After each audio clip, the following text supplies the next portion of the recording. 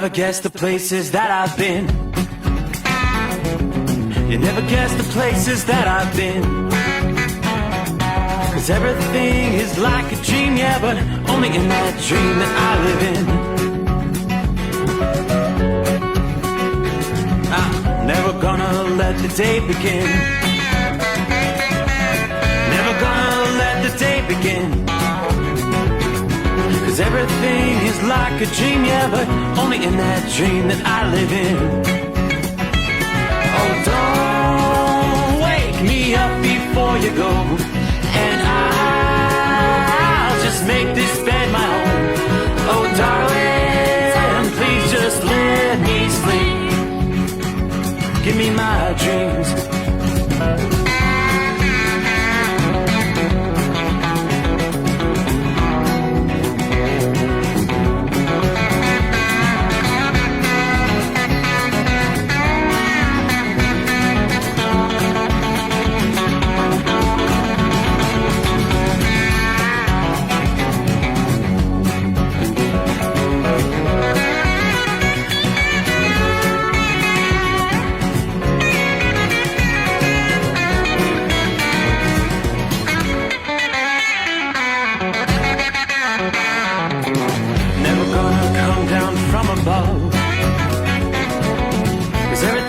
Better from above.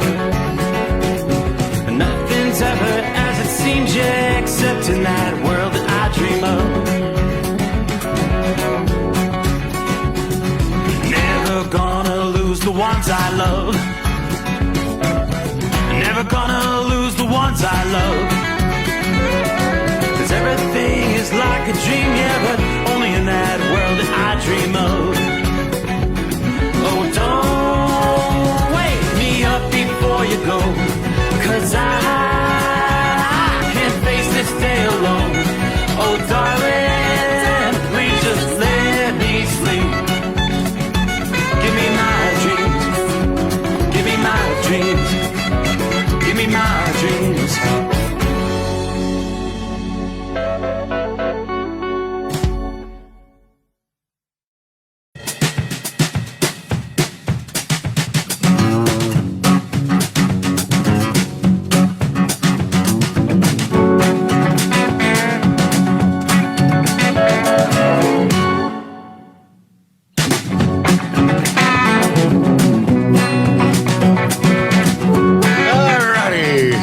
That time once again. Hi there, welcome aboard. That's the word. Let's get friends jumping in here as we close out a Monday. We'll be a full week into the month of December as we work our way into the 7th day of December. Time zone to time zone, respectively, around the country. I'm looking here. Is my thermometer broke? What's going on here? It says 29 degrees. Come on, it was 58 degrees this time 24 hours ago.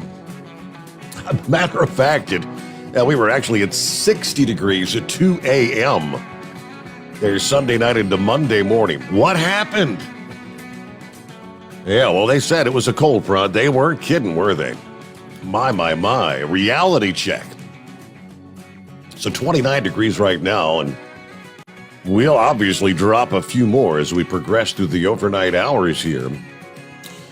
And looking at the potential for maybe our first slippery road conditions through parts of the Ohio Valley into the Northeast. Yeah, right now they've just got, what's the outlook here? Yeah, areas through much of Ohio, Indiana, Kentucky. They call it a hazardous weather outlook because it's not definitive yet. But yeah, today, a.k.a. through the day Tuesday, everything's A-OK. But then Tuesday night, like 24 hours from now, Tuesday night into Wednesday morning, we could be talking some minor snow accumulations. Looking at the statement here, a little further down, they say, based on the models and the predictions, Yeah, we could see some winter weather advisories implemented. So, yeah, maybe 12 hours from now, we'll know more on that. But yeah, that's where we start things off here. Yeah, the cold air is now obviously in place. A wintry setup at midweek will indeed produce a period of snow from parts of the Ohio Valley to much of the northeastern USA, including some light snow along the I-95 corridor. Yeah, accumulations will vary across the region as this storm unfolds. Now, there's a different storm that dumped up to a foot of snow and delivered below zero temperatures over the northern tier of the central states Monday morning. Cold air sweeping southeastward through the Midwest. The temperature at International Falls, Minnesota, early Monday was 5 below zero. Wind chill was 32 below zero. Now, we've been talking about it for weeks now. If you've got your diesel winter anti-gel and you haven't been using it, it's going to be that time. If you're going to be running in some of these colder areas of the country, don't want to be getting froze up on the side of the road. Now, as of the early afternoon hours there in International Falls, the temperature continued to hover just below zero. That frigid air is spilling over the Appalachians toward the Atlantic coast overnight, Monday night into Tuesday. It's going to lose a lot of its bite as it shifts off to the east, but it's undoubtedly going to set the stage for some winter precipitation. Right on the heels of high temperatures in the 50s and 60s. Even there were some areas close to 70 degrees this past day. It's going to be a good 20 to 30 degrees lower during the day Tuesday there in the Northeast. Highs will be in the 30s and lower 40s. Rather than those 50s and 60s, the winds will be biting as well. It's going to feel like teens and 20s in many areas. As we look toward Tuesday night, the actual temperatures, not the wind chill, actual temperatures are forecast to drop into the teens and 20s over the interior Northeast and within a few degrees of the freezing mark along the major I-95 cities from D.C. to New York City to Boston, just ahead of that approaching storm system. Now, the snow event on deck for the Northeast was pushing onshore over the northwestern USA Monday. That storm's going to weaken substantially while it races across the Rockies and the plains through the day today. Then it'll take a slight northeasterly turn in the east on Wednesday. The fast movement of the storm is going to limit the amount of Gulf of Mexico moisture and Atlantic Ocean moisture that it's able to tap into. We could see some last-minute strengthening of the storm, possible as it reaches the Atlantic. But it is forecast to spread a swath of snow over parts of the Ohio Valley and the central Appalachians Tuesday night to the mid-Atlantic on Wednesday, and then eventually New England Wednesday afternoon into Thursday. So it's all coming together rather quickly. Even though the snow will fall at a heavy pace for a brief time in a few areas, not really predicting a heavy accumulation of snow overall, as the storm's going to be moving along at a very swift pace. Now, where it manages to snow Tuesday night into the first few hours of daylight Wednesday over the Ohio Valley, the central Appalachians, and perhaps around the Washington, D.C., Baltimore, and Philadelphia areas, there could be enough snow to make for some slippery road conditions.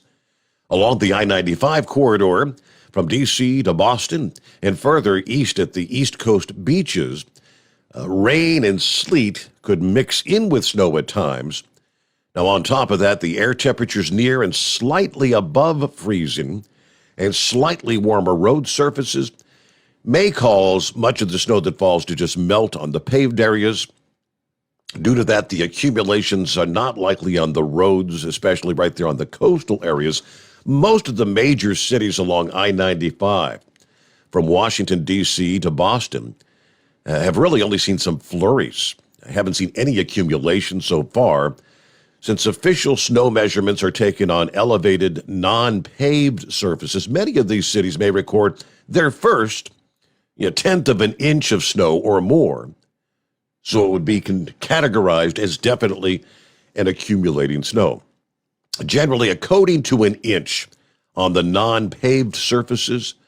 Yeah, you may encounter some slippery spots on your travel, especially the bridges and the overpasses, as well as the hilly areas in the suburbs or the more distant countryside. Airline delays are to be expected Wednesday as the snow and that wintry mix will likely prompt some de-icing operations for the first time for many this year. Further inland into the north, the air and the ground will be a bit colder, and there will be more moisture present in the atmosphere, where we could see some heavier accumulations. Pockets of 1 to 3 inches may occur in parts of southern Ohio, the West Virginia mountains, southwestern and eastern Pennsylvania, the Catskills in eastern New York, and a portion of central New England. Snow is expected to fall Wednesday night into Thursday morning. That could bring a snow accumulation to the roads, leading to pockets of slippery travel in parts of the southeastern New England area before the storm ultimately will head out to sea. Now, throughout the region, Wednesday night, yet another dip in temperatures will cause untreated wet roads to freeze.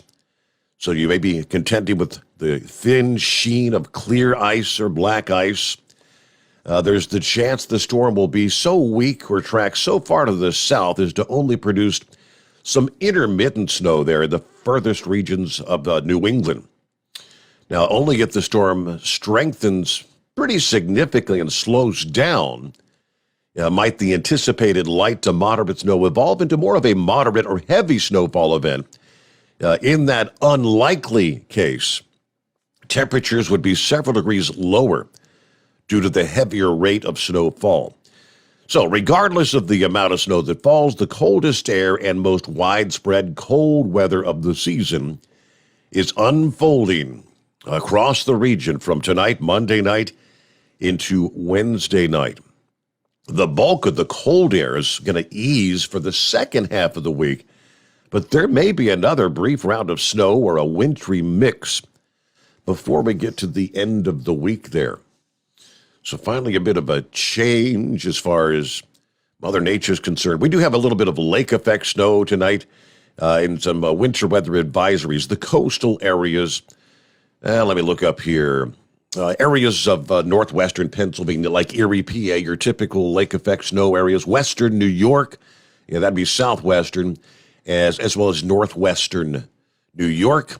The northwestern portions of lower Michigan as well, looking at some lake effect snows there. But as we head out west, all right, we see that storm system, which indeed came ashore this past day in the western USA. It's bringing some light snow tonight through parts of South Dakota, back into south central Montana. You may encounter a few snow showers, even some snow down into south central portions of Utah and western portions of Colorado. That'd be the higher elevation snow. Meanwhile, get some rain there in California, northern portions of California, say areas from just north of San Jose up into Eureka, California, and southwestern portions of Oregon. Looking at some rain, and there's plenty of more rain that'll be coming ashore in that part of the country during the overnight hours tonight. So it's all going to be evolving through the upcoming day. Look at our travelers' weather around the country. So I hope your week's off to a good start. Had a quiet Monday morning here at the overnight drive. More and more drivers getting out there on the road here as the new week officially unfolds. Let's see. Joe was first out of the box. Hello, Joe. Good to have you on board. Round of applause there. Buckwheat checking in. Morning, Steve, and all the Hot Shot Secret listeners out there. Have a great morning. Roy is on board. Gerald jumps in here. How about that old-style football game tonight? Weather, snow, and the Patriots win. I did not get to check out that game, Gerald. I missed that. Hello to Bidu checking in. Morning, Steve, in the Overnight Drive Nation. We've got windy conditions, 36 degrees at this hour in Rochester, New York. Waiting on my loads back to Youngstown. Pappy on board tonight. You're right. Yeah, Pappy said 30 degrees from 58 degrees 24 hours ago. Yes, that is correct. Yeah, I got a package in the mail today, Steve. Hot Shot Secret products. Yeah, he made his order there. That was Friday morning. He sent me that his order was completed about 1:30 in the morning when we had Chris Gabrelchik on the show there. So got that quick service, huh? Hello to Gilligan checking in. Morning, Steve, and the fellow listeners. Please remember Pearl Harbor Day. That is correct. Yes, December the 7th. Thank you to all the veterans out there. Everybody keep it shiny side up tonight. Richard from Central Florida on board, checking in with 63 degrees. Hello to Steve and everyone out there. Captain Ron is also in Florida, rolling through Gainesville, Florida, on a pretty foggy night tonight. But we've got 64 degrees. Semper Fi. Let's go, Brandon. Hello to Zorro. Morning all. It's a cool 42 here in the Atlanta area tonight. Michael loaded for Jacksonville, leaving tomorrow. Got a cool evening here in Pottery Addition, Ohio, where it's 28 degrees. It'll be a bit nicer when you get down there to Jacksonville, won't it? Maybe you can bring some of that back north when you come up here. Santa Claus on board, out west, 60 degrees here at March Air Force Base. Hello to Steve and the road gang out there. Santa Claus out. Heat waves on the road again tonight, 37 degrees in Laguna Pueblo, New Mexico. You guys have cooled off. You were dealing with some record heat about this time a week ago. All right. Hello, Steve and company, laying down for the night, 19 degrees, 3 inches of snow in my warm, cozy sleeper in Grand Rapids at the home terminal. We've got 50-mile-an-hour wind gusts. Wow. Stay safe and warm this very Santa-like night.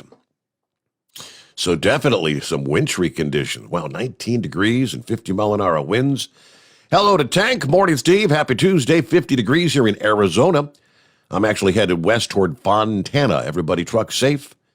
Have a great day. Mr. Q is on board at this hour. Morning, Steve. Had to break out the Carhartts tonight, finally, in Washington Courthouse, Ohio. Yeah, what a difference a day can make, right? I'll take that 58 back. Mother Nature, I'm sorry. We didn't mean to anger you like that. Copy in the mail, Chevy guy. Hillbilly Bob checking in. Good to have you on board. The 15 car joins us. Morning, Steve. We've got the mid-50s. It's a mild night in Charlotte, North Carolina. Hillbilly Tex, got my toes in the wood stove tonight, keeping warm. Hello, Hillbilly Tex. Legendary Big Moose, headed to Lennar City to put the fire out. All right? Well, yeah, there you go, 15 cars. And anybody heard from Big Moose lately? I must be going to bed too early. He's with us. He's out there tonight there. Good morning, Steve, from David, delivering to the Aldi Grocery Distribution Center in Frederick, Maryland. Too darn cold. Horse feathers can have this cold weather. Anyway, Monkey Gouger, shout out. And where's Hillbilly Tex? Hillbilly Tex is with us as well. Everybody checking in. All right. Get some of our other listening friends coming up here as we're talking about Wintry Precip. Yep, it's getting to be that time of year again. And based on what we saw out of Minnesota over the weekend, we may be seeing some of those scenarios unfold. All it takes is that first snow of the season, and I don't care if it's just a glaze or the first time the roads start to get icy.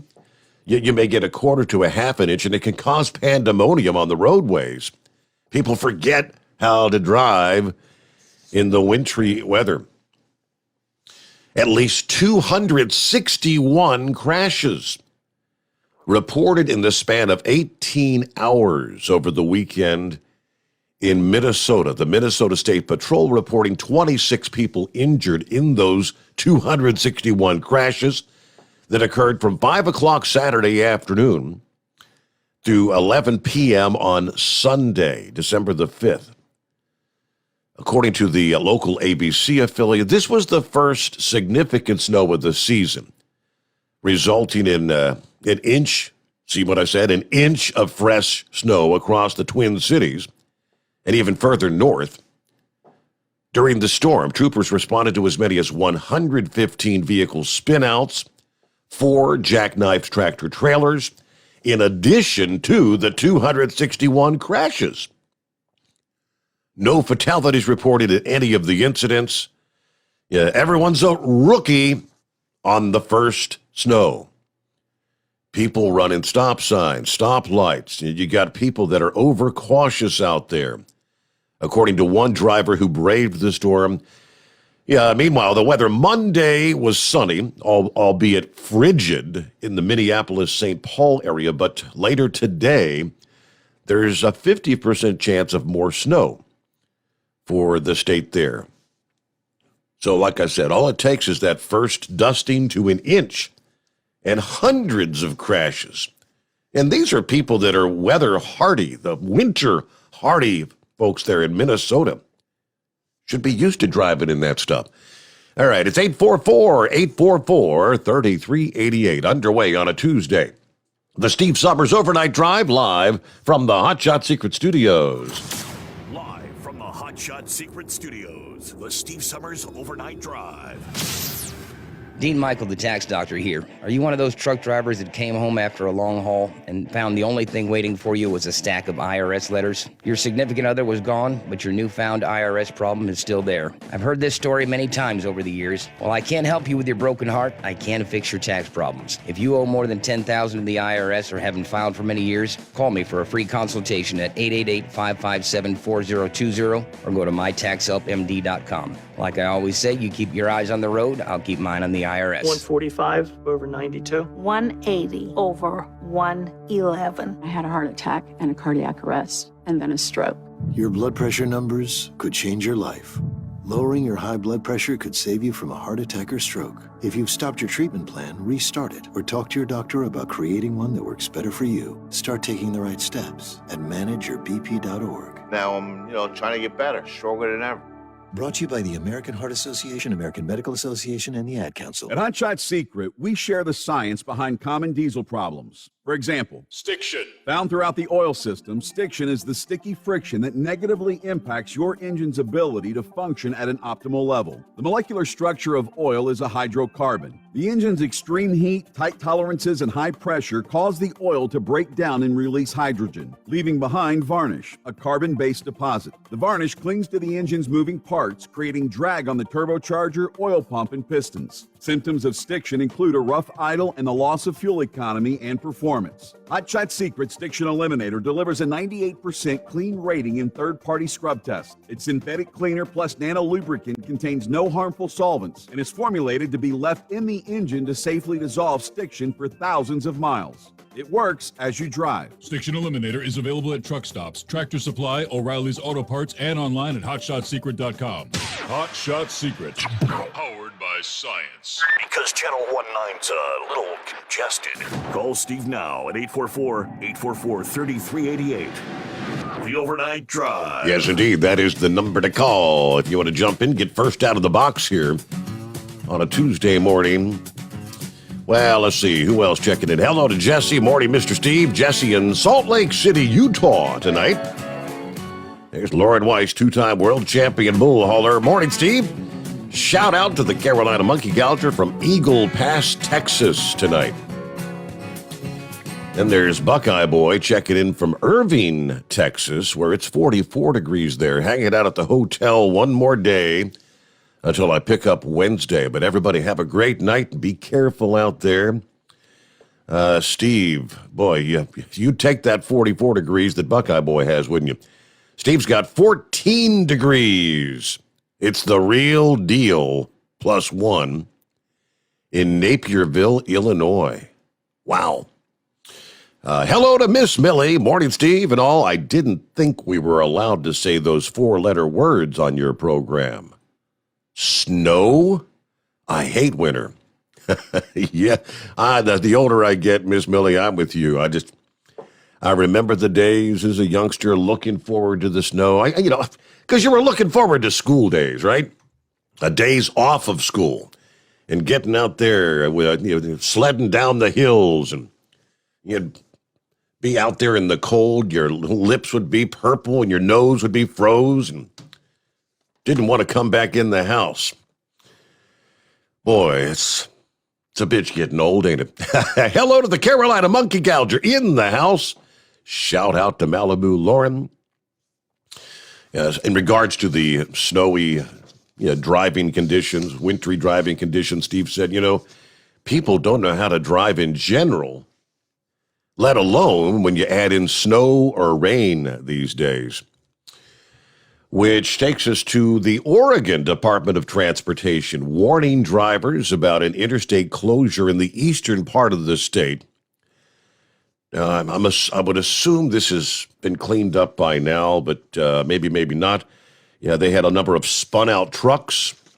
About the noon hour this past day, Oregon DOT closed I-84 west at LeGrand exit, that's 265, to all traffic, and in Ontario at exit 374 for trucks. Officials say the closure is due to the spun-out trucks blocking westbound lanes between the 252 and 53 mile markers.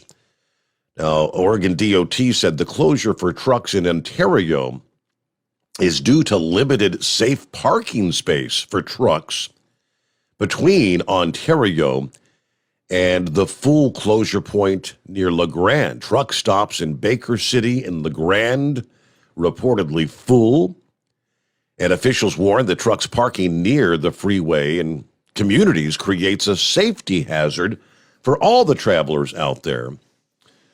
Oregon 245 was also closed. It is not a viable detour route for freeway traffic, they said. The eastbound lanes of I-84 were still open at the time, but they did say that could change. Winter has arrived. Snow was falling, covering some routes. Oregon DOT crews had been running the plows since the beginning of the storm, according to the statement there from the Oregon DOT. I believe I had under our industry headlines one tidbit we did not get to last evening, and it's another state kind of alluding to the fact that we may not be able to get the roads cleared like we would in a normal year. That was from Montana, believe it or not. I mean, we continue to add on to the list of states. Montana DOT is facing significant staffing shortages in a number of areas across the state, and we're going to work proactively to clear the highways by shifting crews to the affected areas when possible. According to the maintenance administrator, our snowplow operators' workday, day in and day out, including weekends and holidays, putting in 12-hour shifts and longer sometimes to do their best to keep the 25,000 lane miles of roads open for the traveling public. We are actively working to hire employees, and we've offered to train those with little or no experience and to assist select workers with obtaining a CDL once they're hired. We are also enlisting all current employees with a CDL to operate snowplows this winter. Yeah, we want the traveling public to understand why it could take longer this season to clear the highways during winter storms. Knowing this helps the motorists to plan ahead and adjust or even delay their travel plans. I mean, the statement, I believe, said that they are 50% shy of road clearing crews. I mean, like literally half the crews they would have in a given year. Here's the rest of the story. Warning drivers, snow removal operations will be dramatically impacted by staffing shortages. In the memo December 2nd, Montana DOT said they're they're approximately 50% short of seasonal snowplow operators that they need to fully staff in the maintenance sections across the state. Without additional staff this season, it may take much longer to clear Montana's roadways than what we've seen in recent years. I don't know what a good year of cleaning the roads in Montana is, but I mean, just incredibly, 50% short on the staff in the state of Montana. I know I've shared several other states that have already announced similar shortages of plow operators. It's just a crazy world we live in. All right, meanwhile, around the country, our number 844-844-3388. Who wants to jump on board here as we get things off and rolling? Get to some of the other industry headlines coming up here. Lots to cover as we, of course, closed out the weekend, got the new week underway. Toyota announcing this past day their plans to build a $1.3 billion electric vehicle battery plant near Greensboro, North Carolina. So I guess that's good news for jobs, and I would assume probably decent paying jobs there, right? In Greensboro. The facility will employ at least 1,750 people to help meet the auto giant's growing goals of electric vehicle sales this decade. More on that coming up again under industry headlines. All right, we'll get our news break in here around the country. It's 844-844-3388. The Steve Summers Overnight Drive live from the Hot Shot Secret Studios. USA Radio News. I'm Brad Bernards. The Justice Department has sued to block Texas' updated congressional and state house maps, Attorney General Merrick Garland said Monday, alleging that the districts redrawn after the 2020 census disenfranchised minorities in violation of the Voting Rights Act. Texas has violated Section 2 by creating redistricting plans that deny or abridge the rights of Latino and Black voters to vote on account of their race, color, or membership in a language minority group. Lawmakers will honor Bob Dole Thursday when he lies in state in the rotunda of the U.S. Capitol. House Speaker Nancy Pelosi called the former Senate Majority Leader an extraordinary patriot and noted his heroic service in World War II. Opening the Senate, Majority Leader Chuck Schumer praised Dole's character and described him as a great statesman. This is USA Radio News. Attention seniors on Medicare and Medicaid or receiving extra help for your prescription drugs. We have great news. You can change or enroll into a Medicare plan every 3 months if you qualify, all from the comfort and safety of your own home, over the phone. No one even needs to come to your home. And in minutes, we'll tell you all about some additional new Medicare benefits for you, like dental, vision, hearing, transportation, and more. Call us. We'll explain all your new Medicare benefits. Premiums are as low as $0 per month. Even if you are not paying anything for your coverage now, you need to call our licensed agents to review your plan. There are zero-cost plans available in some areas. Don't wait till next year. Get all the Medicare benefits you deserve. Call a licensed agent today. 800-461-2114. 800-461-2114. That's 800-461-2114. Paid for by Senior Choice Plan. You're listening to the Overnight Drive with Steve Summers. Do you have a Dodge pickup and hate your automatic transmission? Of course you do. LaVon Miller at Firepunk Diesel here, and we specialize in heavy-duty and performance transmissions for your 3/4 or 1-ton Cummins-powered truck. So if you're interested in turning your stock slush box into a towing monster, call us today at 614-733-3744 or visit us online at shop.firepunk.com. After a long winter road trip, there's nothing like coming home to a warm, comfortable home. Hi, I'm Steve with USA Insulation. We appreciate our truckers and the long hours you're putting in to serve us all. Without you, we wouldn't even get the materials to insulate. So we want you to feel like a king when you get back. We put our foam in your walls. It's like putting a coat around your entire home. Keeps the cold air out and the warm air in. And with the rising energy costs, that's going to save you a bundle. We're getting homes ready for winter right now, and we have $1,000 of savings for everyone. But because we love our truckers, we're going to give you an additional $250 discount just for mentioning this show. So give us a call, 1-800-USA-FOAM. That's 1-800-USA-FOAM or usainsulation.net. We're going to give you an additional $250 discount for mentioning the show. 1-800-USA-FOAM or usainsulation.net. USA Insulation.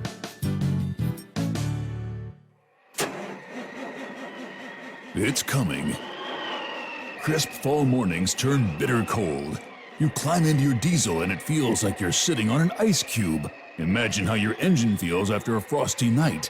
Freezing temperatures impact your diesel's fluids, especially fuel. As the temperatures drop, water that is emulsified within your fuel is released, adding more water into your system. Frozen water in your fuel lines, filter, or bowl will simply slow the flow, or worse, stop the flow of fuel in your system. No fuel flow, no start.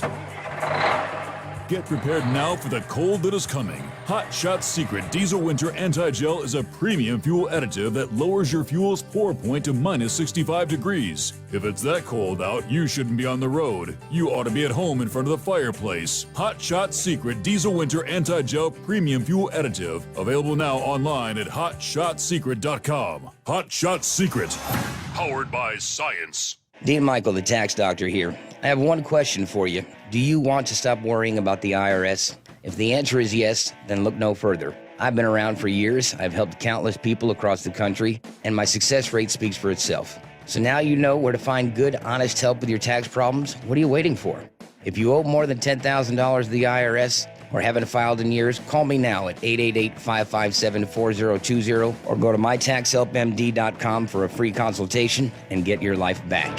Hi, we're the Goo Goo Dolls. We're fortunate that we can give our daughters everything they need to grow and learn. But not every child can focus on classes and play dates. Nearly 13 million kids in the U.S. face hunger. That's 1 in 6. School lunch might be their only meal each day, and it's heartbreaking to imagine any child going to bed hungry. We're dreaming of a perfect day when kids can smile, play, and just be kids without worrying about where their next meal will come from. Feeding America is working to make that perfect day a reality. Each year, the Feeding America network of food banks rescues billions of pounds of good food that would have gone to waste. That food is given to families and children in need. Being a kid should be about doing things that make an ordinary day extraordinary. Learning to play an instrument, building a sandcastle, hosting tea parties. Hunger should never be an obstacle to growing up. You can help end childhood hunger in your community by visiting feedingamerica.org. Brought to you by Feeding America and the Ad Council. Keep the bugs off your glass and the smokies off your ass. This is the Overnight Drive with Steve Sommers. All right, in lines available at 844-844-3388.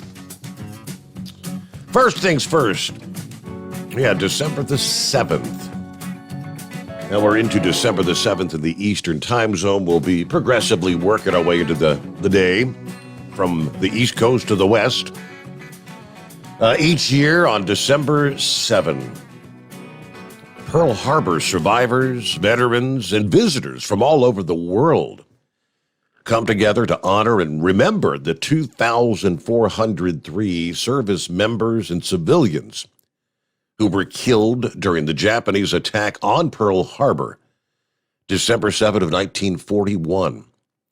Another 1,178 were injured in the attack, which permanently sank 2 U.S. Navy battleships, the USS Arizona and the USS Utah, destroyed 188 aircraft. August 23rd of 1994, Congress designated December 7 as National Pearl Harbor Remembrance Day.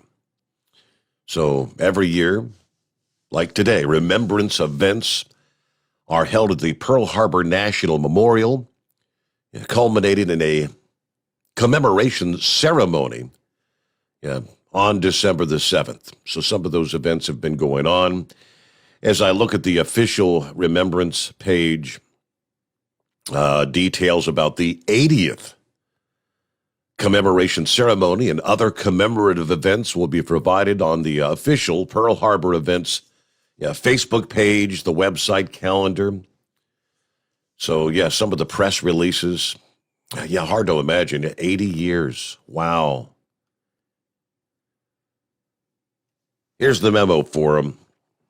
Dateline Honolulu, Pearl Harbor National Memorial. Navy Region Hawaii and Pacific Historic Parks announcing the theme for this year's National Pearl Harbor Remembrance Day commemoration. Valor, sacrifice, and peace, as this year marks the 80th commemoration of the attack on Pearl Harbor and the subsequent entry of the United States into World War II.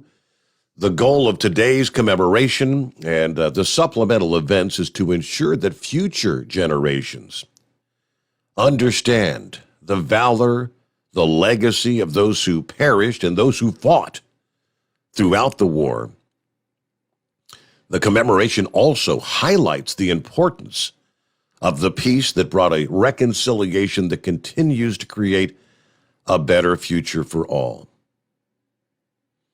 All right, so they will have members of the public advised that plans for public access to the commemoration were still coming together. You know, they've got the whole, the COVID mandates and whatnot for masks and all those things that they try to break down. But yes, 80 years ago on this date. With that, it is 844-844-3388. And we get Always Moving out of the box first this morning. Hello, Always Moving. Hello, Steve. Good morning. Morning. So I sent you an email before I left work. Yes. And I don't know if you had read it yet or not, but at the hospital where I work, we are being mandated for more training on equity, diversity, and inclusivity. And we have online training we have to do. It's 3 or 4 hours long, and then we have to go to a 3-hour in-session training where we learn to talk to each other and work in groups and so on and so forth. And I try to keep an open mind. So I'm going through the material, and I was very careful. I read every screen, everything twice, and some of it 3 and 4 times.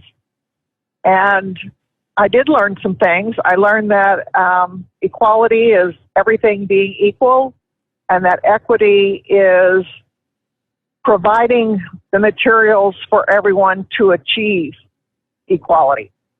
Does that make sense? Yes, ma'am. So, okay, so that's what equity is. And I got very confused. The more I read, the more my brain was like, what? Huh? I was having a hard time with it, and I was really trying to keep an open mind, so some of the questions that I had, in this diverse training, it was talking about your unconscious and your conscious bias. Implicit and explicit, I think, is what they called it. One of them is that you can control, and the other one you can't control. It's just a part of you. It talked about the layers of the very core of you as your personality. Then the next ring are the things that you can't control, like your gender and sexual identity and your color of your skin, blah, blah, blah. And then outside of that, it was things like your religion, cultural things like that form your opinions. And then outside of that, it's your life experience and work experience. And also it's like this ring thing. And so going through that, what it was trying to tell me was, if you provide equal opportunities and equal settings to everyone, give them the equality. They should come out equal. Give them equity, and they should come out equal. And my brain is thinking, okay, so if I went to a tennis training camp and I had the same instructor that Venus and Serena Williams had, would I come out the same as them? I don't think so. I'm not constructed the same as they are. Yeah. I mean, there's physical differences in muscle mass and, things like that. I mean, some people, I'm going to tell you one of my weaknesses. I can do about anything in the world, but I absolutely cannot jump high. I can't jump forward very far, and I can't drive a nail straight to save my soul. Those are the three things, and I can't throw a ball very far. Those are four things in my life that I cannot do, and those are them. So if you put me in a basketball training thing, and you would not be able to make me jump high no matter what you tried. I would guarantee you of that. And I am 5'7". And I did gymnastics in junior high and high school, and swear to God, I'm not built like a 4-foot person with an itty bitty pixie body that can bounce around on a balance beam. That's not how I'm built. So no matter how much training I put into it, I couldn't do those things like the little tiny kids could. Mm-hmm. So, I'm thinking, okay, I'm a little lost here where this equity is going to get me anywhere, on things like that. And wanting to make everything equal, I get it to a point, but we have competition in sports. We're always looking for the best player, the best team. You want the smartest person to do whatever.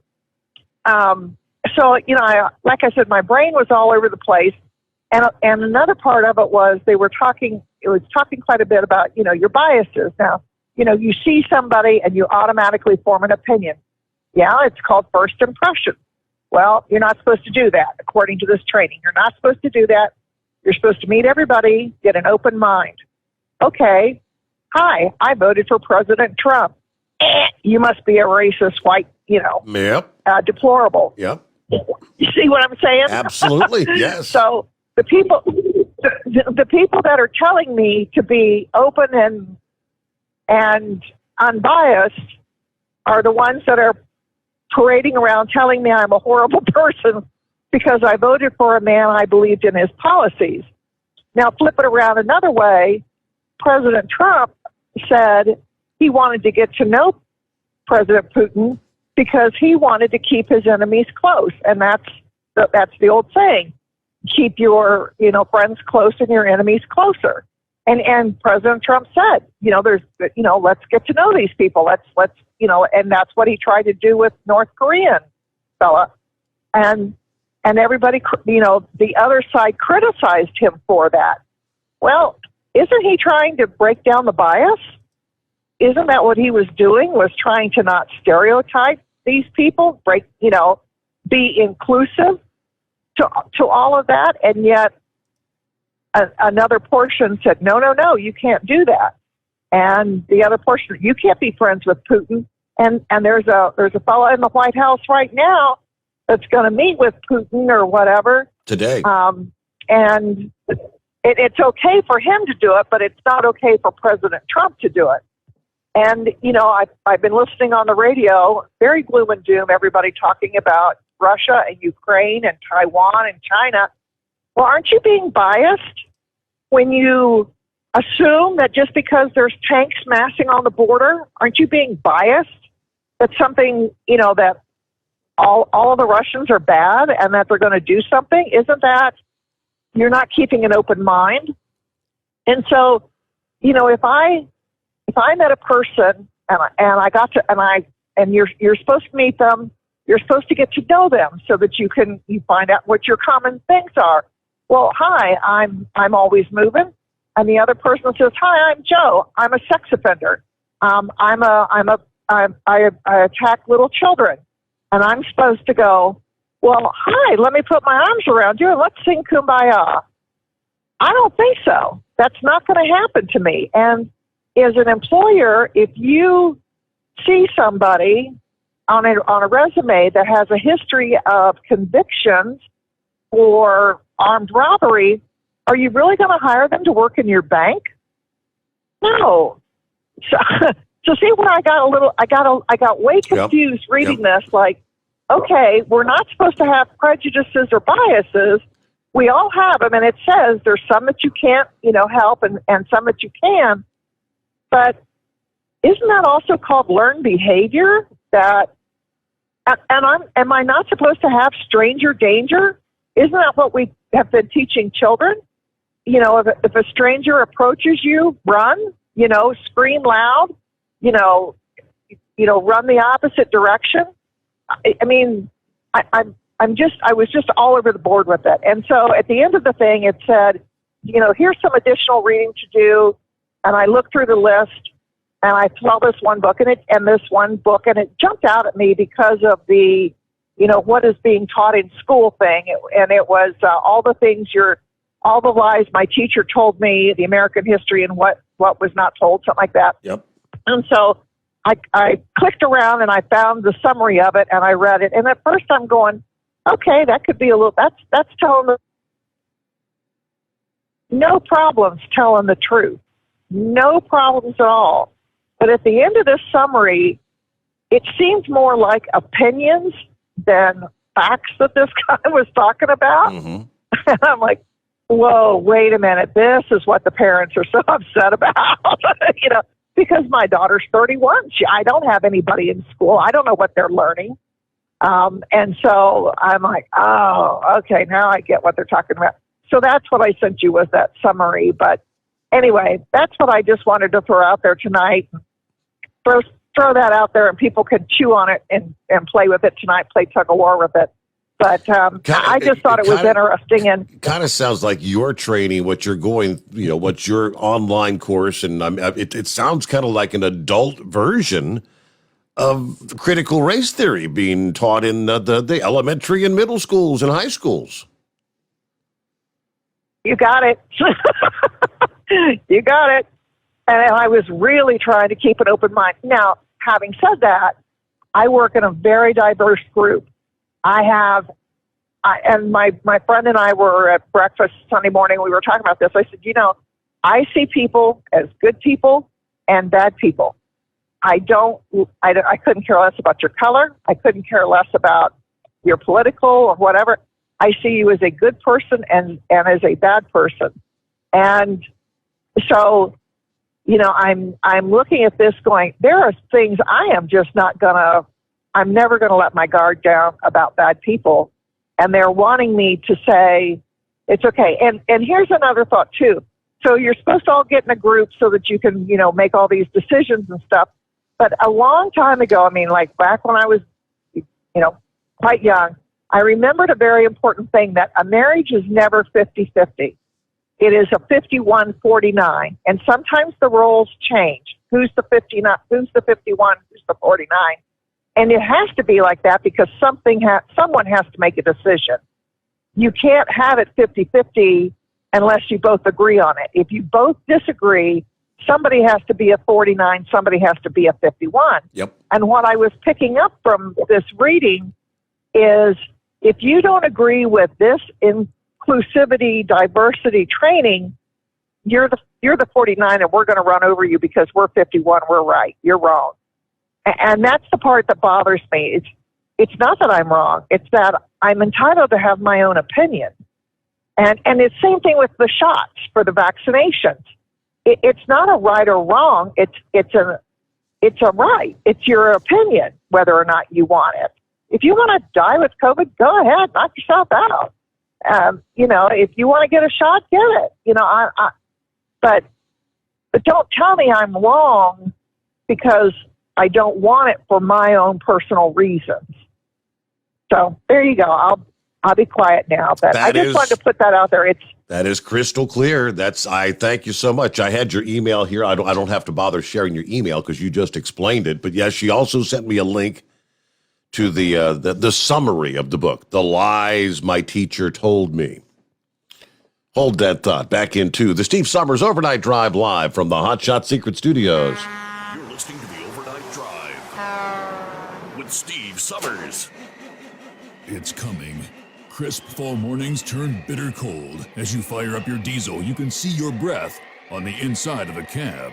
Imagine looking deep into your engine. Freezing temperatures impact your diesel's fluids, especially fuel. On a 23-degree morning, the paraffin wax in your untreated fuel starts to morph from fluid to large crystals. These crystals clump together and form a gel. At minus 10 degrees, your fuel hits the point where it no longer pours like a liquid. It's so dense that the flow through the fuel filter will slow, causing hard starts or no starts. Get prepared now for the cold that is coming. Hot Shot's Secret Diesel Winter Anti-Gel is a premium fuel additive that lowers your fuel's pour point to minus 65 degrees. If it's that cold out, you shouldn't be on the road. You ought to be at home in front of the fireplace. Hot Shot's Secret Diesel Winter Anti-Gel Premium Fuel Additive. Available now online at hotshotsecret.com. Hot Shot Secret.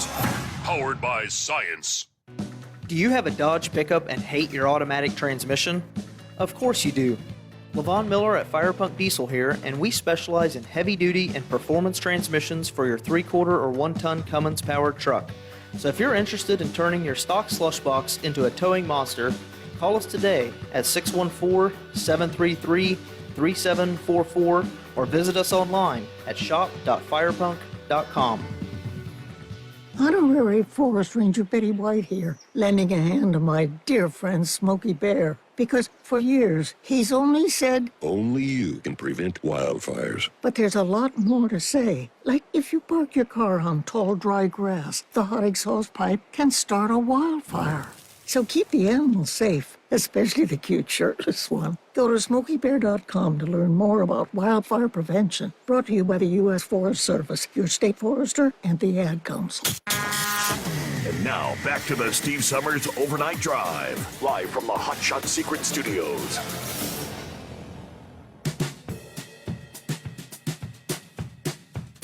Yes, and our number is 844-844-3388.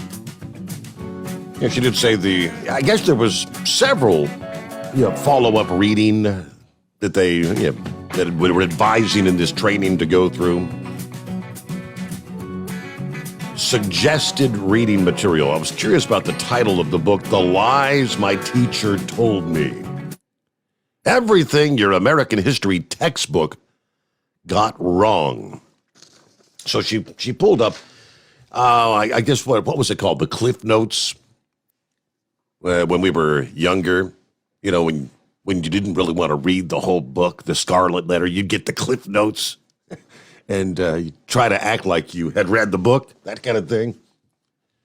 One little, it's a pretty lengthy article. It's, again, the summary of this book, Lies My Teacher Told Me. History textbooks spend little to no time talking about American ideas, such as democracy, white supremacy, or socialism. Instead, they present history as a random collection of people and dates. For example, when dealing with John Brown and Abraham Lincoln, textbooks present them as, respectively, a religious fanatic and a pragmatic politician. Despite evidence that both Brown and Lincoln were two of America's greatest thinkers on race and equality. Similarly, textbooks refuse to have an honest discussion about class inequality in America. Instead, they peddle the myth that America is the land of opportunity where anyone can succeed with enough talent and drive. In perpetuating this illusion, textbooks encourage students to blame the poor for their own suffering, since surely in America only lazy people could be poor. Textbooks also omit an honest discussion of American government, despite the fact that during the 20th century, the federal government, number one, practiced an aggressive foreign policy that involved toppling democratically elected governments and replacing them with dictatorships, and number two, tried to destroy the civil rights movement. Textbooks suggest that the government is devoted to promoting peace, democracy, and equality. As a result of these omissions, today's students are shockingly ignorant of recent American history. When talking about the Vietnam War or the war in Iraq, students know little to nothing about the cause of these wars and seem not to recognize the possibility that the government may have become involved in both wars for immoral reasons. In the final chapters of the book, the author talks about the causes and effects of bad history textbooks. Now, he shows that most history textbooks, despite supposedly being authored by renowned historians, are in effect written by ghostwriters who have relatively little knowledge of history. Publishing houses and teachers have their own reasons for releasing and using poor textbooks. Doing so results in more revenue and fewer complaints from parents. Perhaps the most important reason why textbooks are so bad is that ordinary people are content to believe in a biased, ethnocentric view of history. After years of being conditioned to believe in history of this kind, most American students come to think of history as something beyond their control, something that just happens. Thanks to a few heroic figures, or maybe the actions of the benevolent government, students seem blissfully unaware of the massive problems facing their society. In particular, nuclear proliferation and climate change. Yeah, that's undoubtedly the adult version of critical race theory, and that's just a snippet of the entire breakdown. Lies my teacher told me.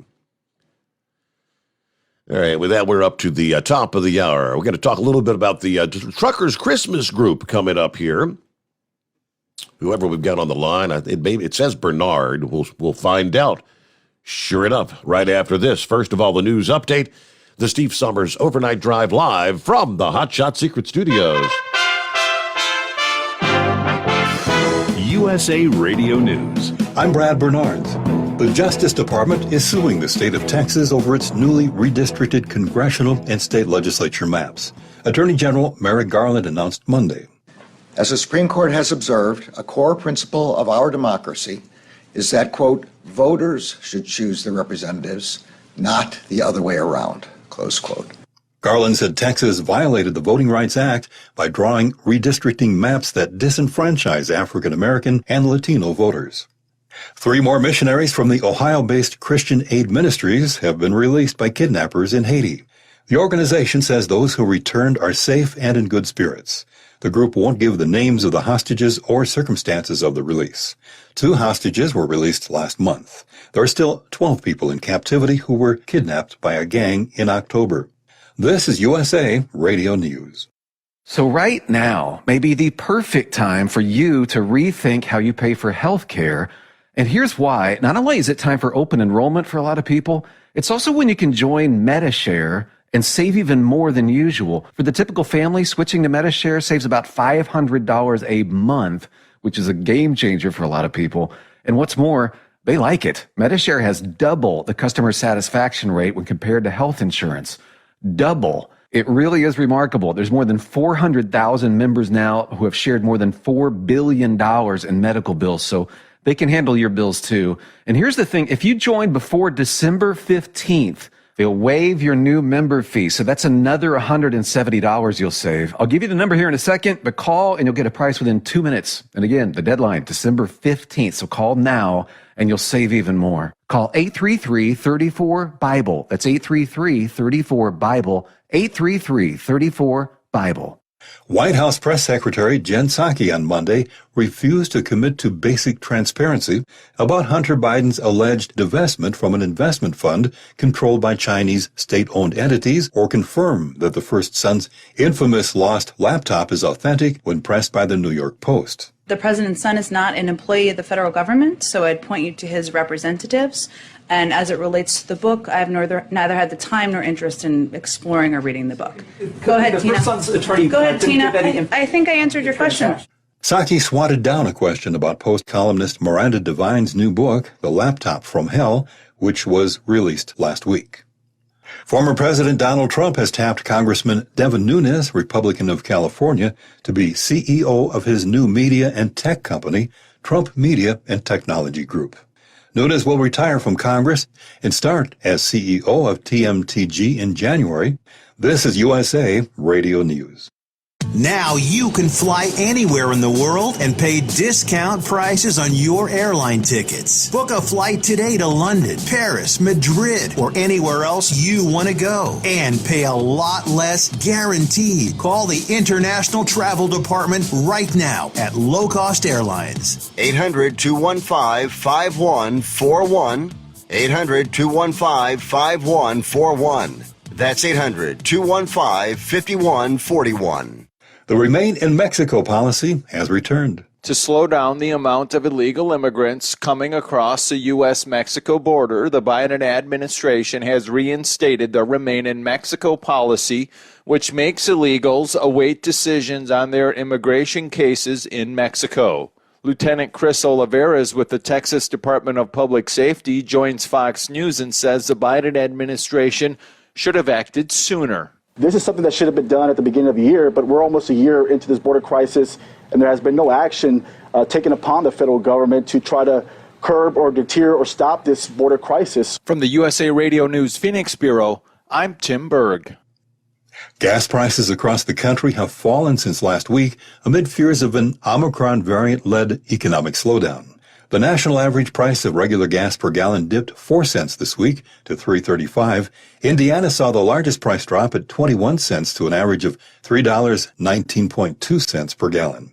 Prices are expected to further decline even more this winter as fewer drivers are expected on the roads. The price of gas is still $1.21 more compared to the same time last year.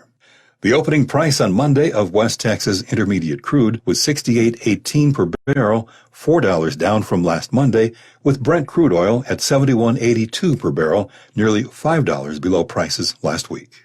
For USA Radio News, I'm Brad Bernards. It's coming.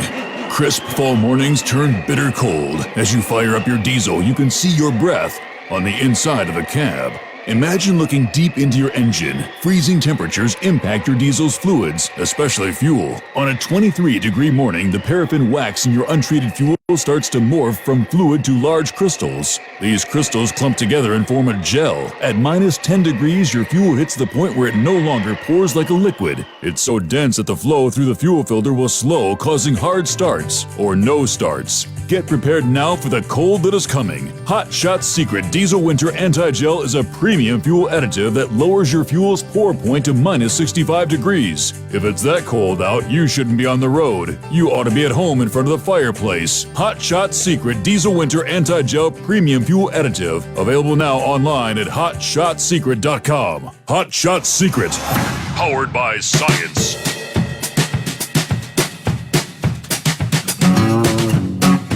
All right, welcome back. Hour number 2 off and rolling.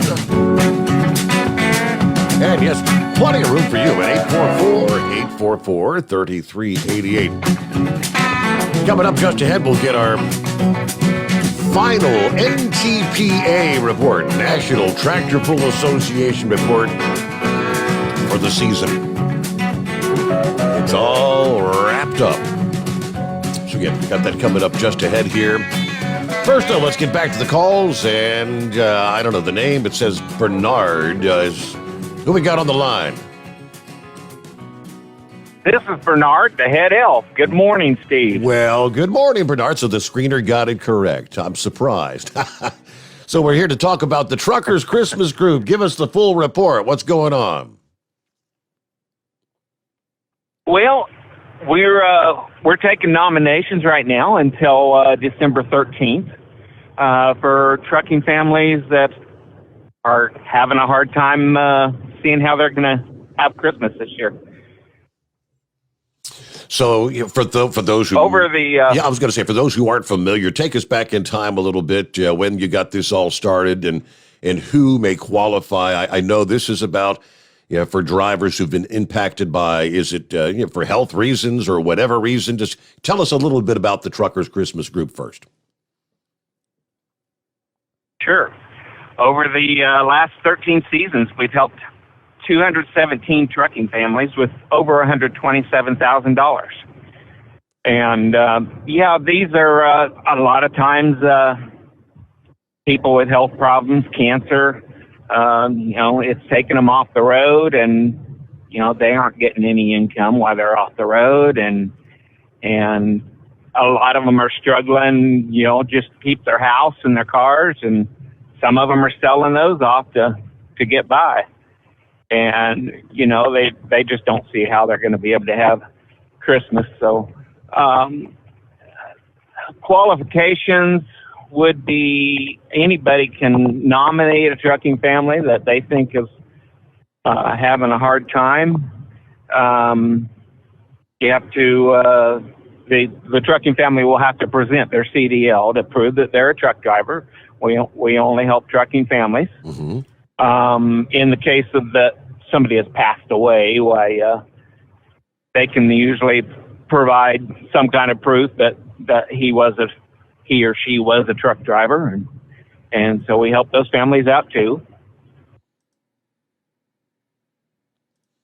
And how do we go about, first of all, maybe finding the nomination form? And obviously you operate on donations.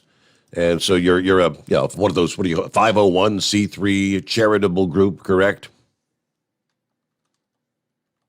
Yes, we are a 501c3, and we have a website.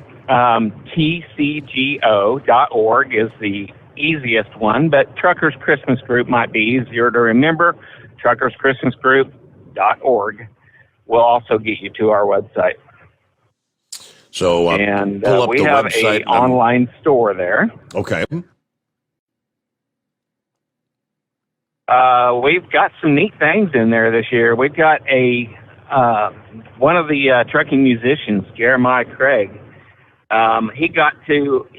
He dabbles in cowboy boots, and he got together with Luchis and Heritage Boots. I'm probably not pronouncing the Luchis right, but he got a pair of boots valued at $1,500. They're ostrich boots, and we're having a raffle for those. And then the Heritage Boots are handmade boots, and I think they're worth like $1,000. Mm-hmm. So real nice boots, and we've got a raffle going for those. We've got a raffle going for $500 worth of Road Pro products. Your lunchbox stove and flashlights and keys and things like that. We've got Air Dog Fuel air separation system. And we've got, for you flatbedders, we've got a RSHB winder to wind your straps up, and you hook a battery-powered electric drill up to this thing, and it rolls your straps up in no time. So, but these various raffles and whatnot, these are always you're raising funds, and obviously, if people just wanted to make a one-off donation, I see via the website there you've got a link where you can donate, kind of like a GoFundMe kind of thing if you just wanted to make a donation. But you've got all kinds of stuff. I'm looking here at your website, all kind of goodies for sale. If you want to purchase, you've got a whole laundry list. I'm looking, your list of sponsors has grown pretty exponentially over the years. Hey, it has.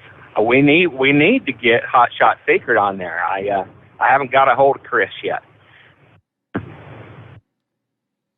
I bet you they'd be willing to participate. I guarantee you they'd be willing to participate in some form or fashion. So, yeah, get a hold of Chris, or you can get a hold of Chad Highland, C. Highland at lubricationspecialties.com. Okay. Well, I will endeavor to get a hold of them. But, yeah, you can go to our website. We've got a page there where you can donate. We've got the store. You can buy products. And most of these products are stuff that people have donated. The sponsors have donated to the store. Sure. So folks have about just under a week left to get, families that may be struggling this year, nominations. I see there's the Nominate a Trucking Family form where they can click right there and fill out the form. It's got all the rules of eligibility. So you guys, you probably get more nominees than you can actually help out because you have limited resources. But yeah, right now the ratio is sitting at about 20 families that we might be able to help. And we have 28 applications or so. Okay, nominees and whatnot. Okay. Yeah. So we aren't going to be able to help them all, but we'll make our best effort. Well, I know you guys, like you said, you've been checking in. Who was it? Wasn't it Captain Kirk that used to call in and he would share about that? Is he still involved or no? He is. He's gotten a little busier. He's got a radio show over on TNC. So, and he's still trucking. So, you know how that's a lot of hours of work right there. Sure. Yeah. There's only so many hours in the day. Yep. Absolutely. Well, Bernard, I appreciate you dialing us up to let us know. It's truckerschristmasgroup.org, or you could, what did you say? You can abbreviate that? Tell me the abbreviation again. TCGO. TCGO.org. O-R-G. .org. Yep. Very good. Yep. All right. Well, hey, it's great to hear from you. Aside from that, how's your life going? You out there driving truck for a living as well, correct? Absolutely. Yeah, we had the fun in New York City this morning, so we got that over with, though. So now we're headed out to, I think the wife said we were approaching Indiana. All right. Well, be safe out there. Thank you so much for checking in. Say hello to Captain Kirk next time you come by him. And truckerschristmasgroup.org. That's the website. Check it out. Yeah, I pulled up the website. You can go to the Christmas store. I clicked on shop, and I'm just looking here. You got the 50-50 raffle. Raffle tickets, $5, 3 for 10, 10 for 20, or 30 for $50. It's kind of like a split the pot kind of thing. They're right there, number 2 on the list. The boots he was just talking about, the Jeremiah Craig and Truckers Christmas Charity Boot Raffle. Tickets are $10 for 1, 3 for 20, 7 for 40, or 25 for $100. Boots valued at, like you said, the ostrich boots valued at like $1,500. And on it goes. All kind of stuff you can check out there. The new Road King hands-free CB radio. Some Purelator Fleet models they're raffling off there. Oil purification systems, starter set, the install kit, and the filters. And so there, truckerschristmasgroup.org, doing things, good things for the trucking community. Always good to hear from you guys. All right, it is 844-844-3388. Got an email from, Brad from Columbus, Ohio. Checking in this morning. He said, I got my code as a first-time caller. Thank you so much to Chris there at Hot Shot Secret. Yeah, you're very welcome. Brad was on with us there. He dialed us up Friday morning as a first-time caller. With that, we'll get a quick 2-minute timeout and return with more of the Steve Sommers Overnight Drive live from the Hot Shot Secret Studios. Live from the Hot Shot Secret Studios, the Steve Sommers Overnight Drive. Some say their truck reflects who they are, dependable and reliable. That's why you trust Blue Def. Now the best just got better. Introducing Blue Def Platinum, a revolutionary innovation with advanced System Shield technology to significantly reduce harmful deposits. To maintain fuel economy, save money on costly repairs, and sustain the life of your SCR system, there's only one DEF to choose. Blue Def Platinum. The best just got better. For anything diesel, take it to Scheid Diesel. They provide a wide variety of services and diagnostics to determine what the problem is with the latest technology. From simple oil changes and preventative maintenance to fuel system diagnostics and repairs, engine rebuilds and cylinder head repairs, and rebuilds with our in-house machine shop. They also have on-site DPF cleaning for exhaust issues and DOT inspections. If your diesel is asking for some attention, Scheid Diesel has the specialist you need for anything diesel. Located in Terre Haute and Lafayette, Indiana, and Effingham, Illinois, Scheid Diesel has you covered. You work hard. You deserve a seat that works just as hard as you do. The Bostrom T-Series seat has provided drivers with comfort for millions of miles over the past 3 decades.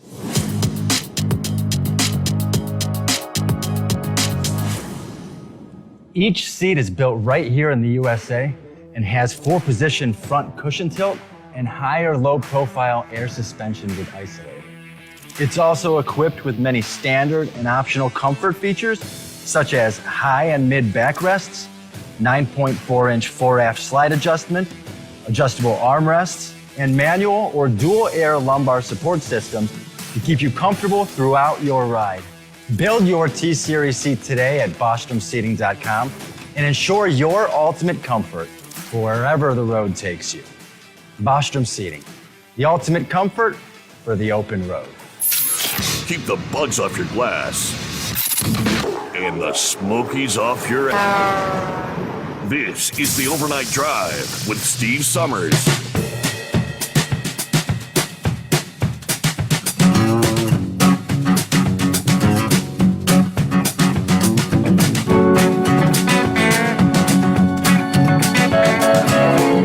Again, meanwhile, it's 844-3388.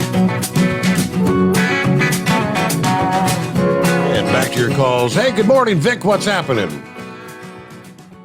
Oh, not a lot of anything and a lot of everything, I guess I should say. But anyway, I heard you discussing this critical race theory and history, and that's really what I wanted to call up about.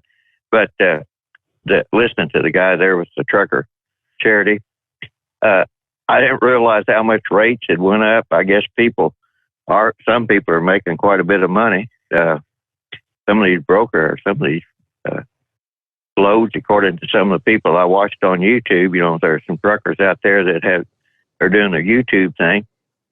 And I guess rates have went up to $4 or $5 a mile for the independent. And I was just thinking about how much better life seems to have been for some of the people, and in trucking. Mm-hmm. And my son-in-law, that he operates a drugstore. He said the big problem that people are having now, the reason a lot of the shelves aren't stocked, is route drivers. Route drivers, whatever you want to call them, the delivery people to the stores. They're going back over the road because the pay is that much better in benefits. And I thought that's kind of surprising, because I know a lot of them that went off the road and decided to, make the deliveries because of the conditions out there. So I'm not exactly sure what the whole status of the trucking industry is right now, but right at this time, it seems to be doing a lot better for people, which I'm glad of that, or glad for them. But back to what I really called up about was this critical race theory, and people running around worrying about what's happening, centuries ago, basically, and the skewed views that they have on it. I wonder if any of those people know that in Africa right now, Ghana, which is over on the east coast of Africa, they are having a yellow fever epidemic. Also in that area, Uganda and the Democratic Republic of Congo are having a, what I want to say, a military action to clean out the ADF rebels, which is part of the Muslim ISIS group.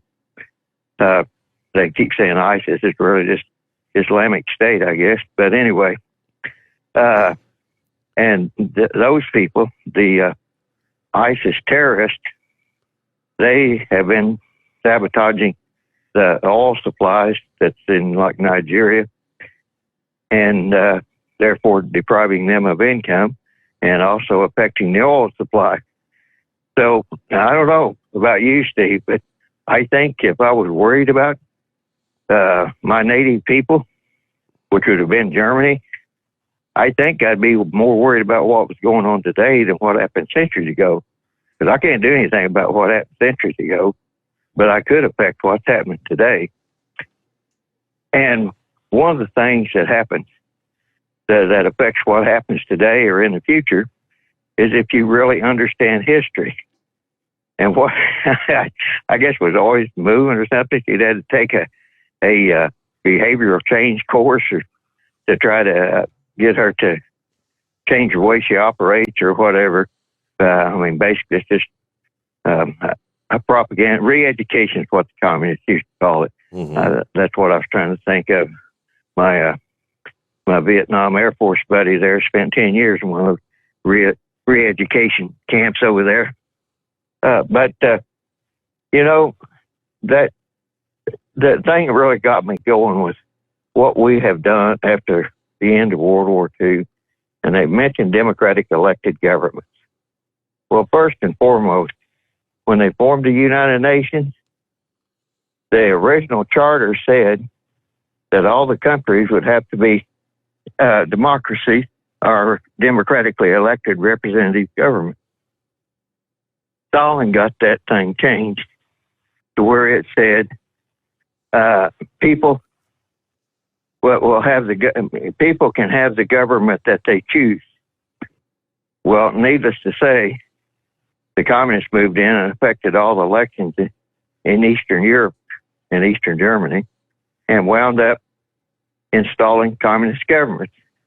So technically, they were I guess to some people's idea, they were democratically elected because the UN said that they would get that the people in various countries would get to choose their government. Of course, when the communists moved in, they made sure that the people chose communism as their form of government. Sure. And that's what launched the Cold War. We had the weapon, the atomic weapon, and I'm not criticizing Jews or anything of that nature, but quite frankly, it was a Jewish scientist that gave Russia the secrets to build the atom bomb. And that changed the nature of things. And we ensued in almost a 50-year technically a Cold War. It was basically a war that was fought with a lot of proxies in a lot of different countries. And some of those were people, I guess you could say, of color, and some weren't.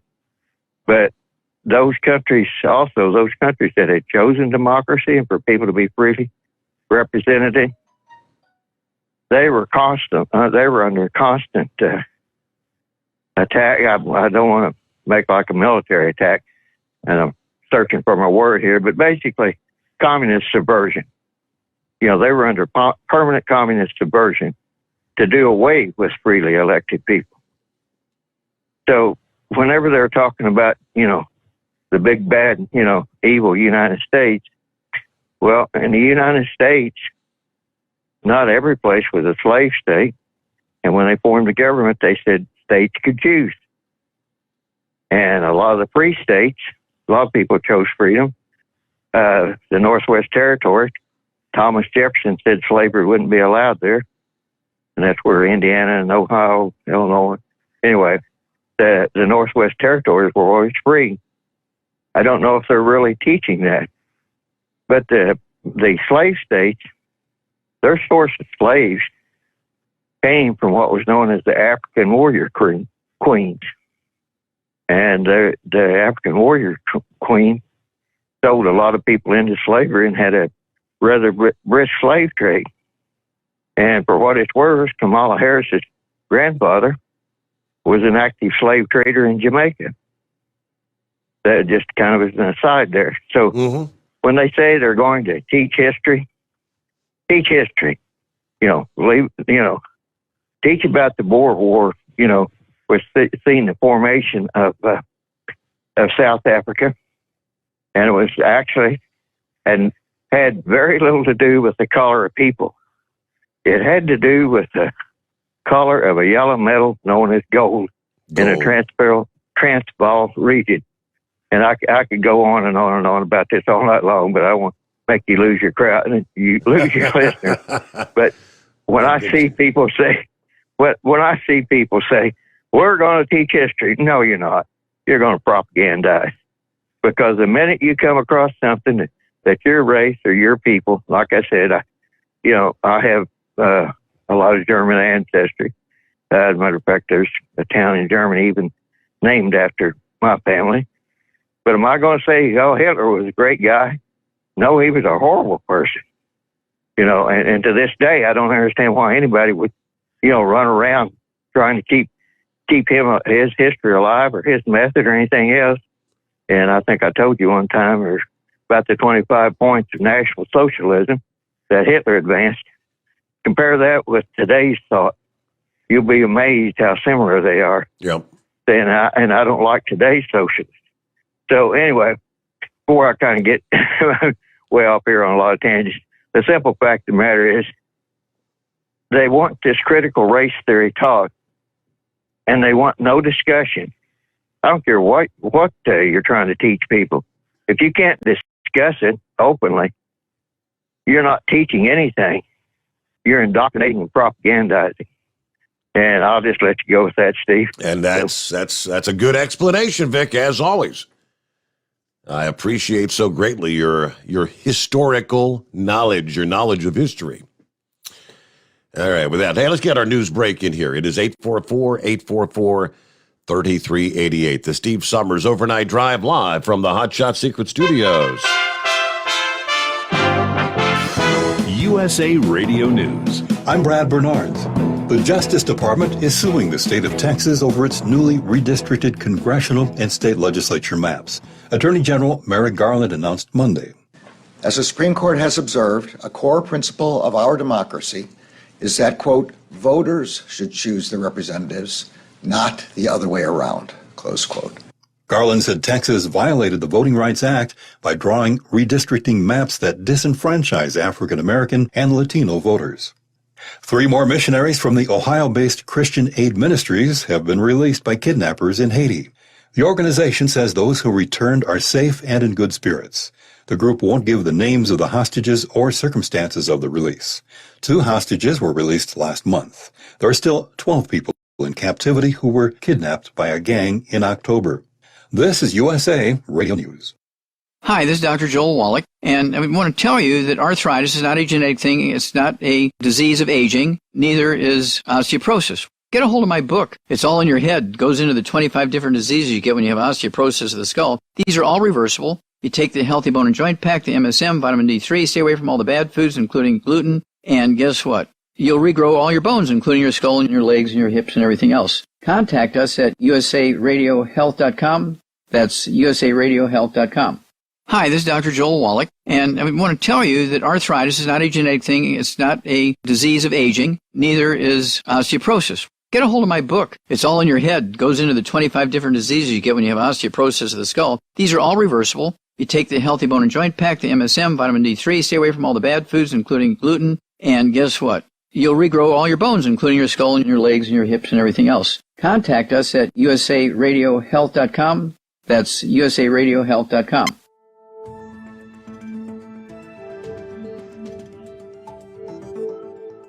Manufacturer of the Year is a well-kept secret. The Hall of Fame adds 3 familiar names, and the pulling world coalesces for one last salute to the comeback year of 2021. From National Tractor Pullers Association headquarters in Columbus, Ohio, this is the NTPA Overnight Radio Report. The NTPA held its 50th Awards Banquet in Dublin, Ohio's Marriott Columbus Northwest on Saturday, December 4th. Ahead of the glitz and glamour of the ceremony itself came the association's convention weekend, which afforded a final opportunity for the people who make truck and tractor pulling happen to enjoy each other's company until the 2022 2022 regular season commences, or until late January, when the newest NTPA member state, the Mid-Florida Tractor Pullers Association, hosts its traditional Ocala, Florida event now under the association banner. 4 classes will invade the Southeast Livestock Pavilion at the Marion County Fairgrounds on Friday and Saturday, January 28th and 29th. Check out midfltractorpullers.com for more information. And it's not too early to think spring, and in particular, NTPA Shipshewana Spring Nationals, coming March 18th and 19th to the Michiana Event Center in Shipshewana, Indiana. Details are up at ntpapull.com. But first, the best of 2021 and of the sport's half-century history took center stage as the NTPA recognized its grand and regional national champions and top finishers, with thanks to circuit and award sponsors Case IH Agriculture, the Budweiser Dairyland Super Nationals in Toma, Wisconsin, and Enderley Fuel Injection of Simi Valley, California. Ellsworth, Wisconsin's Showdown in Kurdtown, Rockwell, Iowa's North Iowa Nationals, and Bowling Green, Ohio's National Tractor Pulling Championships were awarded the regional grand and super national pulls of the year. The hooker of the year was the Darien Deer of Reedstown, Wisconsin's Lear family, who hauled the Big 60-30 all over the country in pursuit of 3 limited pro stock championships. Bauer Built of Peyton, Iowa, and its ultra-reliable Ironman weight transfers were voted sled of the year. Colin Ross and his triple bypass, 3-time champions in the diesel-only superstock division, pushed the alcohol-fueled mainstays hard in claiming second in the points in the open division, of which he was named Puller of the Year. The Richardson family, including Unlimited Puller Dave and many competitors Chase Richardson and C.J. Grashik, was named the Family of the Year. Tim Fortin of Michigan was named Tech Official of the Year for his great work in ensuring safe and fair contests in the Wolverine State. The Crew Chief of the Year was Tanya Foster, the wife and mom of past and new four-wheel drive champs Rob and Carmen Foster. Our friends at Hot Shot Secret were named Manufacturer of the Year in appreciation of their support of our sport and its competitors. Mechanic of the Year went to Kent Payne, second in the Superstock Diesel division, and a primary wrench behind championships earned by Ryan Anderson in Super Farm and Brian Ellithorpe in Super Semi. Pastor Larry Rojo Chapman and the Petro family were bestowed the Shell Rotella Larry Kester Humanitarian and Sinpico Lubricants Fan Cheer of the Year awards. And Christy Seacrest of Salina, Ohio, and the Nothing Easy About It two-wheel drive team was chosen as the GN Rookie of the Year. The Commitment to Excellence and Dedication Awards went to the promoters of the Henry County Fair Pole in Napoleon, Ohio, and the Preble County Fair Randy Petro Memorial Pole in Eaton, Ohio. The Kent Enderley NTPA Hard Charger Award and its $5,000 prize were earned by Light Superstock co-champions Jason Hootman and Rex Kuhn. And the NTPA concluded its evening with the ceremonial induction of 2020 Hall of Famer and 5-time Grand National Champion Randy Petro and 2021 Hall of Famers Chris Gilbert, Committee Chairman of the Lions Super Bowl of the South in Chapel Hill, Tennessee, and 10-time Grand National Champion Bill Horace of Argus, Indiana. The entire award ceremony may be viewed on demand for free at ntpa.tv, courtesy of Kentucky Trailer. And on behalf of the staff, administration, and membership of the NTPA, Merry Christmas and Happy New Year to you and your loved ones. Reporting for the NTPA on the Overnight Drive, I'm John Dunlap. Stay safe and pull hard. You're listening to the Overnight Drive with Steve Sommers. Do you have a Dodge pickup and hate your automatic transmission? Of course you do. Levon Miller at Firepunk Diesel here, and we specialize in heavy-duty and performance transmissions for your 3-quarter or 1-ton Cummins-powered truck. So if you're interested in turning your stock slush box into a towing monster, call us today at 614-733-3744 or visit us online at shop.firepunk.com. After a long winter road trip, there's nothing like coming home to a warm, comfortable home. Hi, I'm Steve with USA Insulation. We appreciate our truckers and the long hours you're putting in to serve us all. Without you, we wouldn't even get the materials to insulate. So we want you to feel like a king when you get back. We put our foam in your walls. It's like putting a coat around your entire home. Keeps the cold air out and the warm air in. And with the rising energy costs, that's going to save you a bundle. We're getting homes ready for winter right now, and we have $1,000 of savings for everyone.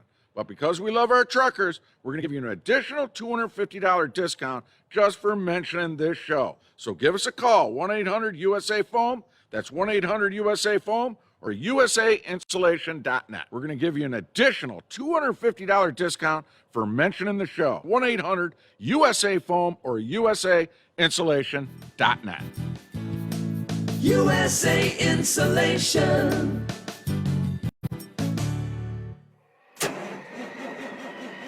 It's coming. Crisp fall mornings turn bitter cold.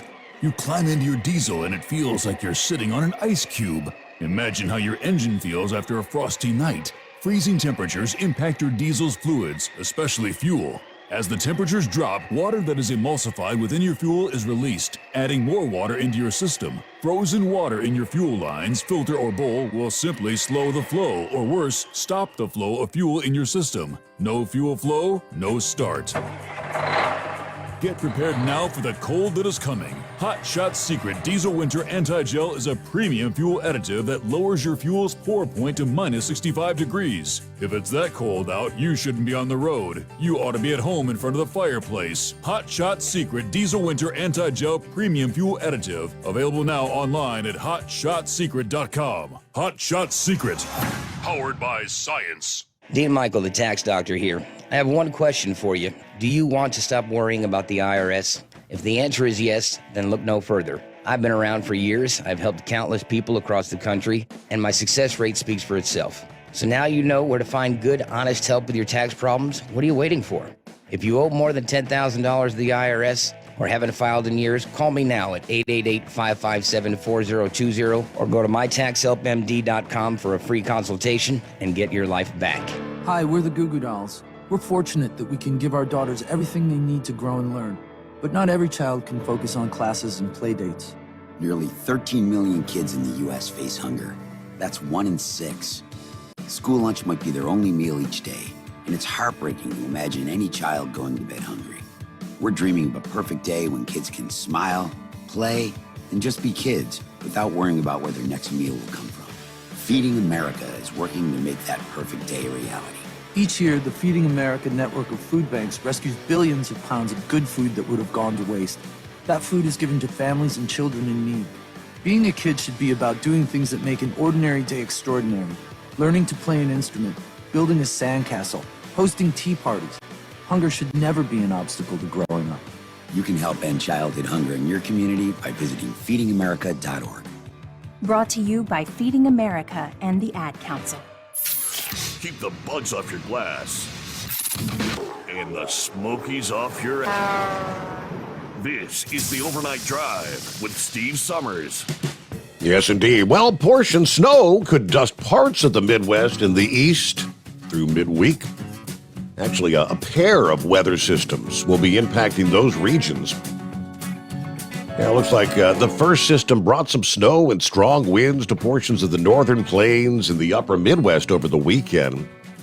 Actually had over a foot of snow from that system in Minnesota's Arrowhead region. Yeah, other parts of northern Minnesota and eastern North Dakota saw over a half a foot of snowfall. Yeah, snow from that system winding down in most areas this past day. The exception would be the Great Lakes, where some lake-effect snow continues behind that system in parts of Michigan, northern Wisconsin.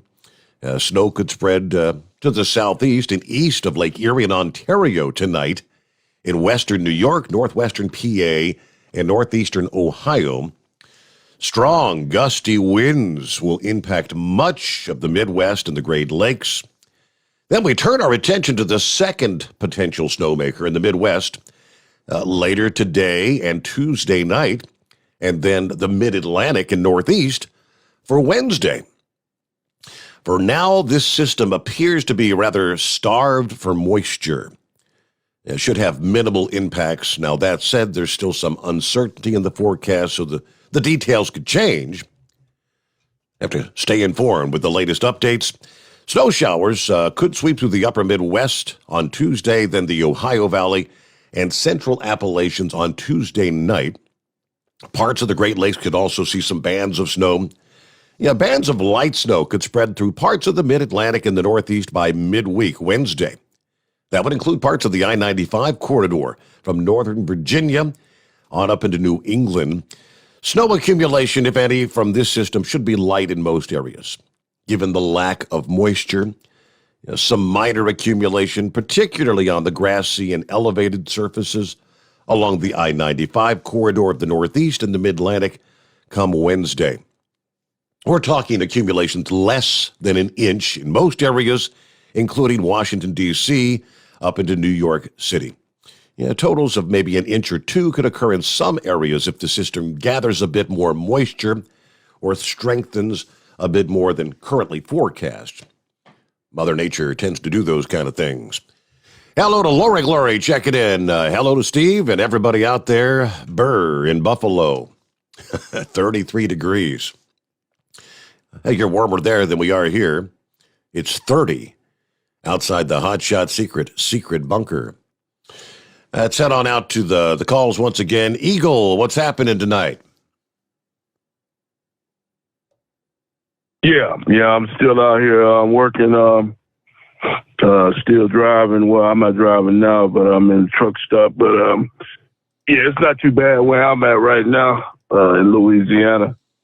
It's still pretty warm, about 60 degrees, so it's better than being in Buffalo. Thank you. Weather-wise, better than being there, but I don't go up north that much no way, so I don't have to worry about that type of stuff.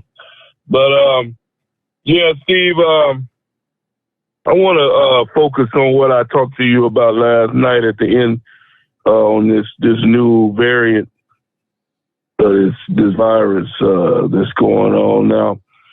Yeah, I understand now that New York, I don't know if you went over this yet, New York State or is it New York City have come up with new regulations for this COVID-19 deal.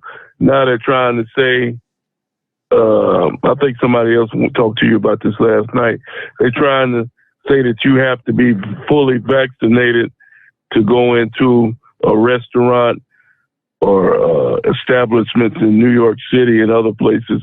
You have to prove vaccination. Yeah, they taking people's rights away.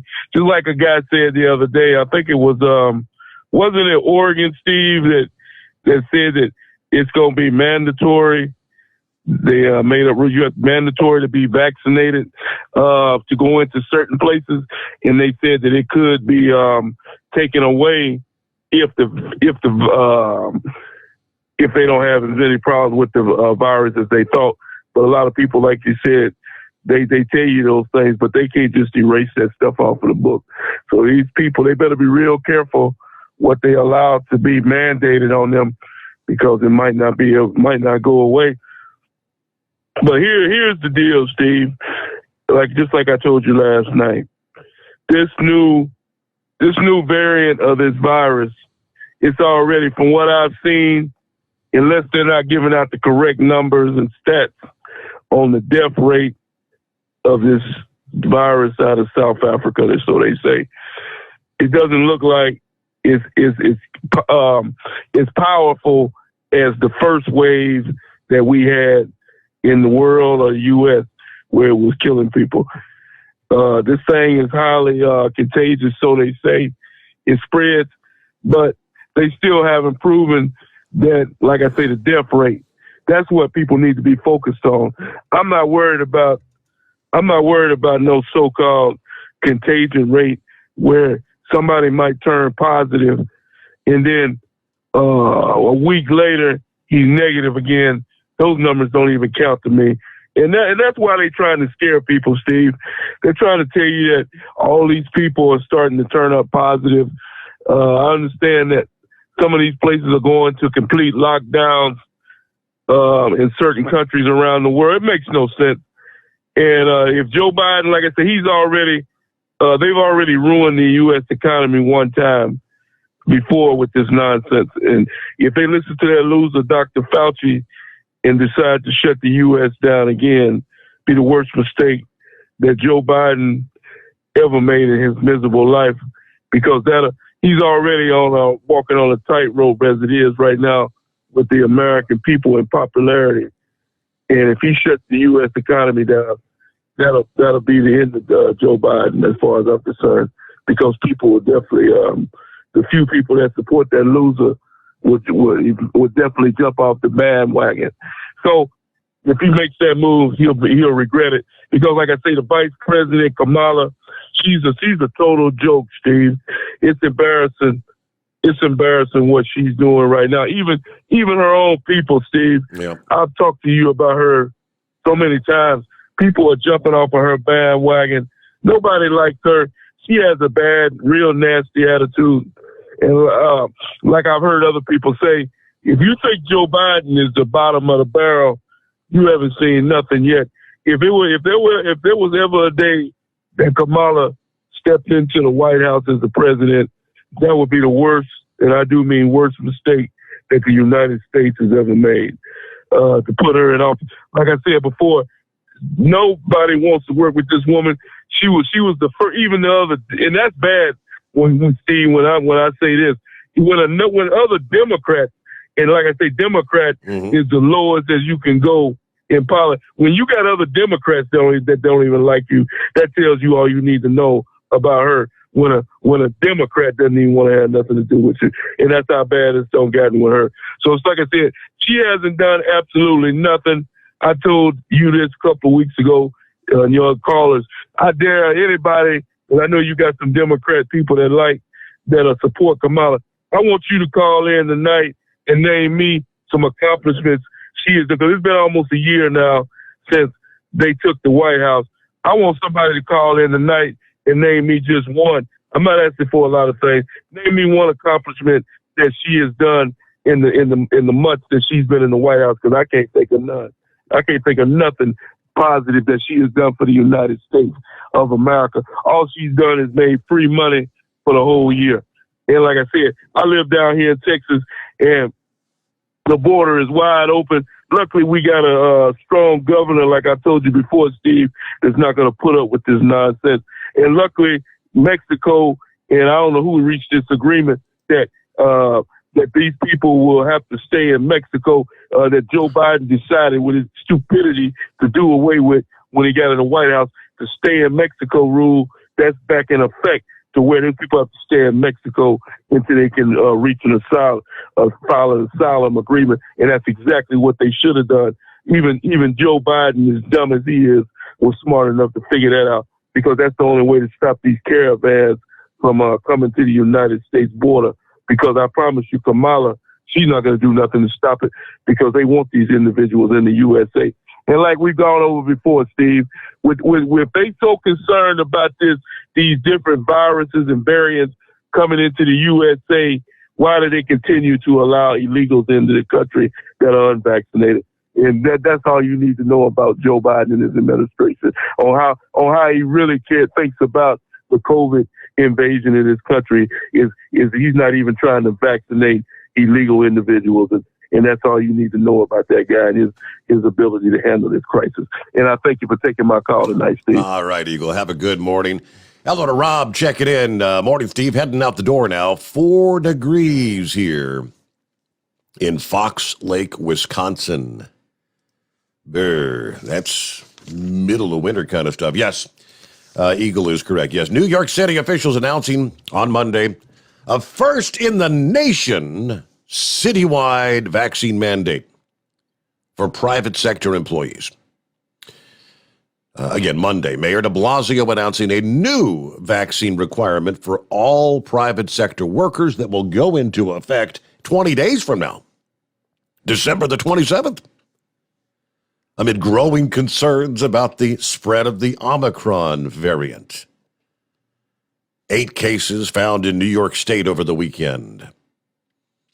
I believe the number of states is now up to 17 states that it's been found in. In other words, it has been widely circulating around the country. It's probably everywhere at this moment for that matter. But per the new mandate, workers will be required to show proof of 2 vaccine doses, with the exception of those who received the single Johnson & Johnson vaccine. De Blasio says this will impact approximately 184,000 businesses.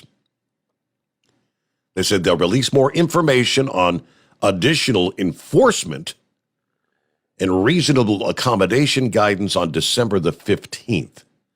But there is currently no exemption from vaccine requirements for the trucking industry. New York City will not give a single inch in this fight against COVID. Vaccination is the way out of this pandemic, he says.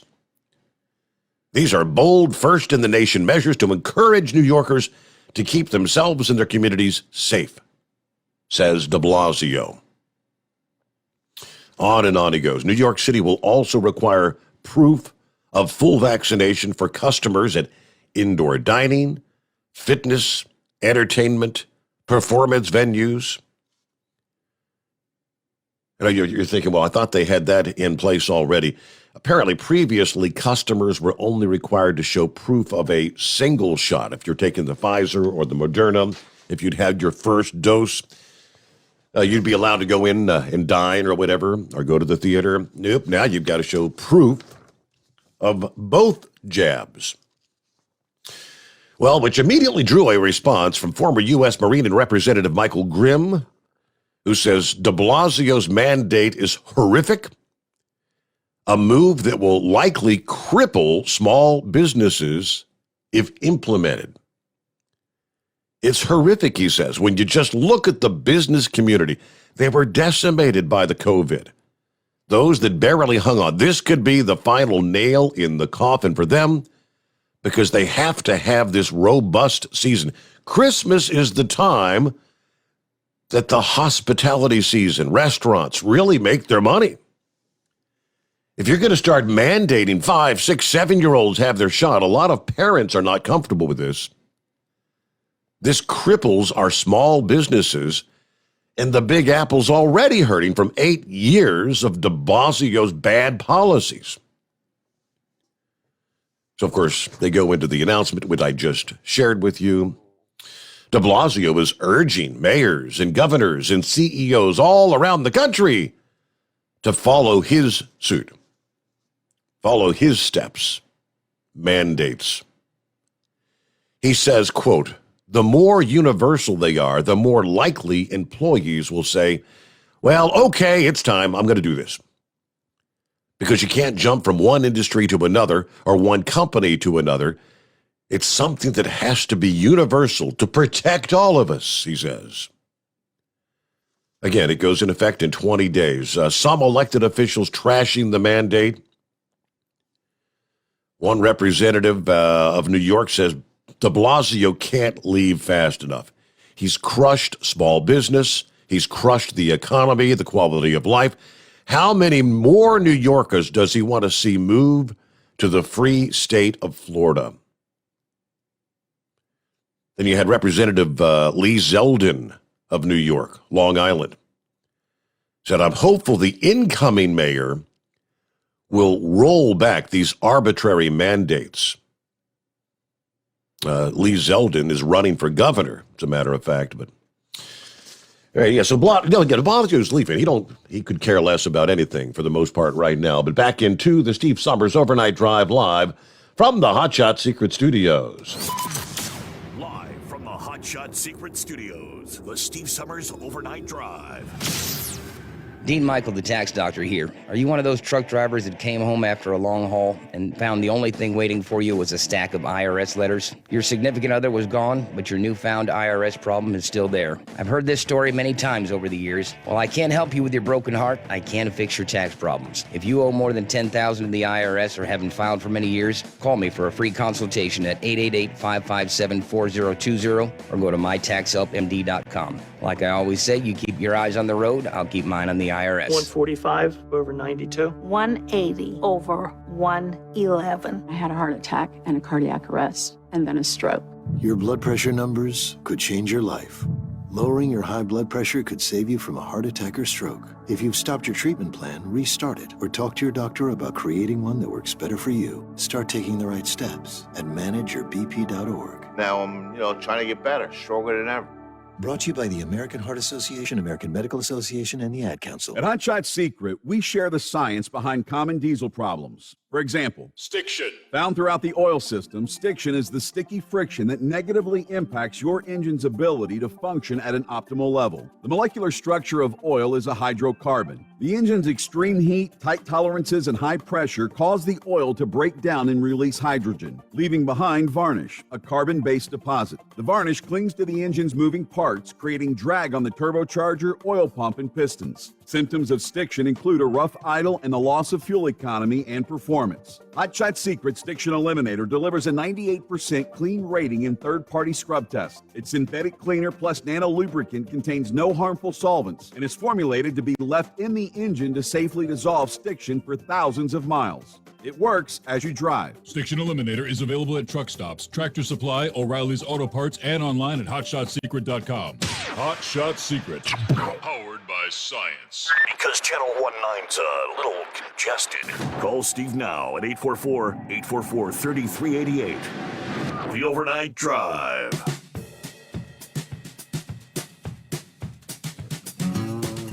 All right, as we roll toward top of the hour news update, I have a question. Let me ask you a question. Are we ever going to be through with lawsuits, challenges to the hours of service regulations? I begin to feel like we're never going to get there. Because a lawsuit challenging the Fmcsa's changes to the hours of service specifically targets provisions involving short-haul operations and, remember, the 30-minute break requirement. The International Brotherhood of Teamsters and several safety groups filed their petitioner's brief with the U.S. Court of Appeals for the District of Columbia Circuit Friday, December the 3rd. The groups said the rule changes weakened the hours of service regulations and will negatively affect highway safety. The safety groups involved are your typical sources: advocates for highway and auto safety, citizens for reliable and safe highways, or CRASH for short, parents against tired truckers. The final rule, they say, fails to demonstrate that the agency considered all relevant factors and engaged in reasoned decision-making. Accordingly, the final rule is arbitrary and capricious, and the court should set aside those provisions as on short-haul drivers and the 30-minute break requirement. The FMCSA's hours of service rule changes, these are the ones that went into effect in September of 2020. There were 4 changes, essentially, major changes to the hours of service. To refresh your memory, the on-duty limits for short-haul operations increased from 12 to 14 hours and went from 100 air miles to 150. The adverse driving provision extended the driving window 2 hours if the driver encounters adverse driving conditions. Now, in the final rule, the definition of adverse driving was modified, so the exception may be applied based on the driver's and the dispatcher's knowledge of the conditions after being dispatched. Then we had the addition of the split. You had the 10 and 0, the 8 and 2, and they allowed now the split sleeper operation of 7 and 3. Also, the qualifying period does not count against the 14-hour window. Lastly, you had the 30-minute break provision was modified to require the break after 8 hours of driving time rather than on-duty time. And it allows an on-duty not driving period to qualify as said required break. This move toward the rule changes, it took them like 2 years. They had issued the advance notice of proposed rulemaking in August of 2018. They held several listening sessions. They received more than 8,000 comments from the public before they released that final rule. It seems like it just never ends. Always a challenge to the hours of service regulations. All right, get back to your calls coming up here. Chevy Guy coming up out of the break, after which we've got clear lines at 844-844-3388. The Steve Sommers Overnight Drive live from the Hot Shot Secret Studios. USA Radio News. I'm Brad Bernards. The Justice Department is suing the state of Texas over its newly redistricted congressional and state legislature maps. Attorney General Merrick Garland announced Monday. As the Supreme Court has observed, a core principle of our democracy is that, quote, voters should choose their representatives, not the other way around, close quote. Garland said Texas violated the Voting Rights Act by drawing redistricting maps that disenfranchise African American and Latino voters. 3 more missionaries from the Ohio-based Christian Aid Ministries have been released by kidnappers in Haiti. The organization says those who returned are safe and in good spirits. The group won't give the names of the hostages or circumstances of the release. 2 hostages were released last month. There are still 12 people in captivity who were kidnapped by a gang in October. This is USA Radio News. So right now may be the perfect time for you to rethink how you pay for health care. And here's why. Not only is it time for open enrollment for a lot of people, it's also when you can join MediShare and save even more than usual. For the typical family, switching to MediShare saves about $500 a month, which is a game changer for a lot of people. And what's more, they like it. MediShare has double the customer satisfaction rate when compared to health insurance. Double. It really is remarkable. There's more than 400,000 members now who have shared more than $4 billion in medical bills, so they can handle your bills too. And here's the thing, if you join before December 15th, they'll waive your new member fee, so that's another $170 you'll save. I'll give you the number here in a second, but call and you'll get a price within 2 minutes. And again, the deadline, December 15th, so call now and you'll save even more. Call 833-34-BIBLE. That's 833-34-BIBLE, 833-34-BIBLE. White House Press Secretary Jen Psaki on Monday refused to commit to basic transparency about Hunter Biden's alleged divestment from an investment fund controlled by Chinese state-owned entities, or confirm that the first son's infamous lost laptop is authentic when pressed by the New York Post. The president's son is not an employee of the federal government, so I'd point you to his representatives. And as it relates to the book, I have neither had the time nor interest in exploring or reading the book. Go ahead, Tina. Go ahead, Tina. I think I answered your question. Psaki swatted down a question about Post columnist Miranda Devine's new book, The Laptop from Hell, which was released last week. Former President Donald Trump has tapped Congressman Devin Nunes, Republican of California, to be CEO of his new media and tech company, Trump Media and Technology Group. Nunes will retire from Congress and start as CEO of TMTG in January. This is USA Radio News.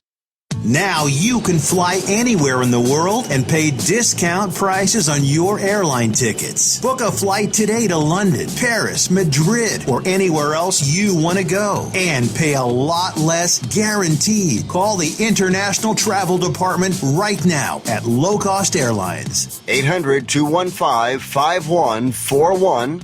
800-215-5141. That's 800-215-5141. The Remain in Mexico policy has returned. To slow down the amount of illegal immigrants coming across the U.S.-Mexico border, the Biden administration has reinstated the Remain in Mexico policy, which makes illegals await decisions on their immigration cases in Mexico.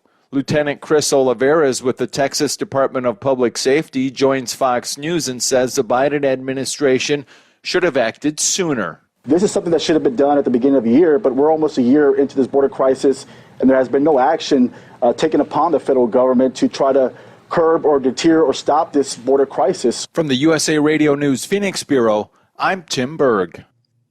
Gas prices across the country have fallen since last week amid fears of an Omicron variant-led economic slowdown. The national average price of regular gas per gallon dipped 4 cents this week to $3.35. Indiana saw the largest price drop at 21 cents to an average of $3.19.2 per gallon. Prices are expected to further decline even more this winter as fewer drivers are expected on the roads. The price of gas is still $1.21 more compared to the same time last year. The opening price on Monday of West Texas Intermediate crude was $68.18 per barrel, $4 down from last Monday, with Brent crude oil at $71.82 per barrel, nearly $5 below prices last week. For USA Radio News, I'm Brad Bernards. At Hot Shot Secret, we share the science behind common diesel problems and their solutions. For example, Diesel particulate filter regeneration. the DPF catches particulates left over from combustion. The DPF regeneration cycle cleans the filter with temperatures exceeding 1,000 degrees Fahrenheit. A computer sensor triggers the DPF regen, which is often accompanied by a loss of power and fuel economy. The frequency of DPF regens are in correlation to the cleanliness of the fuel burn. Under heavy operation with the dirty burn, DPF regens can occur multiple times per day. Hot Shot Secret Diesel Extreme Fuel Additive promotes a more complete combustion, creating fewer emissions and therefore fewer DPF regens. Vehicles using Diesel Extreme experience 83% less DPF regens. Hot Shot Secret Diesel Extreme is available nationwide at truck stops, fine farm and auto stores, and online at hotshotsecret.com. Hot Shot Secret, powered by science.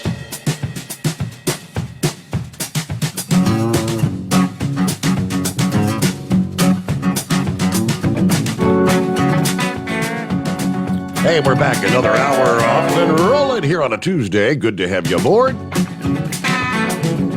Another edition of the Steve Sommers Overnight Drive, live from the Hot Shot Secret Studios here.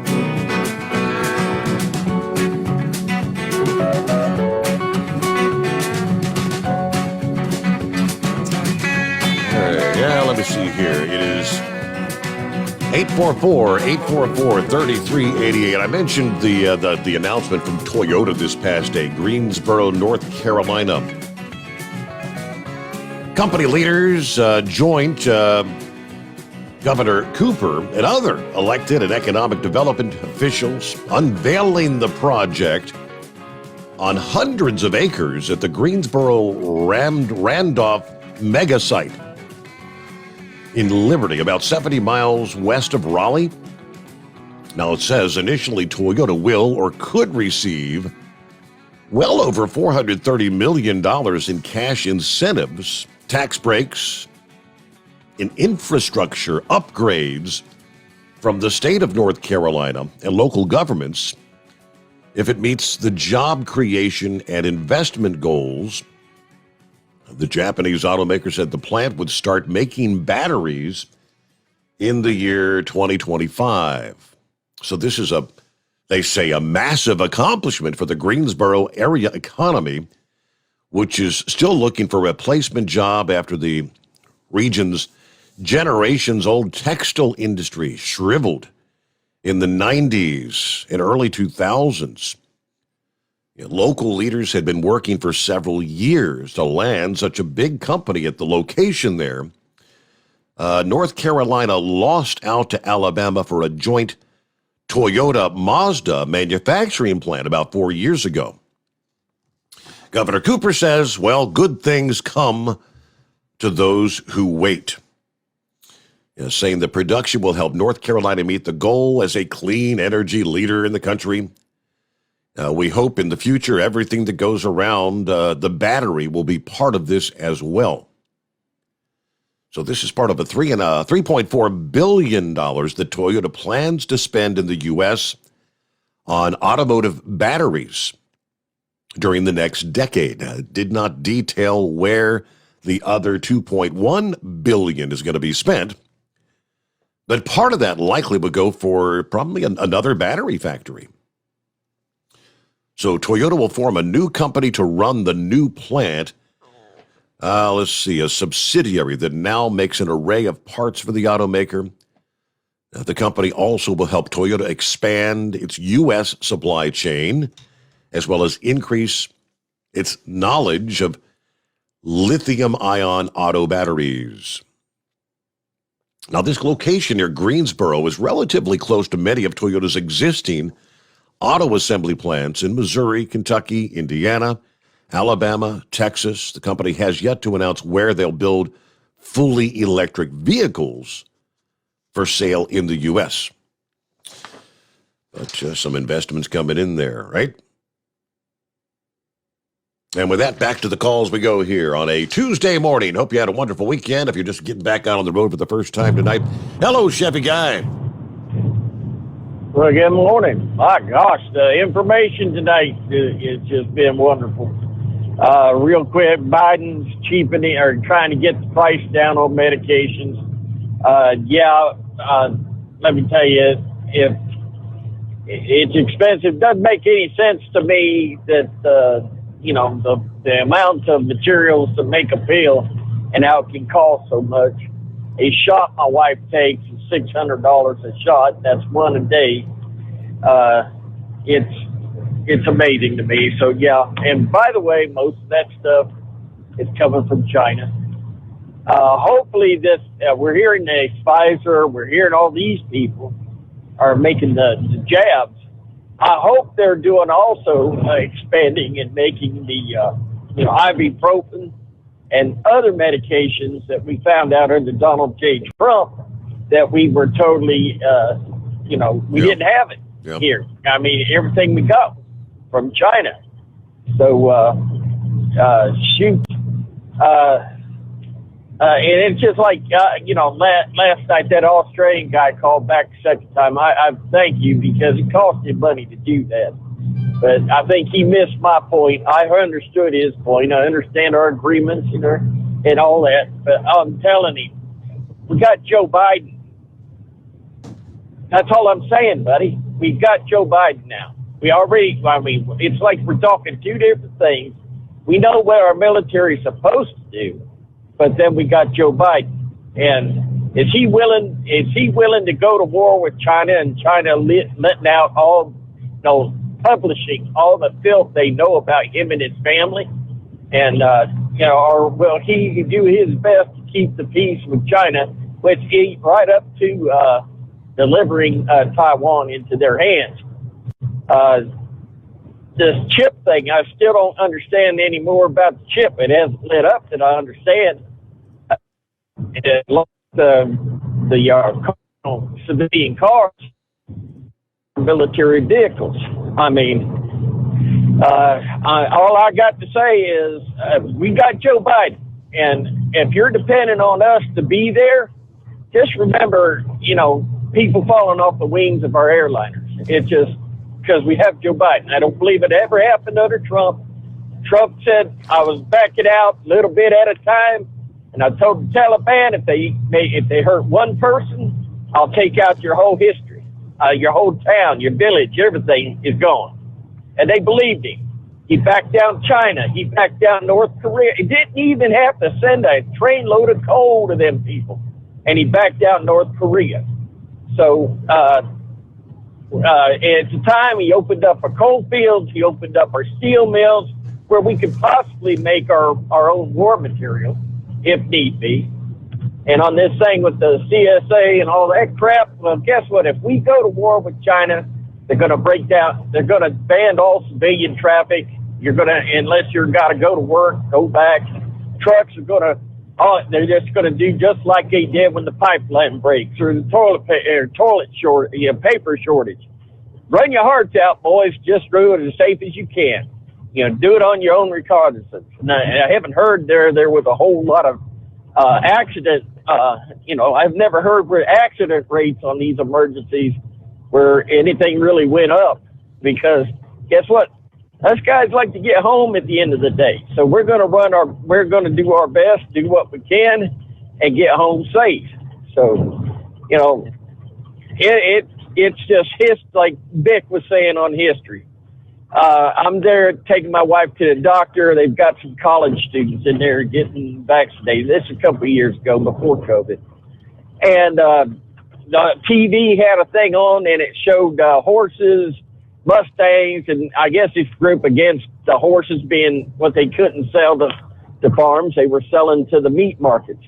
And these young ladies were all upset. About eating horses. I said, hey, listen, they're a meat. And they were all upset with me. And I said, didn't you guys ever hear of the Donner Party? Where if it wasn't for their horse eating, they ate what they had. They ate their animals. And eventually they had to eat their own dead to survive. Cannibalism. And these were all history students. Well, thank goodness they called the girls in to get their shots, and their young man sitting there. And he goes, sir, the only thing they've ever taught us, they go back as far as Martin Luther King. And I said, so you don't know what Sutter's Mill is? And he goes, no, sir. I said, well, Sutter's Mill is where they found gold, and it started the gold rush into California. What about the when they opened up Oklahoma, and you could, Homestead, Oklahoma. You didn't hear about that? Didn't hear about that. He said it was Martin Luther King, and they're paying good money to go to college for this stuff. Wow. So it's right and always moving. I really can't. Oh Lord, I'm glad I don't have to deal with that. I know another lady that listens regularly on the podcast, and she calls me fairly regularly, and she's sitting there all by herself because of the COVID deal in her office, and she's the one having to shuffle papers, and she's having to deal with the same thing. She's afraid to speak her mind in there. But we're wide open, and they don't teach history of history. So it's out there if you want to find out what about everything. Hey, here's a little hint, guys. Check out Ho Chi Minh. Find out he was an ally of ours fighting the Japanese. And he turned on us only when he begged us after we delivered the iron fist to the Germans from their country, France.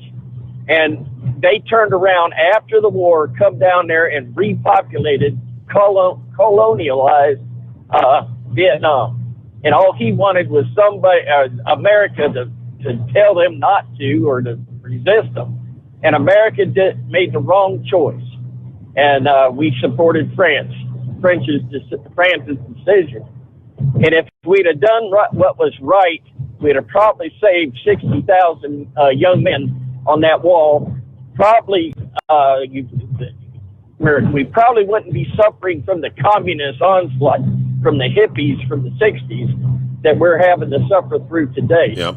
So we didn't live up to our principles. That's history, man. I just, and boy, do I get it from both sides when I mention it. But if you take the time and look at it, you'll see it.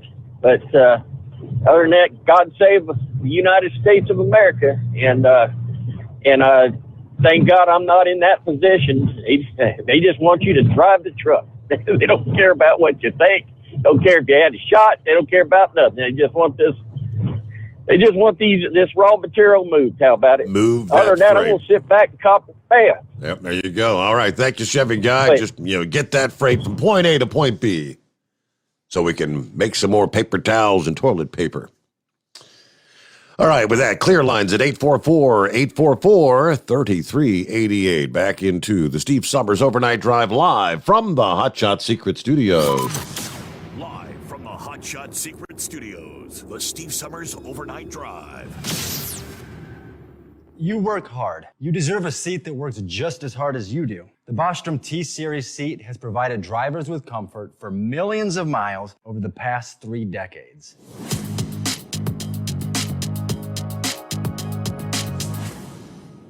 Each seat is built right here in the USA and has 4-position front cushion tilt and higher low-profile air suspension with isolator.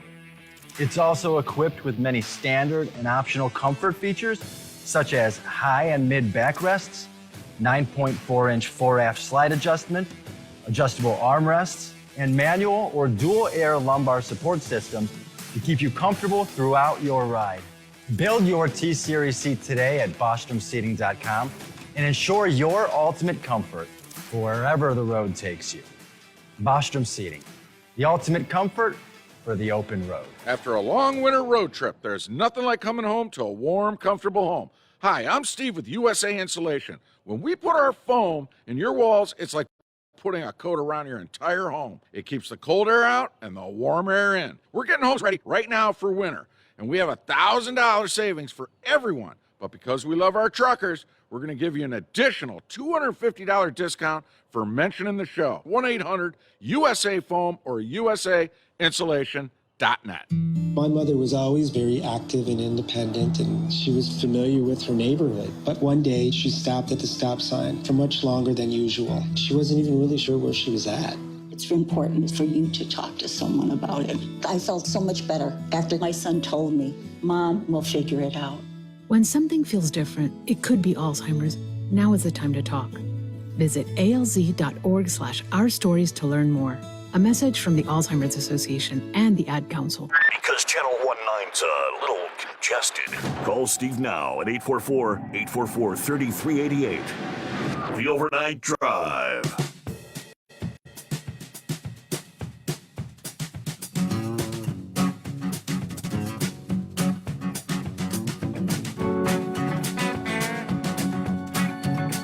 Yeah, I know we had a conversation with the inbred redneck last evening, kind of discussing the route of cryptocurrencies that started Friday, continued through the weekend, and I haven't seen much of an update on how things went for the new week, start of the new week here. I did come across, and it kind of took me aback, I thought the whole idea of this cryptocurrency, they call it the blockchain, that you're not supposed to be able to hack into these systems. Yeah, I guess this is just the latest example of the bad actors being able to swipe people's cryptocurrency. The crypto trading platform called Bitmart is announcing this past day that they will use their own money to reimburse victims of a large-scale security breach where hackers took as much as $196 million. Bitmart claims hackers withdrew about $150 million in assets. However, blockchain security and data analytics firm, which first publicized the hack, estimates that it was closer to $200 million. Well, CNBC reached out to Bitmart to ask about the multi-million-dollar discrepancy, but they declined to comment on that particular point. But Bitmart wrote in an official statement to this past morning, "We have completed initial security checks, identified the affected assets. The exchange said the security breach was mainly caused by a stolen private key, which affected, they say, 2 of its hot wallets. But other assets were safe and unharmed. The affected Ethereum and Binance Smart Chain hot wallets, as they called it, carried a small percentage of the exchange's assets. According to the company, cryptocurrency, they explain, can be stored in a hot, cold, or some combination of the two. A hot wallet is connected to the internet that allows owners relatively easy access to their coins so they can access and spend their crypto. That trade-off for convenience obviously is potential exposure to the bad guys. Now, this security firm was the first to notice the breach over the weekend. Saturday noted that one of Bitmart's addresses showed a steady outflow of tens of millions of dollars to an address which Etherscan referred to as the Bitmart hacker. They're estimating Bitmart lost about $100 million in various cryptocurrencies on the Ethereum blockchain and another $96 million from coins in the Binance Smart Chain. Hackers made off with a mix of more than 20 tokens, including Binance Coin, SafeMoon, and Shiba Inu. Was that inbred redneck's wallet they got into? Now, they do say what happened after the breach was pretty straightforward. In a classic case of transfer out, swap, and wash, as they call it. Transferred the funds, put it in a different wallet, sold those coins in that wallet, and it all just kind of magically disappears. And looking at 26 past the hour on a Tuesday morning. It's 844-844-3388. See what's going on with hello, Gilligan. Yeah, good morning, Steve, and thank you for taking my call. I want to touch on this Pearl Harbor Day. Yeah, I believe we all remember the phrase that FDR said, it was a day that would Live in infamy. Yep. My grandfather, of course, he was a fairly young man. He was in his early 30s. 31, I believe.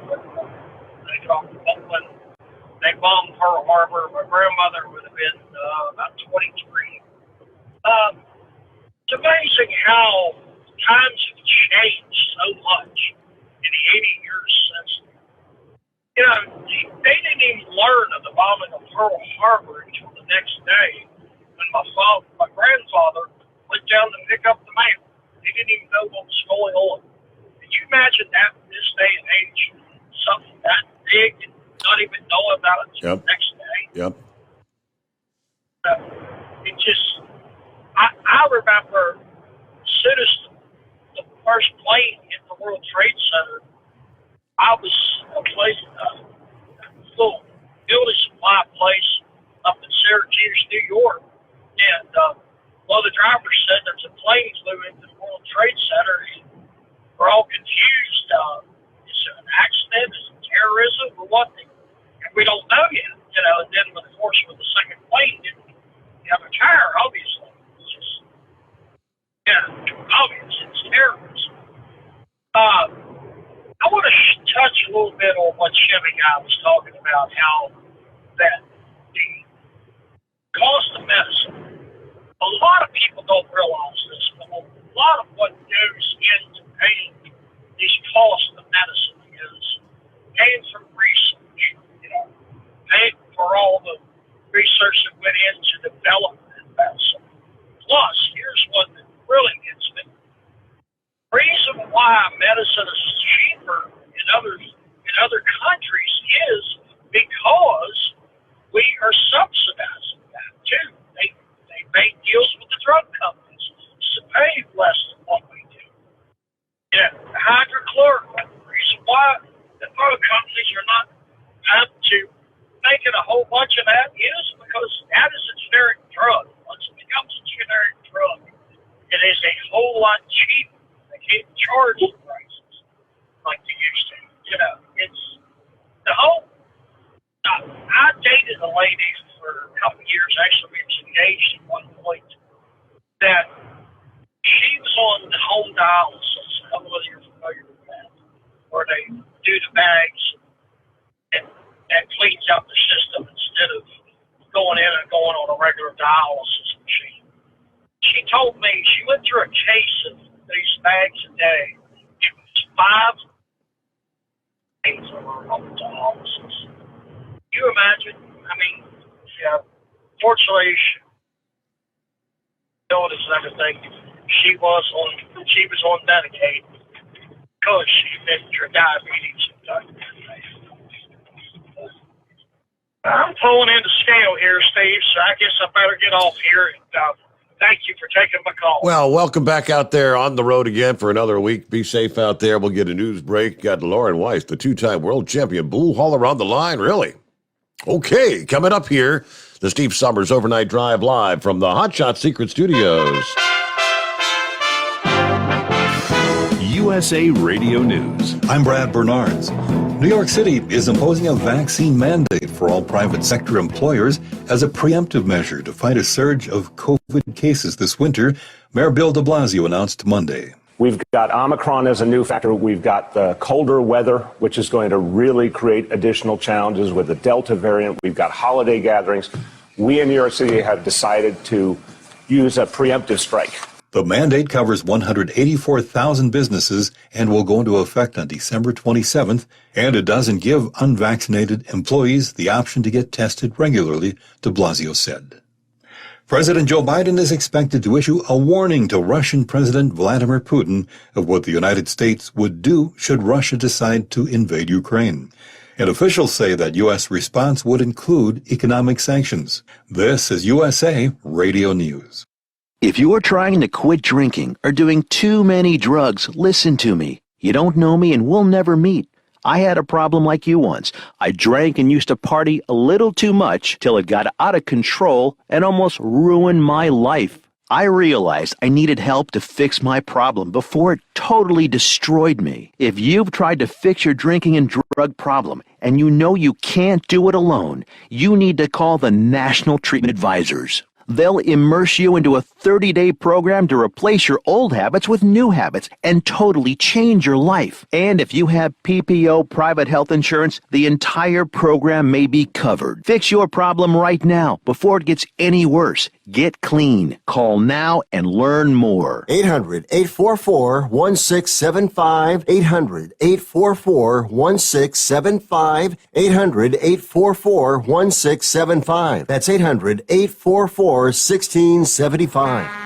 listening to the Overnight Drive with Steve Sommers. Drivers, you demand that your equipment's reliable and dependable, and that also applies to your headset for communication. Well, our friends at Stellar Electronic have you covered. The Pluto Duo headset bundle is the best communication headset you can find in the industry.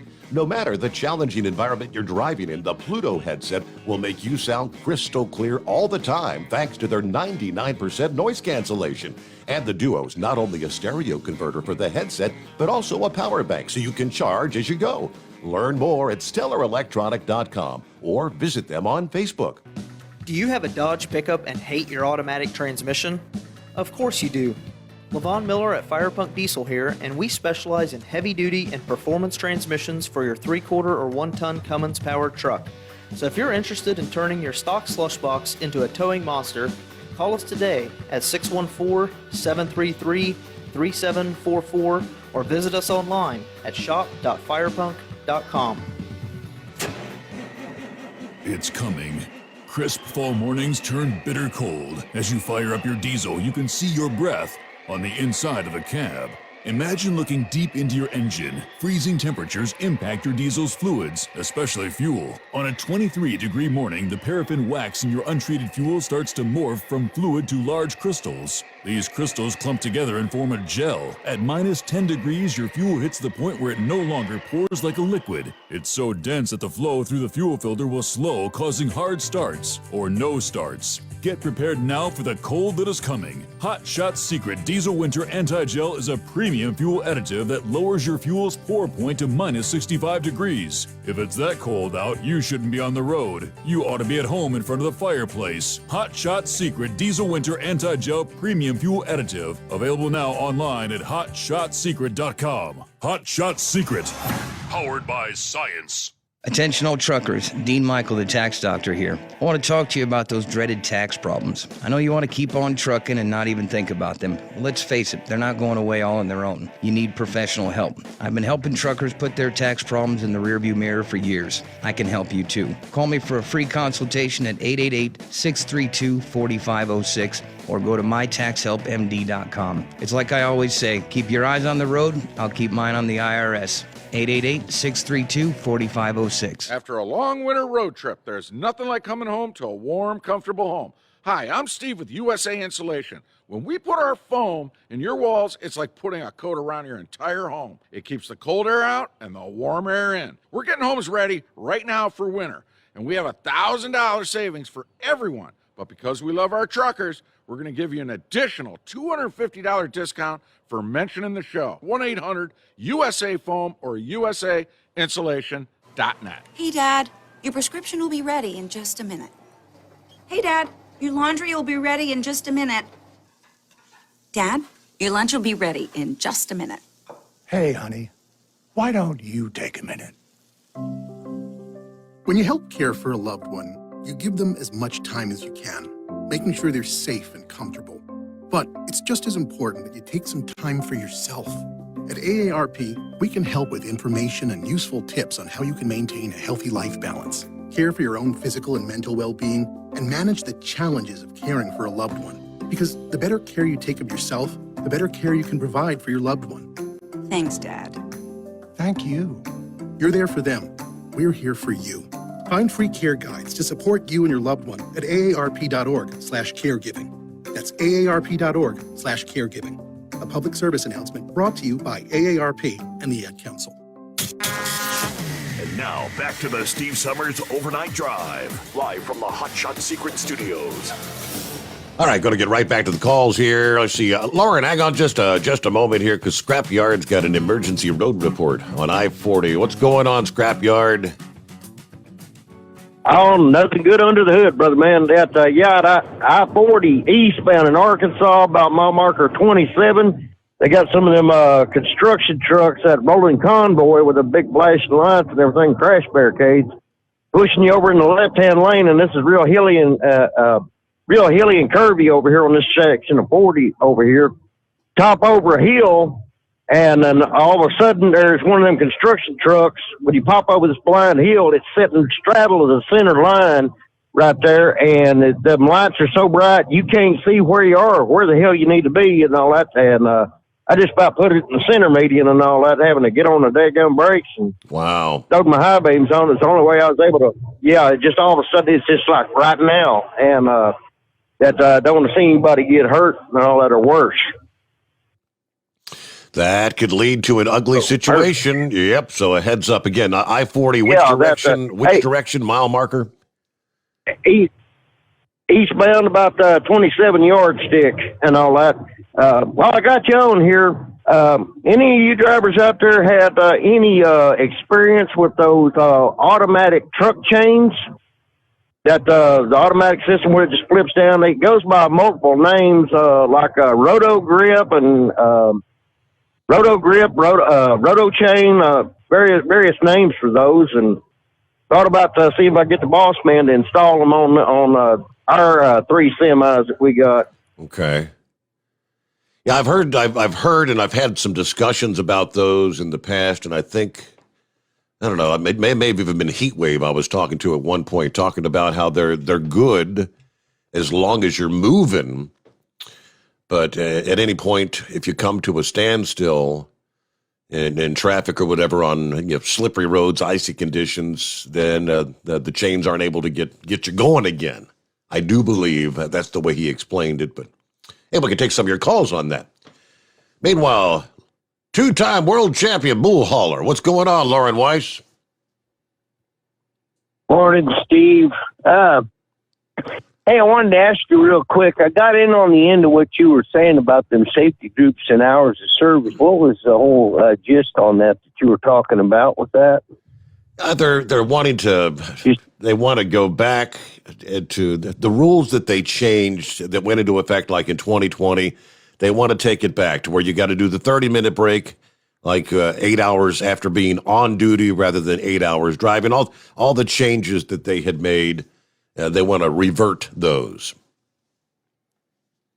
I'm on the transportation committee with U.S. Cattlemen's Association. We just got livestock specific hours of service passed into law through the infrastructure bill. And one of the things that we found out in the research on this is when we hit this new end of this new safety declaration or emergency declaration on February 28th, we're going to be 13 days short of 2 years of self-regulation for a lot of these companies that have been running primarily on the emergency declaration. Mm-hmm. And at least in our industry, there has not been a rise in accidents at all. And I'd be really curious to know what the overall rise in accidents had been since that time happened. And I bet if they went and looked at it, they'd find out that it was probably negligible, if anything at all. And it's just crazy that these people that aren't even involved in trucking and don't know anything about it,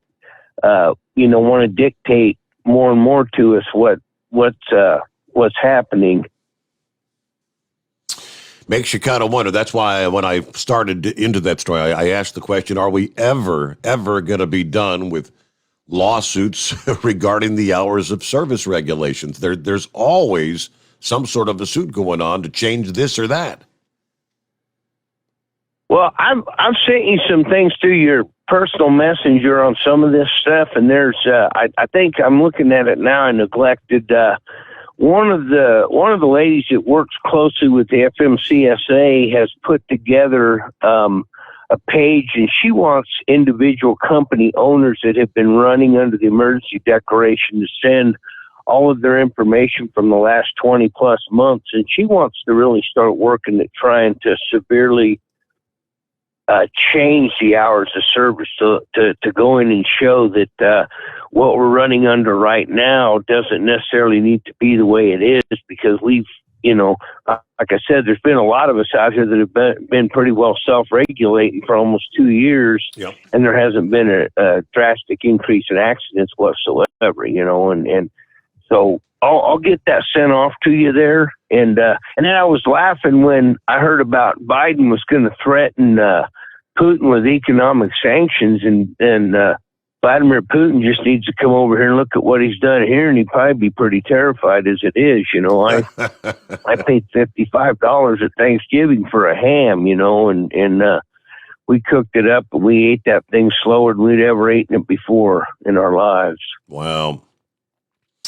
Yep, it was an expensive Thanksgiving. It is going to be an expensive ham Christmas dinner as well. Yeah, I think it's just going to continue. One of the things that I've found out, and we have these monthly calls to the USCA, and our issues are always on the back end of them. And there's this huge push. I've sat through a lot of these calls and learned a lot about this huge push for this cell-based meat that they're putting out, these plant-based meats, and they're using the climate change issue to try to sell this to people. And they're really going to start making a hard push next year to eliminate and get rid of 99% of the live meat industry and just make it in Petri dishes. And we found out in one of our trips to Washington, D.C., we had somebody came and did a demonstration on that, and they actually they might take the cell out of a cow, but then they have to add so many additives to it that it's not even, in my opinion, it's not even as healthy as regular red meat is. But they're using that. They want to eliminate and wipe all of that out. And Cory Booker even introduced some legislation. It didn't go anywhere as of right now, but he's introduced legislation to put training programs in place to re-educate farmers that lose their livelihood when if they're able to wipe out the livestock industry. So there's a lot of that kind of stuff in play out there right now. I guess they're doing all that in the name of global warming. Is that the idea? You eliminate the flatulence of the cows? No? But see, Steve, they changed it though, because the weather went back to normal, so it's not global warming anymore. It's climate change, because it's not. That's not a lie, because the climate changes in the wintertime and it changes again in the summertime. We all know that. But yeah, that's what they're selling it as, and they're saying that it's not so much the flatulence that comes out, the methane, but there's also supposedly all of these feedlots I go into are supposed to be causing all this air pollution with the dust that blows everywhere. And I never seem to see the dust. I mean, you've got some when you load cattle or hogs, you get a little bit of dust, but it's just part of the whole thing. And they're using this like they are with the gasoline. They're just jacking the prices up on everything to get everybody to where they want to surrender, to go back to electric cars and windmills and solar panels and eating, a steak that's made out of a green leaf somewhere. Yeah. Well, all right, Steve, good show. I wanted to ask you too, is there anything in the works to try to get you on regular radio, like on XM or anything, or? There are discussions. There's stuff going on. It just, everything takes time and money, but yes, they're working on it. Yes, sir. Good to hear you on there. That's for sure. All right, I'll get off here and let other people get on. Hey, thanks for checking in. Shout out to the Carolina Monkey Gouger. I'll do that for you. Yes, sir. There you go. All right, there you go. Let me see here. Seeing Eye Dog sends me a link. I mentioned cryptocurrency. The grim weekend cryptocurrency drugging that dragged Bitcoin under $50,000 and ravaged other digital coins has decisively tempered the bullishness of investors. some of whom were predicting a run for Bitcoin at $100,000 just weeks ago. Fueled by uncertainty over the Federal Reserve inching toward tighter monetary policy due to surging inflation, global fears over the new Omicron variant of COVID, the dramatic crash was supercharged by liquidations in the crypto derivatives market, according to market players. Only Friday, Bitcoin sat above $57,000 before the risk aversion hammering stocks spilled over into the crypto world, dragging the premier digital coin down by as much as 20% on the day to below 43,000. Then on Sunday, it bounced up 2%, trading around 49,000. Now, according to one expert, Bitcoin is says to have anywhere from 30 to 40% volatility in any given month. That's normal for Bitcoin. It's not really unique. According to the estimates at the Block Research, nearly $5 billion in open interest was wiped out in as little as half an hour. That helped shave cryptocurrency's total market capitalization down to around $2.3 trillion, off sharply from last month's record above $2.6 trillion. In some parts of the market, Bitcoin's price collapsed even lower, with some exchanges pricing it as low as $28,000. As is usually the case, cascading liquidations in the derivative markets drove exaggerated moves. Now, since fewer people typically trade on the weekends, the crypto markets often deal with much lower levels of liquidity, providing even less of a buffer against a nosedive. Investors say thin market conditions literally fed the carnage on Saturday's incredible drop. So again, Sunday, some cryptos recovered a little bit of lost ground. Ether had plunged by over 20%, but clawed back some losses, currently floating around $4,100. Smaller blockchain units where liquidity is even lower are also nursing a 20% correction. All right, so volatility, it's a risky business, right? This past weekend sell-off, just the latest of several flash crashes, they call it this year, that sent some investors reeling.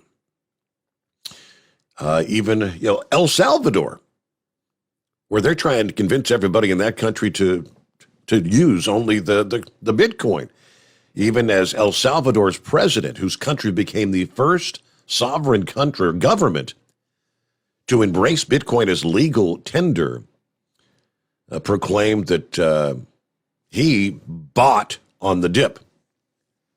The whole buy on the dip philosophy. Price crashes, you buy in, and then suddenly you're worth more. But risky business, right? 10 before the hour. We return into the Steve Sommers Overnight Drive live from the Hot Shot Secret Studios. Live from the Hot Shot Secret Studios, the Steve Sommers Overnight Drive. Some say their truck reflects who they are, dependable and reliable. That's why you trust Blue Def. Now the best just got better. Introducing Blue Def Platinum, a revolutionary innovation with advanced System Shield technology to significantly reduce harmful deposits. To maintain fuel economy, save money on costly repairs, and sustain the life of your SCR system, there's only one DEF to choose. Blue Def Platinum. The best just got better. For anything diesel, take it to Shy Diesel. They provide a wide variety of services and diagnostics to determine what the problem is with the latest technology. From simple oil changes and preventative maintenance to fuel system diagnostics and repairs, engine rebuilds and cylinder head repairs, and rebuilds with our in-house machine shop. They also have on-site DPF cleaning for exhaust issues and DOT inspections. If your diesel is asking for some attention, Shy Diesel has the specialist you need for anything diesel. Located in Terre Haute and Lafayette, Indiana, and Effingham, Illinois, Shy Diesel has you covered. You work hard. You deserve a seat that works just as hard as you do. The Bostrom T-Series seat has provided drivers with comfort for millions of miles over the past 3 decades.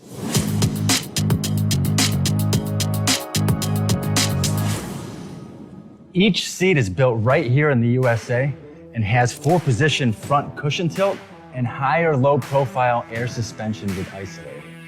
It's also equipped with many standard and optional comfort features, such as high and mid backrests, 9.4-inch fore-aft slide adjustment, adjustable armrests, and manual or dual air lumbar support systems to keep you comfortable throughout your ride. Build your T-Series seat today at BostromSeating.com and ensure your ultimate comfort for wherever the road takes you. Bostrom Seating, the ultimate comfort for the open road.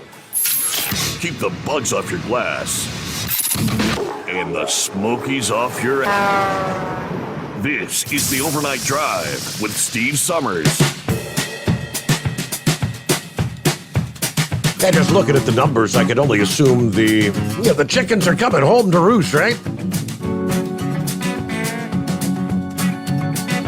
First thing that comes to my mind is with the generation of... Now, video games have been around a long time, but more and more youth these days are spending just incredible numbers of hours glued to their video gaming machines or their smartphone games or whatever the case might be versus being outdoors, getting some physical activity. Yet I can, to some extent, include my own grandkids in that category. They've actually started to limit the number of hours that Avery can play his games. Rowan spends a lot of time playing games. That's why they got him into baseball over the summer, had him playing football through the fall. Avery had his first basketball game. He's playing basketball. We actually went to that game Saturday morning. It's almost comical. Second graders. So, the youngest of the young. They don't even actually keep score on the scoreboard. They don't call a lot of, they don't call dribbling penalties and things like that and traveling. They're just trying to learn the basics of playing basketball, but it was fun to watch the youngsters out there on the court, and he got a hell of a lot of exercise running back and forth. Took my breath away just watching him play. But I bring that all up because it says more than half of America's youngest adults, 56% of those between the ages of 18 to 25, are overweight or obese, according to the Johns Hopkins research. Using data from a nationally representative sample of more than 8,000 people in that age bracket, researchers compared average weights over the past 4 decades. In that time, that population's average body mass index had increased by 4.6 points. We went from a 23.1, which is considered normal weight, to 27.7, considered overweight. That shifted the number of overweight young adults from about 18% in the late 1970s to nearly 24% by the year 2018. The biggest spike in weight measurements was in the prevalence of obesity, which increased from about 6% to nearly 33%. The percentage of those with a body mass index indicating a normal weight, 18.5 to 24.9, dropped from 69% in the 70s to about 38%. BMI matters because being overweight or obese puts you at risk for a range of health problems: high blood pressure, heart disease, osteoarthritis, type 2 diabetes, sleep apnea, and some forms of cancer. They give you the calculator to determine your body mass index. For those who BMI falls in the overweight or obese category, indicating excess body fat. Generally, the narrative is to change eating habits and behavior, aka move more, eat less. Move. Get out there and do something, right? Hey, let's see what's going on with Philip down in the Sunshine State this morning. Happy Tuesday, Philip. Good morning. Morning, Steve. Just running some fog down here right now. I don't know what you got going on with the weather, but it's pretty bad down here right now. I-4. If anybody's running on I-4 in Central Florida, it's pretty bad right now. So, and dealing with that construction too on top of it down here, it's like a race course in the dark. So, but guess what? I don't know if that launch is going to get off today. Have you heard anything about it, Steve? Yeah, that I have not. Yeah, they're supposed to have a launch. ULA was supposed to have one today, but I'll tell you what, with this happening right now, I don't know what it's like on the coast. I couldn't tell you. But over here right now, you can't even see 5 feet in front of you. So, but hopefully they'll get it off today. But that's a pretty interesting story you had about that Bitcoin thing. I guess those hot wallets burned up pretty quick there with that money. So yeah, they were flaming hot, huh? Oh, I'm telling you what, I don't know, that cryptocurrency, I don't trust that computer stuff. Who knows who it is behind that one? It could be the Chinese or the Russians, you know. And that, what they were saying earlier about it being funny about putting sanctions on Russia, that's Biden's just being that just proof right there. That's a laughing stock right there. I mean, that's just proof of it right there. They don't need anything from us. You know, they can get whatever they want. The Russians can. They can go down to Venezuela and get all the oil they want. And go down to Venezuela and get all the gold they want. So it's whatever. So that's all I pretty much got for today, bud. I'm just going to get off here because I'm running this traffic. It's getting kind of ugly still. So I'll talk to you later. All right. Well, be careful out there because I had a story where along I-4 yesterday morning, I'm thinking Philip's probably typically at his destination before this occurred, because it happened about 4:30 a.m. Now, I know he has a decent commute. He checks in at this time, but man is dead after colliding with a semi at a high rate of speed on Florida. Again, about 4:30 this past morning. This was in Hillsborough County. According to the Patch News, the motorist was speeding westbound in the inside lane of Interstate 4 near McIntosh Road when they attempted to change lanes. But as the motorist changed lanes, they clipped a moving semi-truck traveling in the outside lane. The force of the impact sent the car spinning off the roadway. Looks like it rolled several times. The motorist was ejected from the car. First responders quickly transported the man to a nearby hospital, but he had succumbed to his injuries. Truck driver was not hurt in the accident, but all lanes of westbound 4 were shut down for hours. They didn't get that reopened till about 9 o'clock in the morning there. Not a good way to start your week. Real quick, like before we get our news break, just a heads up, the Pilot Travel Centers Company has opened a store in Missouri in a location that formerly housed the Ferris truck stop. Do you remember that? The recently opened Pilot off I-29 at exit 35 in Fawcett, Missouri. Formerly it was the Ferris truck stop, which was in operation from 1976 till May of this year. Pretty much best known for the sign, the Ferris truck stop sign, which is a 1974 Peterbilt truck with a 1965 Fruhoff trailer that was mounted like 50 feet up in the air. Amenities at the 12,800 square foot Fawcett Pilot store, which is now called, include 55 truck parking spaces. You got a Taco Bell, 7 showers, 8 diesel lanes, laundry facilities, and the driver lounge. But at least a few more truck parking spaces once again available. More to come after a news update as we hit the midnight hour on the West Coast. The Steve Sommers Overnight Drive live from the Hot Shot Secret Studios. USA Radio News. I'm Brad Bernards. The Justice Department is suing the state of Texas over its newly redistricted congressional and state legislature maps. Attorney General Merrick Garland announced Monday. As the Supreme Court has observed, a core principle of our democracy is that, quote, voters should choose their representatives, not the other way around, close quote. Garland said Texas violated the Voting Rights Act by drawing redistricting maps that disenfranchise African American and Latino voters. 3 more missionaries from the Ohio-based Christian Aid Ministries have been released by kidnappers in Haiti. The organization says those who returned are safe and in good spirits. The group won't give the names of the hostages or circumstances of the release. 2 hostages were released last month. There are still 12 people in captivity who were kidnapped by a gang in October. This is USA Radio News. So right now may be the perfect time for you to rethink how you pay for health care.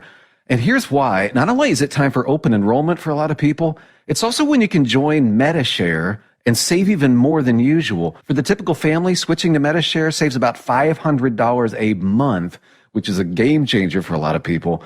And what's more, they like it. MediShare has double the customer satisfaction rate when compared to health insurance. Double. It really is remarkable. There's more than 400,000 members now who have shared more than $4 billion in medical bills, so they can handle your bills too. And here's the thing, if you join before December 15th, they'll waive your new member fee, so that's another $170 you'll save. I'll give you the number here in a second, but call and you'll get a price within 2 minutes. And again, the deadline, December 15th, so call now and you'll save even more. Call 833-34-BIBLE. That's 833-34-BIBLE, 833-34-BIBLE. White House Press Secretary Jen Psaki on Monday refused to commit to basic transparency about Hunter Biden's alleged divestment from an investment fund controlled by Chinese state-owned entities or confirm that the first son's infamous lost laptop is authentic when pressed by the New York Post. The president's son is not an employee of the federal government, so I'd point you to his representatives. And as it relates to the book, I have neither had the time nor interest in exploring or reading the book. Go ahead, Tina. Go ahead, Tina. I think I answered your question. Psaki swatted down a question about Post columnist Miranda Devine's new book, The Laptop from Hell, which was released last week. Former President Donald Trump has tapped Congressman Devin Nunes, Republican of California, to be CEO of his new media and tech company, Trump Media and Technology Group. Nunes will retire from Congress and start as CEO of TMTG in January. This is USA Radio News. Now you can fly anywhere in the world and pay discount prices on your airline tickets. Book a flight today to London, Paris, Madrid, or anywhere else you want to go and pay a lot less guaranteed. Call the International Travel Department right now at Low Cost Airlines. 800-215-5141. 800-215-5141. That's 800-215-5141. The Remain in Mexico policy has returned. To slow down the amount of illegal immigrants coming across the U.S.-Mexico border, the Biden administration has reinstated the Remain in Mexico policy, which makes illegals await decisions on their immigration cases in Mexico. Lieutenant Chris Oliveras with the Texas Department of Public Safety joins Fox News and says the Biden administration should have acted sooner. This is something that should have been done at the beginning of the year, but we're almost a year into this border crisis, and there has been no action taken upon the federal government to try to curb or deter or stop this border crisis. From the USA Radio News Phoenix Bureau, I'm Tim Berg. Gas prices across the country have fallen since last week amid fears of an Omicron variant-led economic slowdown.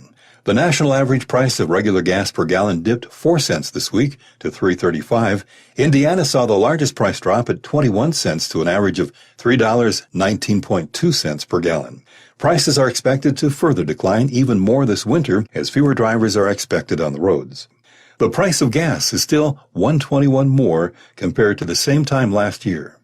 The opening price on Monday of West Texas Intermediate crude was $68.18 per barrel, $4 down from last Monday, with Brent crude oil at $71.82 per barrel, nearly $5 below prices last week. For USA Radio News, I'm Brad Bernards. It's coming. Crisp fall mornings turn bitter cold. As you fire up your diesel, you can see your breath on the inside of the cab.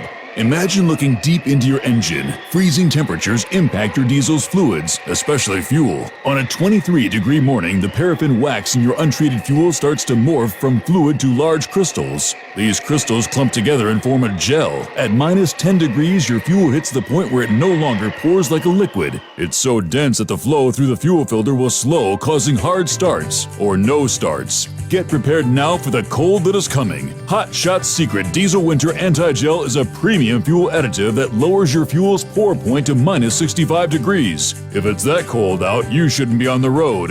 You ought to be at home in front of the fireplace. Hot Shot's Secret Diesel Winter Anti-Gel Premium Fuel Additive. Available now online at hotshotsecret.com. Hot Shot Secret. Powered by science.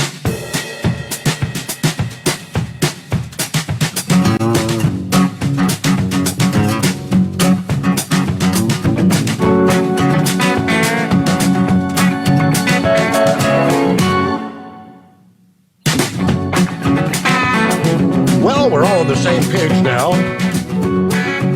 Welcome into a Tuesday, December the 7th of 2021. 80 years to the day since the attack on Pearl Harbor in 1941. Great to have you on board. Our number 844-844-3388. Hey, Vic is back on board. Yes, sir. Welcome back. Yeah. I really wanted to respond to Chevy Guy about Vietnam because I've heard that so many times. If we would have just sided with Ho Chi Minh, that we could have never had to fight the Vietnam War. And I'm just going to hit some quick points there because we were going to have the Vietnam War because Stalin wanted it. But real quick, you were talking about the Bitcoin. Actually, Elon Musk was responsible for some of that volatility. You remember he said he was going to take Bitcoin to purchase a Tesla. Then he decided, no, I'm not. He bought some Bitcoin, and that got a lot of volatility going. And you can trade Bitcoin derivatives on the Chicago Mercantile Exchange. So I guess all of that together just got things kind of, as they say, oscillating or volatility, and one thing just kind of led to another. And I really haven't followed it that closely. I know that several years ago, to kind of catch up on things, I subscribed to different advisory services, and I think I bought some Bitcoin because they sent me a Bitcoin token that's now worth 75 cents, but I can't find the record of it. So I remember coming down the stairs and telling my wife, I said, well, everything's solved. We're going to be billionaires now because it was next to nothing. And I have no idea if I bought any of them. I mean, I know I bought them, but I don't know how to go about finding out where they're at, what they did with them, or anything else. But anyway, back to the deal with Vietnam. You have to understand Ho Chi Minh was a member of the French Communist Party, and that's when France owned all of or ruled all of Indochina, not just Vietnam, but Laos and Cambodia. And whenever the Germans overran France, they set up the Vichy government, and the Vichy government in turn gave Indochina to the Japanese, and the Japanese used that as a base to attack China. If you ever seen any of the old movies about the Flying Tigers with John Wayne and all that, there were a lot of people that American civilians that actually went over there to fight them. There were a lot of Americans that joined the Royal Canadian Air Force to fight, Hitler and the Nazis in Europe. So anyway, at the end, when everything started to get settled up at the end of World War II, that's what I was talking about. Was Stalin? He did not stop whenever Japan surrendered. He kept fighting in China because he wanted China, and that borders on Russia, which then later on they had the Communist Revolution in China. Once they had the Communist Revolution in China, that's when they started working southward on Korea.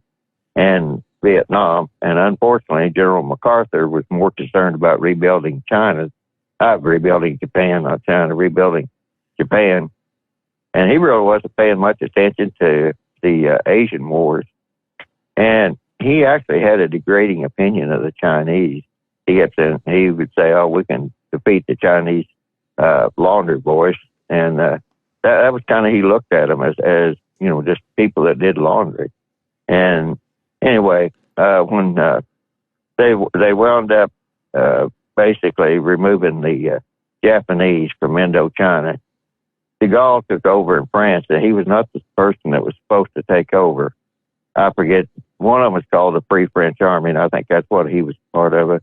But there was also a provisional government, and it was expected the provisional government took over, and de Gaulle took over, and they were not supposed to act as colonists. But de Gaulle went back and started acting like colonists all over Indochina, and that's whenever Ho Chi Minh was there. And Stalin and Mao Zedong started backing Ho Chi Minh because they were in Vietnam. And I just kind of cut it off at there, and it made no difference. Ho Chi Minh was just a useful idiot. China and Stalin had their vision set on China. I can't even keep my thoughts straight. They had their thing set on Vietnam. And so regardless of what personality was there, as long as Stalin and Mao Zedong was there, we were going to have a war in Indochina. And in 1954, that's when they come with the UN convention and said, well, we'll split Vietnam. And in 1956, we'll have an election, and they can decide what if they really want to be a Democrat or a communist nation. And that's whenever they started sending a lot of communists from North Vietnam into South Vietnam, setting up all their routes of infiltration. And so then they didn't have the 1956 election. LBJ was Senate Majority Leader. He wouldn't let Ike send jet planes into Vietnam. He wouldn't let us support the French at Dien Bien Phu. And there's quite a history there. So if anybody really wants to look at it, you'll be, as I look back on, I have to say, I believe the protesters were right and as far as protesting the war. But the only thing was, they weren't protesting the war. They were demonstrating for a communist victory. And that's where I part company with the protesters. But that was such a poorly prosecuted war. I mean, just one quick example, the mountains separate Laos and Cambodia and Vietnam. We would let the guerrillas, the VC and everybody else, we would let them establish bases up on the top of those mountains, actually established, different foxholes and stuff on the backside of the mountain. And then instead of us helicoptering our troops to the top of the mountain, no, we'd expect them to fight all the way to the top of the mountain. I mean, that's just, I could give you all kinds of examples. But anyway, you had a lot more subjects that actually interest me a lot more because, like I said, there's nothing we can do about it. It happened, but that's how it happened. But, the climate change thing and all this other, I understand they're worried about a fault breaking up there next to British Columbia and the northwestern part of the United States. I guess there's a fault line up there that if it ever breaks, we won't be worrying about climate change. And supposedly they say that they can measure it, and when it gets tight, like a tighten a guitar string too tight, that it's getting ready to break. And I just looked at some of that over the weekend. But anyway. And when it snaps, we'll know it, right? And it gets ugly. All right, yeah. Thank you very much, Vic. It's 15 past the hour. Well, yeah, we had touched several months ago on, someone had called actually and saying, is it true that more law enforcement have died of COVID than anything else? Yes, that was a true statement in 2020, and it is a true statement in 2021. But we do see the number of police shot and killed in the line of duty has also reached a new high. According to the statistics from the Fraternal Order of Police, as of the midnight hour, November 30th, a full week ago, There have been 314 officers shot in the line of duty this year. Of those officers shot, 58 of them were killed by gunfire. But 314 officers shot in the line of duty, according to the FOP in a presentation on monthly statistics of shootings of police. Steve Malzberg covered the topic over the weekend, interviewing the Manhattan Institute fellow and New York Times best-selling author, Heather McDonald, who's an expert on the subject. They've got the video. McDonald says criminals have got the message in this post-George Floyd era that there's no consequences for the most appalling, savage behavior.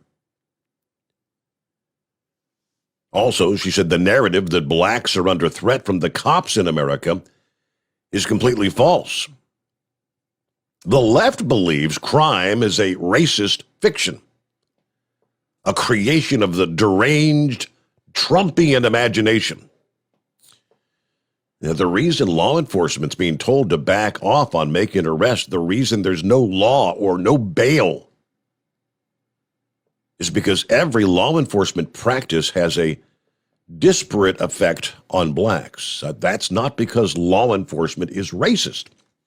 Now, again, that's her statement, Heather McDonald, over the weekend, but 314 officers shot in the line of duty in the year 2021, 58 dead to date, and there's still several weeks left in the year. And with that, a quick 2-minute timeout. The Steve Sommers Overnight Drive live from the Hotshot Secret Studios. You're listening to the Overnight Drive with Steve Sommers. After a long winter road trip, there's nothing like coming home to a warm, comfortable home. Hi, I'm Steve with USA Insulation. We appreciate our truckers and the long hours you're putting in to service all. Without you, we wouldn't even get the materials to insulate. So we want you to feel like a king when you get back. We put our foam in your walls. It's like putting a coat around your entire home. Keeps the cold air out and the warm air in. And with the rising energy costs, that's going to save you a bundle. We're getting homes ready for winter right now, and we have $1,000 of savings for everyone. But because we love our truckers, we're going to give you an additional $250 discount just for mentioning this show. So give us a call, 1-800-USA-FOAM. That's 1-800-USA-FOAM or usainsulation.net. We're going to give you an additional $250 discount for mentioning the show. 1-800-USA-FOAM or usainsulation.net. USA Insulation. At Hotshot Secret, we share the science behind common diesel problems. For example, Diesel fuel cetane levels. the cetane rating in diesel fuel is 42 to 45. Most diesel engines operate more efficiently with a cetane rating of 48 to 50. One treatment of Hotshot Secret Diesel Extreme will raise your cetane 7 points, increase fuel economy, and improve cold starts. Hotshot Secret Diesel Extreme is available nationwide at truck stops, fine farm and auto stores, and online at hotshotsecret.com. Hotshot Secret, powered by science. My daughter Brinley is here at St. Jude. Coming here was literally life or death, and it was so scary. But St. Jude is fighting for one goal, like this one mission, life. And that gave us hope. We haven't received a single bill from St. Jude, so I really can just focus on what's best for Brinley. Finding cures, saving children. Learn more at stjude.org. And now, back to the Steve Sommers Overnight Drive, live from the Hotshot Secret Studios.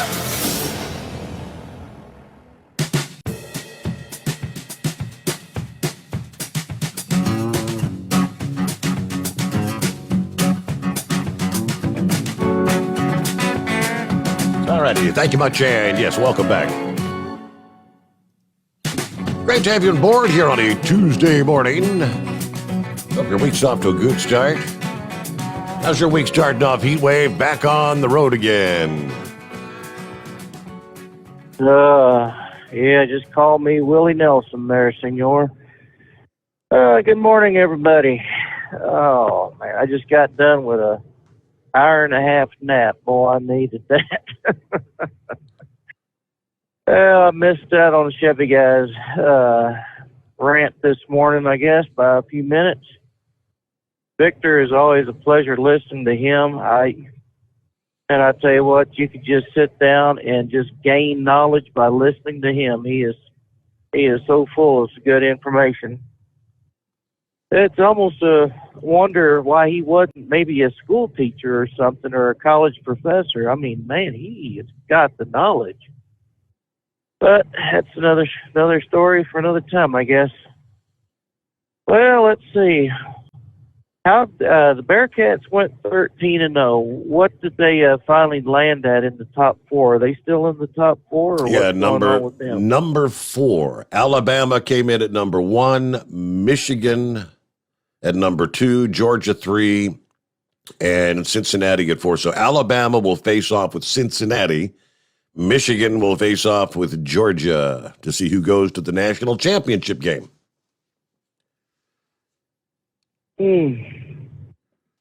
Well, the committee's got it lined up again, just to see if it's an all-SEC championship game. It's arranged, so we could see a rematch of Georgia versus Alabama for a championship game. You know, that could be. Yep. And how many times has that happened with the SEC having two teams in the final championship game in the last 10, 15 years? I'd say it's a little bit more than what should be, but now that A&M is part of SEC for the last 10 years, I guess I shouldn't complain too much. Well, good luck to the Bearcats. I think this will be an interesting game between them and Alabama. Mm-hmm. So they're playing. The day of Thanksgiving, the day of New Year's, or the day after. Well, what's their bowl? I'd have to pull up the schedule. I'm not sure about the dates on that. Okay, that's all right. Well, either way, it's going to be interesting to see how this turns out. So, and Michigan, my goodness gracious, I mean, just put the beat down on Iowa. You wouldn't expected it to be so lopsided, but who knew? Who knows? Maybe this is the Big Ten's year. So, yeah, we got a little cool yesterday and today. The weather forecasters were actually right as far as how cold it was going to get in our neighborhood. In fact, they nailed it. It's like, well, I hope they can start getting a little bit more accurate with their weather predicting, because, man, I tell you what, they have just been off with the temperatures. I don't know what programs they're using, but it seems like they were using the European model at one time, and the European model seemed like it was the one that was just spanking all the U.S. models, because 9 times out of 10, that European model was right on the money. So, like I said, we sure could use the rain out here. I mean, even the cactus is starting to shrivel up, and when that happens, that's a bad sign. Oh, so anyways, yeah, I tend to agree. I was talking to that Chevy guy earlier, and he has his opinions, and he is concerned about what's going to happen in the next couple of months, especially with the Chinese having their Winter Olympics. I understand Sleepy Joe is punishing the Chinese by not allowing our athletes to play, to participate. And I really don't know what that accomplishes. And honestly, if I understood correctly, it's a diplomatic ban, isn't it? I mean, I think we're going to play. Our players will play in the games. We're just not going to send any official representatives, over to the country. A diplomatic boycott was my understanding. Oh, is that how that's going to work out? Well, I mean, what is it really going to do? You know, it just makes a statement. We ain't happy with your attitude. Well, China don't give a rat's behind about what's going on. Russia didn't give a rat's behind when Carter said we're boycotting the Olympics over there. So, I mean, if you want to do something that gets people's attention, you got to do something what Trump has done. Because, you know, they are laughing at us as a whole, saying, you elected this idiot. Well, China knows they put him in. Russia helped. You know, and then to have this idiot scream about Trump making a phone call to Ukraine, one phone call talking to their prime minister or whatever, and then he turns around and Biden turns around and then, you know, just buddies up with the Chinese, the Russians, begging for more oil. We got it here. Let's pump it. Let's get ourselves going again. You know, be the leading producer of oil and energy export. You know, the money's out there to be made. We obviously need it for our government coffers. I think he's profited enough from the Chinese and the Russians that we don't need to have any more of this crap going on. But it's going to be another year, 11 months until we get the 22 elections done, midterms, and hopefully we can get the supermajority, and whatever he wants, he doesn't get, and whatever the supermajority wants, if he vetoes, then they can override the veto and try to put this country back on solid ground again. But yeah, it is amazing how the Democrats can scream about the Republicans and their actions and then turn around and do what they accuse the Republican Party of doing and just, you know, brush it off like dandruff on the shoulder. You know, oh, that's nothing. We'll take care of that. Yeah. But yeah, I tried to avoid the news because it just seems to get me really ticked off and fired up. So, well, did you see the picture of Ted Cruz and his deer that he shot over the weekend? I did, yes, indeed. My goodness gracious, that was a real nice spread on that. And I don't know exactly where he hunted that. Probably, I would say South Texas, but I could be way off. I didn't really read exactly where he harvested the deer, but my goodness, that was a beauty. Oh, Pup sent me a picture of or was it Pup? Someone had sent a picture of what was harvested from their farms. Someone had come over, and I mean that the spread of that rack was really nice too. And of course, Gilligan's daughter got herself a 6-pointer. Mm-hmm. I mean, it looks like everyone's having a pretty good year this year as far as harvesting deer. Well, I saw that. Good for them. I wish I could. Billy, the kid sent an email last evening that I guess he got a doe out. Yeah, he was out over the weekend. He said Big Moose got a good-sized buck, and Moose's boy also got a decent-sized buck over the weekend. Haven't seen the pictures of them yet, but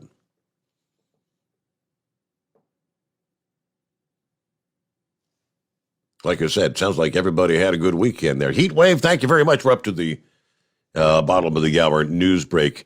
Oh, and to answer your question about those the bowl games, the schedule, those will be on New Year's Eve.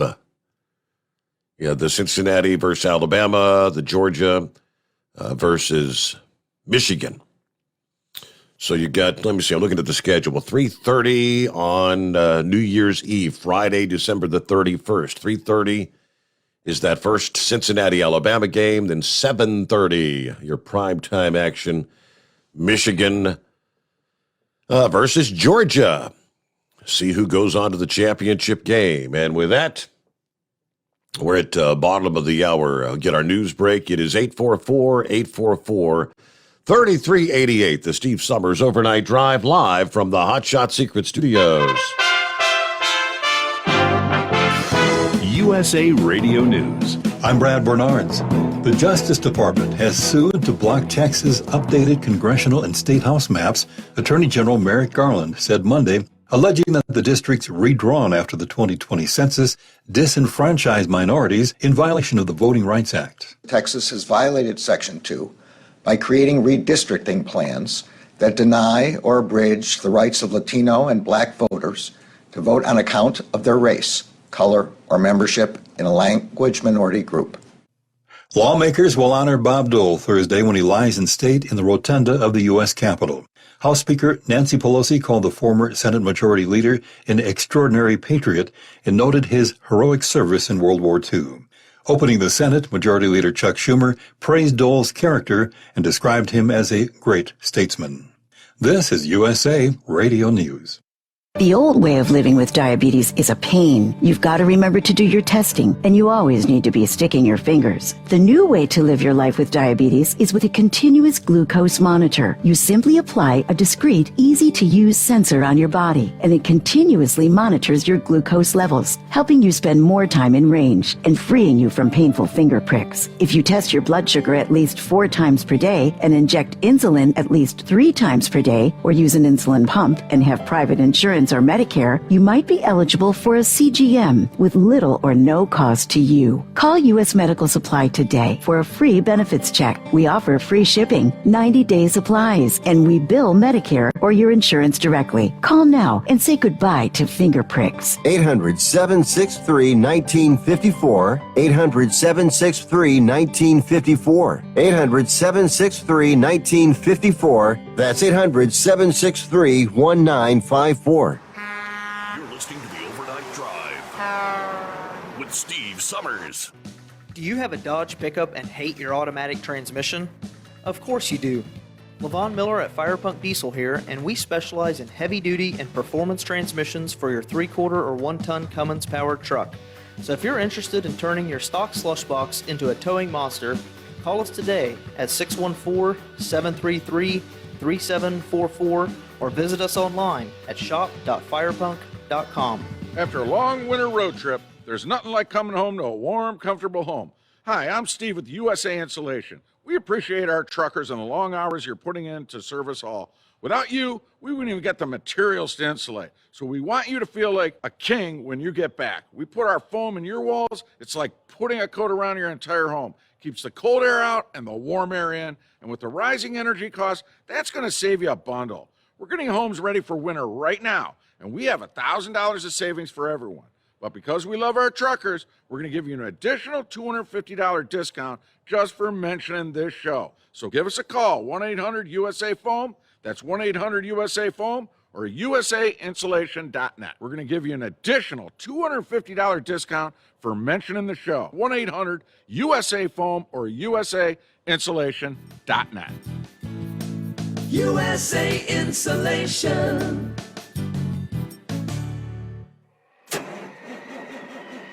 It's coming. Crisp fall mornings turn bitter cold. You climb into your diesel and it feels like you're sitting on an ice cube. Imagine how your engine feels after a frosty night. Freezing temperatures impact your diesel's fluids, especially fuel. As the temperatures drop, water that is emulsified within your fuel is released, adding more water into your system. Frozen water in your fuel lines, filter, or bowl will simply slow the flow, or worse, stop the flow of fuel in your system. No fuel flow, no start. Get prepared now for the cold that is coming. Hot Shot Secret Diesel Winter Anti-Gel is a premium fuel additive that lowers your fuel's pour point to minus 65 degrees. If it's that cold out, you shouldn't be on the road. You ought to be at home in front of the fireplace. Hot Shot Secret Diesel Winter Anti-Gel Premium Fuel Additive. Available now online at hotshotsecret.com. Hot Shot Secret. Powered by science. Dean Michael, the tax doctor here. I have one question for you. Do you want to stop worrying about the IRS? If the answer is yes, then look no further. I've been around for years, I've helped countless people across the country, and my success rate speaks for itself. So now you know where to find good, honest help with your tax problems. What are you waiting for? If you owe more than $10,000 to the IRS or haven't filed in years, call me now at 888-557-4020 or go to mytaxhelpmd.com for a free consultation and get your life back. Hi, we're the Goo Goo Dolls. We're fortunate that we can give our daughters everything they need to grow and learn. But not every child can focus on classes and play dates. Nearly 13 million kids in the U.S. face hunger. That's 1 in 6. School lunch might be their only meal each day, and it's heartbreaking to imagine any child going to bed hungry. We're dreaming of a perfect day when kids can smile, play, and just be kids without worrying about where their next meal will come from. Feeding America is working to make that perfect day a reality. Each year, the Feeding America network of food banks rescues billions of pounds of good food that would have gone to waste. That food is given to families and children in need. Being a kid should be about doing things that make an ordinary day extraordinary. Learning to play an instrument, building a sandcastle, hosting tea parties. Hunger should never be an obstacle to growing up. You can help end childhood hunger in your community by visiting feedingamerica.org. Brought to you by Feeding America and the Ad Council. Keep the bugs off your glass and the smokies off your This is the Overnight Drive with Steve Sommers.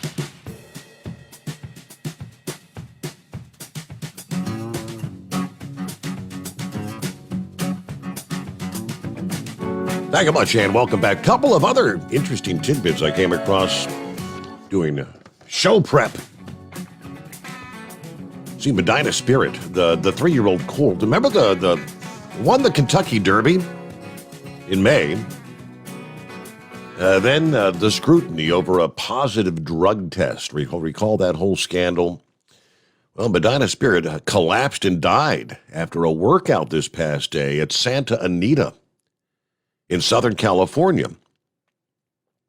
Bob Baffert issued a statement that he said the horse suffered a heart attack. I had just completed a 5 furlongs in his second workout since finishing second in the Breeders' Cup Classic a month ago at Del Mar. He said the entire barn is devastated by the news. Medina Spirit was a great champion, a member of our family who was loved by all of us. So we're deeply mourning his loss. Now, Santa Anita said in a statement that the track veterinary team took blood, hair, and urine samples and sent them to the California Horse Racing Board. The horse will undergo a full necropsy, and as required by the racing world to try to determine the exact cause of death.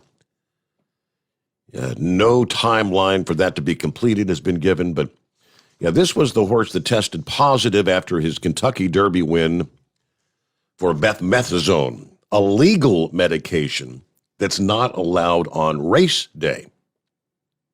That was Bob Baffert's record 7th win in the Kentucky Derby, but in the wake of the failed test, he was suspended by Churchill Downs, barred from entering horses for 2022 or 2023 for the Kentucky Derbies. He was also banned by the New York Racing Association from entering horses at the Belmont, Saratoga, and Aqueduct tracks. Last Friday, as a matter of fact, Baffert's attorney issued a statement saying that the tests that were done by the New York lab have definitely confirmed Medina Spirit tested positive for that steroid, although not an injection. They say it was due to an ointment that was being used to treat a skin rash. As far as the Kentucky Horse Racing Commission, they've been investigating the case. They've yet to hold a hearing that could possibly disqualify Medina Spirit's win there at the Kentucky Derby. I guess there's going to be an asterisk by that one in the history books. Meanwhile, let's get back to the calls here, and what's going on, Eagle? Yeah, I want to discuss one more thing that I didn't get to in the first call, what I talked to you about last night. Some more information has come out on this Detroit, Michigan, area school shooting that I learned today. You know something, Steve? It's even more disturbing news coming out of this deal. Did you know that the parents of this loser purchased a gun for this guy as a present? This gun was purchased by this guy, his kid's parents for him. And they knew that this kid had a lot of problems, and they still bought him a gun. It makes no sense.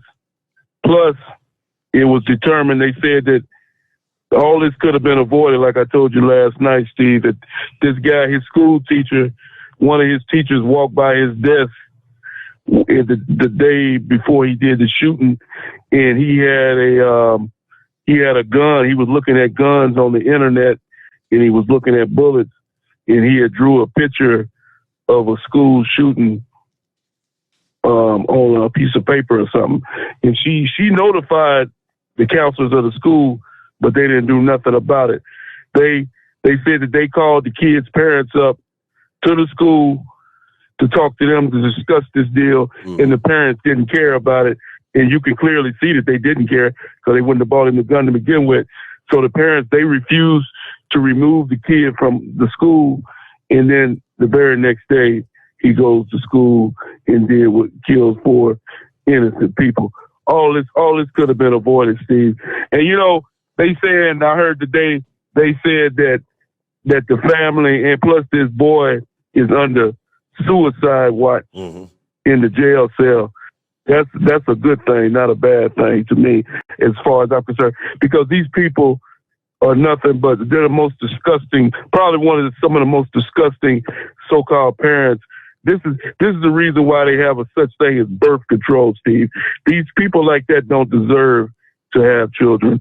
Anybody that would do something so disgusting. Why would you purchase a gun for a 15-year-old kid? Makes no sense. And the boy already had mental issues, and they would go and do something like that. These people need to be prosecuted to the fullest extent of the law. No, they didn't go into the school and shoot those 4 people, but they just as responsible as their son, as far as I'm concerned. And all of them need to rot in jail for the rest of their life because they ruined people's lives right before the holiday. Like I say, I don't know nobody involved in this situation, and the whole thing disgusts me. Steve, this is probably one of the worst. You know, normally in a school shooting, it's usually an outsider that does it. You know, a guy off the street or somebody that does this. It's normally not a student that does this type of thing. That's why it's even more disturbing that, you know, that this would occur. And like I said, I'm thinking about, at this point, I'm thinking about pulling my kids out of school and homeschooling. You know, it was already with the virus and, you know, the vaccines and all that. I don't like this, you know, there's mandates on that. But then, like I say, the more I think about it, Steve, and you see all these shootings, they said, I read on my phone while I was on hold, that in South Carolina, that another student, he had planned an attack, and luckily he was talking on the school bus a couple of days ago, and one of the other students overheard him saying that he was going to go to school with a trench coat on and shoot some people at school. Luckily, the girl, whoever heard him, notified the authorities, and they arrested this kid. Yep. This, like I said, it's a bad situation, Steve, when you can't even send your kids to school and not knowing if they're going to come back home at the end of the day. It doesn't matter what state or city you live in, it can occur. And it's really a shame that it's going to come to this point. These schools in the United States, is like I keep telling you, Steve, they focusing on the wrong thing. They focusing on the gun. They need to be focused on the mental issues of these problems. You can go back and look at every school shooting. I don't care if you go back 5, 10 years, just about everybody involved in these shootings all have mental issues. None of these people shouldn't have been on the street to begin with, and we wouldn't even be talking about this. So Joe Biden and the Democrats, they keep, every time we have a shooting, they talk about taking guns away. No, you don't need to take the guns away, my man. You need to take the people off the street that have mental problems and are deranged and have no business whatsoever having a gun in their hand. Until they do that, Steve, we're going to continue to see these types of shootings. Same thing with the guy up there in Wisconsin that drove that car through them people. That guy shouldn't have been on the street to begin with. He had already tried to run his wife over a couple of days before that. So like I said, until the Democrats start focusing on the right thing, we're going to continue to see these type of bad things happening in America. And I thank you for taking my call tonight. Yeah, and just for, unless something had changed, to be clear, my understanding was the parents of the student there were actually at the school the day of the shooting. He's correct that there was a teacher that noticed, I guess, a photo, I don't know if it was a doodle or whatever that he had on his desk. I think it was the day before that she noticed him searching for ammo online. And then they were kind of, the school was concerned about the behavior. The day of the shooting, the teacher, that was the day that they noticed, some of the doodles or whatever, the drawings that he had made. And I guess, notified the principal. Principal calls them, the parents were there at the school, sat down there with him. At which point in time, according to what they're saying now, the actual gun that the father had purchased on Black Friday had to have been in the boy's possession. Either it was in his locker or it was in his backpack. He had it with him because they used their surveillance cameras and whatnot. They know once, he's correct. The parents opted not to take him out of school that day. And sent him back to class. And within a matter of, literally, within hours is when he commenced to shooting. But as I was saying, they used the surveillance cameras and whatnot. They know the boy did not leave the school, did not leave the premises after the parents had come in for their meeting. The weapon was there at the time the parents were meeting with him. Which is, very frightening.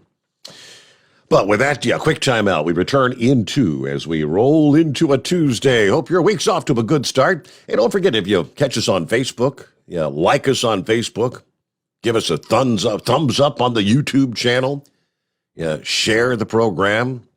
The more you share, the more people find us. Spread the word. It's the Steve Sommers Overnight Drive live from the Hot Shot Secret Studios. Hot Shot Secret Studios, the Steve Sommers Overnight Drive. Dean Michael, the tax doctor here. Are you one of those truck drivers that came home after a long haul and found the only thing waiting for you was a stack of IRS letters? Your significant other was gone, but your newfound IRS problem is still there. I've heard this story many times over the years. While I can't help you with your broken heart, I can fix your tax problems. If you owe more than $10,000 to the IRS or haven't filed for many years, call me for a free consultation at 888-557-4020 or go to mytaxhelpmd.com. Like I always say, you keep your eyes on the road, I'll keep mine on the IRS. 145 over 92. 180 over 111. I had a heart attack and a cardiac arrest, and then a stroke. Your blood pressure numbers could change your life. Lowering your high blood pressure could save you from a heart attack or stroke. If you've stopped your treatment plan, restart it or talk to your doctor about creating one that works better for you. Start taking the right steps at manageyourbp.org. Now I'm, trying to get better, stronger than ever. Brought to you by the American Heart Association, American Medical Association, and the Ad Council. At Hot Shot Secret, we share the science behind common diesel problems. For example, stiction. Found throughout the oil system, stiction is the sticky friction that negatively impacts your engine's ability to function at an optimal level. The molecular structure of oil is a hydrocarbon. The engine's extreme heat, tight tolerances, and high pressure cause the oil to break down and release hydrogen, leaving behind varnish, a carbon-based deposit. The varnish clings to the engine's moving parts, creating drag on the turbocharger, oil pump, and pistons. Symptoms of stiction include a rough idle and the loss of fuel economy and performance. Hot Shot Secret Stiction Eliminator delivers a 98% clean rating in third-party scrub tests. Its synthetic cleaner plus nano lubricant contains no harmful solvents and is formulated to be left in the engine to safely dissolve stiction for thousands of miles. It works as you drive. Stiction Eliminator is available at truck stops, Tractor Supply, O'Reilly's Auto Parts, and online at hotshotsecret.com. Hot Shot Secret. Powered by science. Because Channel 19's a little congested. Call Steve now at 844-844-3388. The Overnight Drive.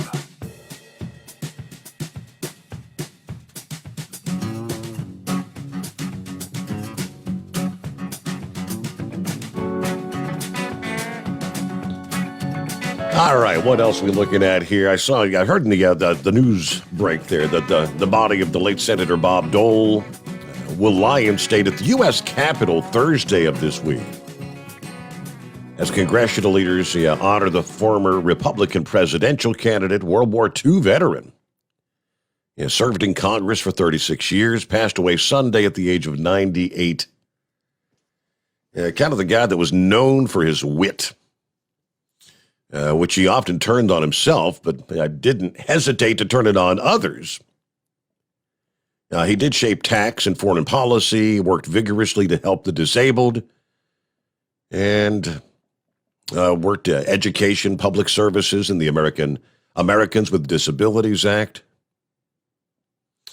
The U.S. Capitol's been considered the most suitable place for the nation to pay final tribute to its most eminent citizens by having the remains lie in state. He won the Republican nomination back in 96, defeated when Bill Clinton won a second term. He was also a 1976 Republican vice presidential candidate on the losing ticket with Gerald Ford at the time. But throughout his political career, he carried the mark of war, charging a German position in northern Italy in 1945. He was hit by a shell fragment that crushed 2 vertebrae and paralyzed his arms and legs. Spent 3 years recovering in a hospital and never regained use of his right hand. But Bob Dole lying in state this Thursday at the U.S. Capitol. All right, let's see. We'll get to the CNI dog coming up here. First, it's Scarecrow's on the line. Morning, Scarecrow. What's happening? Hey, Steve. Bit of a follow-up to Eagle's last call there. And maybe you covered this earlier yesterday or that I missed out on, but I caught this Friday morning on our local morning program. I looked it up and did a search on it, and yeah, one of those students that were killed out there, he was on the football team, and there's a pretty major move to rename their football stadium in his honor. I don't recall his name, but he had, and they have this on film, videos, security cameras and whatnot. Mm-hmm. When all the masses were running to get out of the building, shows him going the other direction, and he was killed with plans to disarm that shooter. So the clip that I found said he, as a Friday morning, there had already been 34,000 signatures on that petition.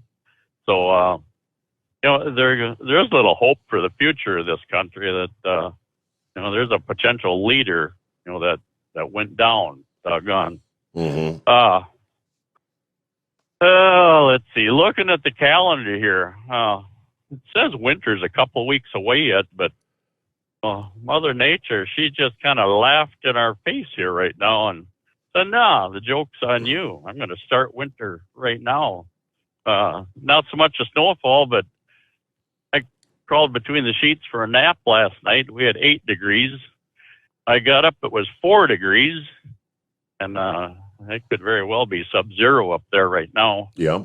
We got about, 10 degrees here in Milwaukee. But so either way, I dug deep into the dresser drawer and grabbed a pair of long johns as kind of the rule of thumb. When it's consistently below about 25, they come out. That goes back 40 years when a seasoned driver told me, Crow, that I'm sitting there broke down alongside the road, and it's windy and cold and blowing and nasty. Them long johns sitting at home in the drawer aren't going to do a bit of good. So either way, yeah, we're dressed to kill right now. It makes me feel a little better looking at the first level engine warning light that's been on my dash for the last hour. We're kind of used to that. It's a Freightliner, so it goes with the territory. Thinking about date, December 7th. I was reminded about this actually when I was getting dressed this morning.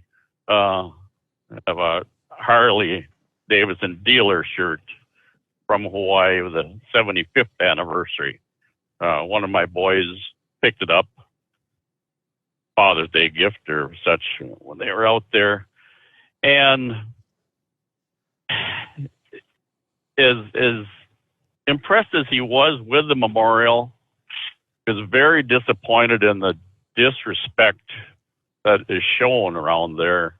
That as tight as things are controlled around the unknown monument, he said the tourists and whatnot, they literally treat the Pearl Harbor Memorial as almost a amusement park atmosphere. Kids running around and everybody doing photo ops and whatnot, just total lose sight of what really it represents, and the fact that they're over a serving ship at that moment. And I kind of look at those, what is it, like 1,100 or so, still down there serving that ship. So no, that was, and probably to the fact that he is military and such too, that it bothered him more. But no, it just didn't seem like the true atmosphere that it should be. But let's see. I'm trying to think something on a lighter note here too. What the heck was that? Oh yeah, I guess and this ties in with the monument there. I was probably about 8 to 10 years old. Little 5 and dime store in our town. They had a model of the Arizona, a plastic model kit. I salivated over that thing, Steve. A couple of times a week I'd go in there and handle that, and that was the coolest thing in the world. And after a few months of this, it finally disappeared one day, and I all but heartbroken, And guess what I opened on my next birthday? Somebody had that for you. I think Mama or Daddy kind of got the hint that, boy, the young man is really intrigued by that thing. So either way, if I dig deep enough in the boxes around the house, it would still pop up somewhere. I'm still around. So I think there was something else, but yeah, listening to Vic there, it is always intriguing, getting the history lesson. I was intrigued with history through school, but unless it was a lot of pictures involved, reading did not do well with me. So, and that follows through today too. But either way, that's about all I had for the moment here, Steve. So we'll cut you loose. Hey, catch thank up with you tomorrow, maybe. Appreciate you checking in. Thanks for listening, as always, Scarecrow, and thanks for being a part of the program. All right, who brought up the Olympics? Does anybody care? Yeah, well, it was Heatwave we were talking to about. Yeah, he thought we were going to boycott the games. No, it's a diplomatic boycott. Which, what does that really mean anyway? Anything? China has threatened the Biden administration with retaliation over this decision to impose a diplomatic boycott of the Winter Games next year. The move could damage bilateral relations, because our relations are so good with China right now, right? The Biden administration announcing they would not send an official U.S. delegation to the Winter Games as a statement against China's ongoing genocide and crimes against humanity in Xinjiang. U.S. athletes will still be allowed to compete in the games, though. Prior to the official announcement, Beijing warned they would take resolute countermeasures against Washington if the diplomatic boycott went ahead.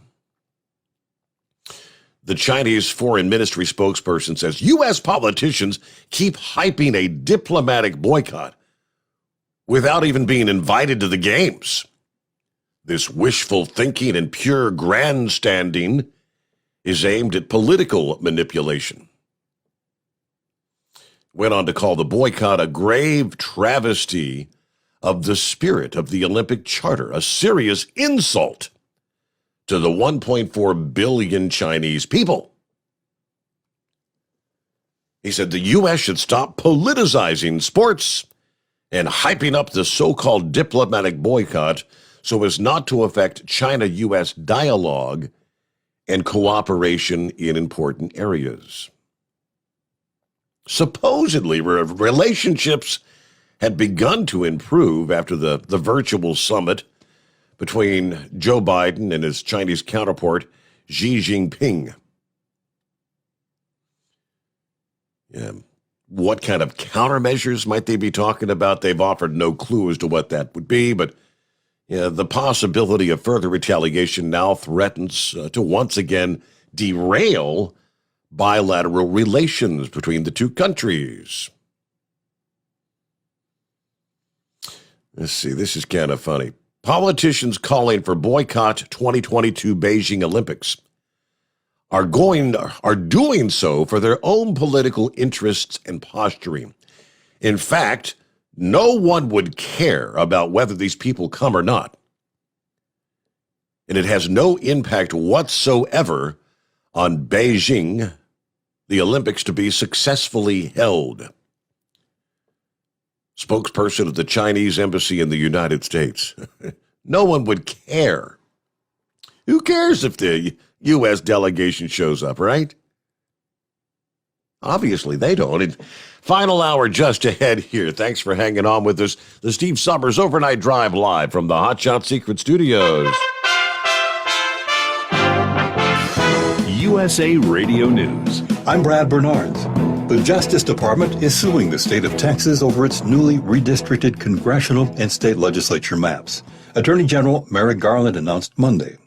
As the Supreme Court has observed, a core principle of our democracy is that, quote, voters should choose their representatives, not the other way around, close quote. Garland said Texas violated the Voting Rights Act by drawing redistricting maps that disenfranchise African American and Latino voters. 3 more missionaries from the Ohio-based Christian Aid Ministries have been released by kidnappers in Haiti. The organization says those who returned are safe and in good spirits. The group won't give the names of the hostages or circumstances of the release. 2 hostages were released last month. There are still 12 people in captivity who were kidnapped by a gang in October. This is USA Radio News. So right now may be the perfect time for you to rethink how you pay for health care. And here's why. Not only is it time for open enrollment for a lot of people, it's also when you can join MediShare and save even more than usual. For the typical family, switching to MediShare saves about $500 a month, which is a game changer for a lot of people. And what's more, they like it. MediShare has double the customer satisfaction rate when compared to health insurance. Double. It really is remarkable. There's more than 400,000 members now who have shared more than $4 billion in medical bills. So they can handle your bills too. And here's the thing. If you join before December 15th, they'll waive your new member fee. So that's another $170 you'll save. I'll give you the number here in a second, but call and you'll get a price within 2 minutes. And again, the deadline, December 15th. So call now and you'll save even more. Call 833-34-BIBLE. That's 833-34-BIBLE. 833-34-BIBLE. White House Press Secretary Jen Psaki on Monday refused to commit to basic transparency about Hunter Biden's alleged divestment from an investment fund controlled by Chinese state-owned entities, or confirm that the first son's infamous lost laptop is authentic when pressed by the New York Post. The president's son is not an employee of the federal government, so I'd point you to his representatives.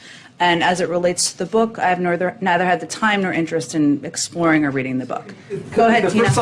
Go ahead, Tina. I think I answered your question. Psaki swatted down a question about Post columnist Miranda Devine's new book, The Laptop from Hell, which was released last week. Former President Donald Trump has tapped Congressman Devin Nunes, Republican of California, to be CEO of his new media and tech company, Trump Media and Technology Group. Nunes will retire from Congress and start as CEO of TMTG in January. This is USA Radio News. Now you can fly anywhere in the world and pay discount prices on your airline tickets. Book a flight today to London, Paris, Madrid, or anywhere else you want to go and pay a lot less guaranteed. Call the International Travel Department right now at Low Cost Airlines. 800-215-5141. 800-215-5141. That's 800-215-5141. The Remain in Mexico policy has returned. To slow down the amount of illegal immigrants coming across the U.S.-Mexico border, the Biden administration has reinstated the Remain in Mexico policy, which makes illegals await decisions on their immigration cases in Mexico.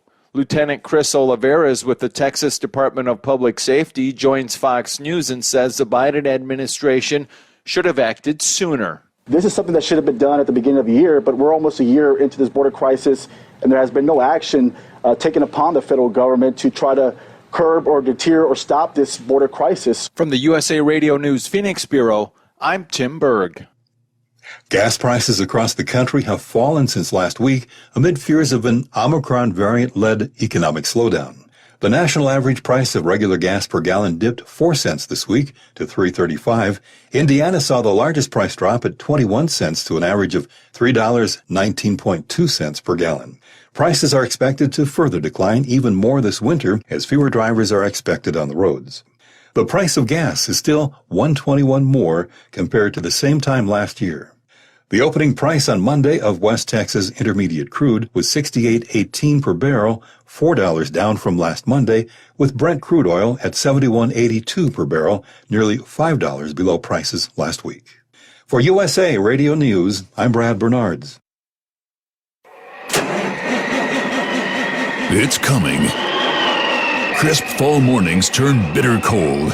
You climb into your diesel and it feels like you're sitting on an ice cube. Imagine how your engine feels after a frosty night. Freezing temperatures impact your diesel's fluids, especially fuel. As the temperature within your fuel is released, adding more water into your system. Frozen water in your fuel lines, filter, or bowl will simply slow the flow, or worse, stop the flow of fuel in your system. No fuel flow, no start.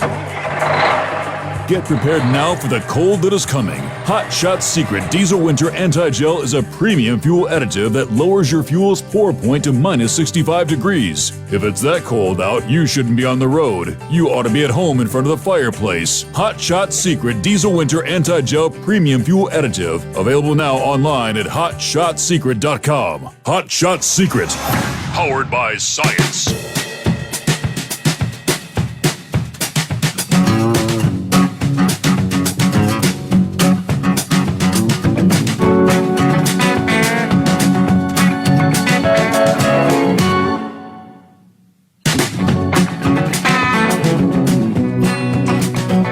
Back at it here on a Tuesday morning.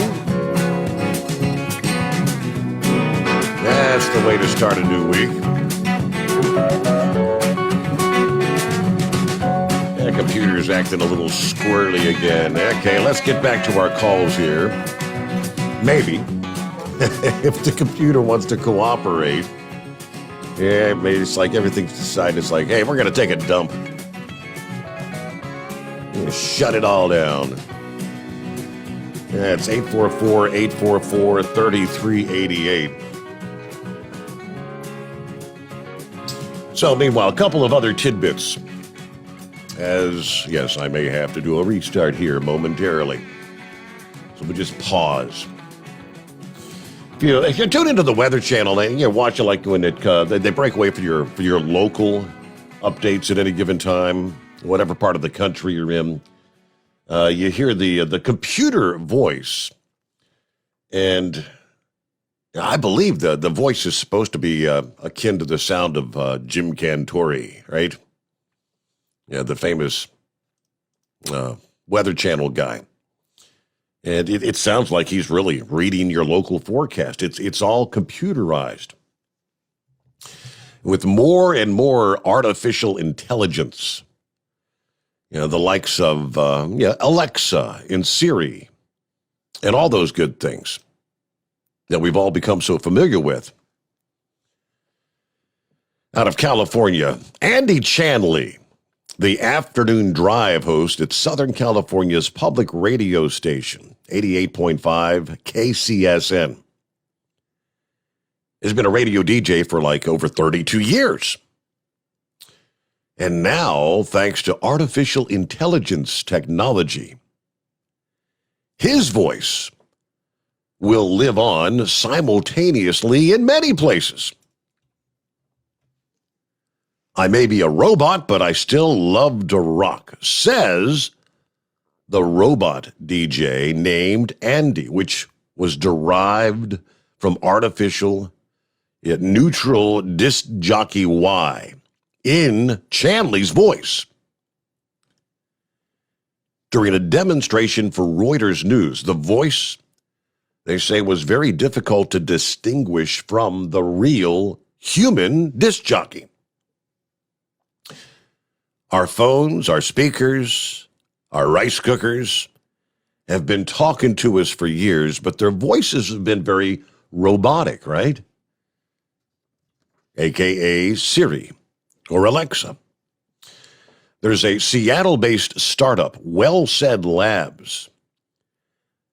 They say we have finessed the technology to create over 50 real human voice avatars like Andy so far, where what you do is the producer simply types in the text to create the narration.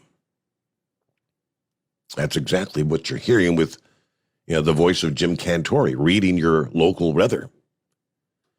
The CEO of the Los Angeles-based artificial intelligence startup, Super Hi-Fi, said Andy will be integrated into their artificial intelligence platform that automates music production.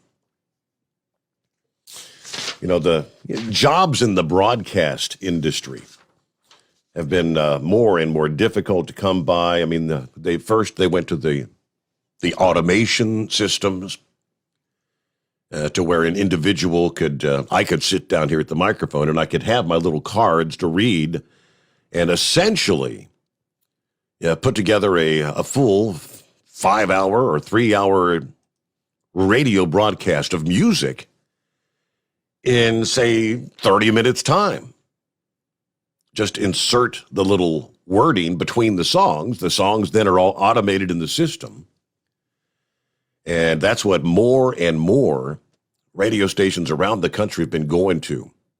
And like I said, this has been going on for years now. And now with this technology, you could almost have one individual, say they have 4 or 5 different voices from this artificial, and you have the female robot voice that does the morning drive, different voices for different day parts, and one individual just sits and types in what they want the robot to say, and it'll sound like an actual human doing the broadcasting. And the artificial intelligence, they're actually working now on the process for the artificial intelligence, the computer, the robot, to actually do the typing in what the robot's going to say, to where you won't even need human interaction. It's kind of frightening times we've come to, isn't it? Modern technology, right? Be careful what you wish for. All right, I'll do a quick reset here. I have to probably turn the computer off, but should be back within a very short order. The Steve Sommers Overnight Drive live from the Hot Shot Secret Studios. You're listening to the Overnight Drive with Steve Sommers. The Hot Shot Secret Facebook page gets a lot of robust Q&A about diesel problems and their solutions. We listen to our customers. Here are their words straight from their mouths about Hot Shot Secret everyday diesel treatment. Our fans call it EDT. I'm John Sharp, a.k.a. J Sharp from Newburgh, Pennsylvania. Using EDT, my local fuel mileage went to average of 22 to 23, and my highway MPG went to 26 to 28. Hi, I'm Danny. I'm from Arizona. I drive a 02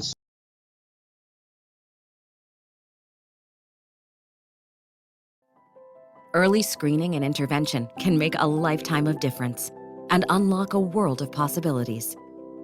Take the first step at autismspeaks.org.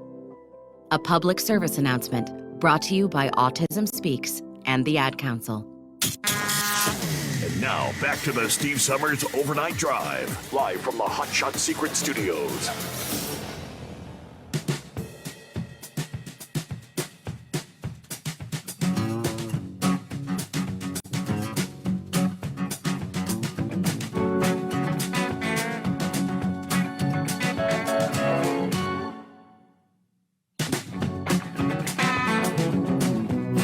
All right, camera's on anyway. I think we're all here. Welcome back. It is 844-844-3388. Don't think we lost connection actually there. See-and-I Dog, what's happening? Good morning. Yeah, it did fade out, but I waited. Still said you're on there. Okay, as far as the last story you read, Will Smith's iRobot, one of us. You know? Yes, that's pretty much what it seems like it's coming to. Yeah, I mean, to be able to actually listen to the radio and not know if you're listening to a human or a robot or a computer, weird. Yes, my buddy has a theory that he read was used to have a lot of horses back in the day, hauling carts and doing farming and stuff, and we don't have as many horses as we used to. That's something to think about. Second thing, as far as I made a call to you on October 9th about road rage, and it was a pretty good call. It was the first one out of the box. Mm-hmm. Not as much as it used to be on the road. Some truckers still won't let you pass, and I really think it created a rift between truck drivers and cars. I remember the story you read earlier today about the cars trying to go around and stuff like that. And then you saw that video of that car on 294. That's my neck of the woods. That got wedged underneath that truck, and that truck just kept going. I saw one time that a car didn't like the truck in the hammer lane, so he curved in towards him, and then the truck started pushing him sideways down the road. I was 2 lanes over, and I blew my horn. I'm like, really, dude? You're not going to stop? And he did pull over finally, but it was just crazy. I think people in cars lost any type of respect for truckers. Not everybody, but some. And I think they have no fear of trucks either by the way they raise up on a truck's bumper. And seems like they don't realize the capabilities of like going back to that video that I've seen. It was shared a bunch of times. The black automobile that's underneath the trailer, for the individual that was driving that truck, all that resistance of the tires being pushed sideways, the drag. Would you not notice that when you're going down the road, or could you be oblivious and not even feel it? No, you would feel it and you would hear it.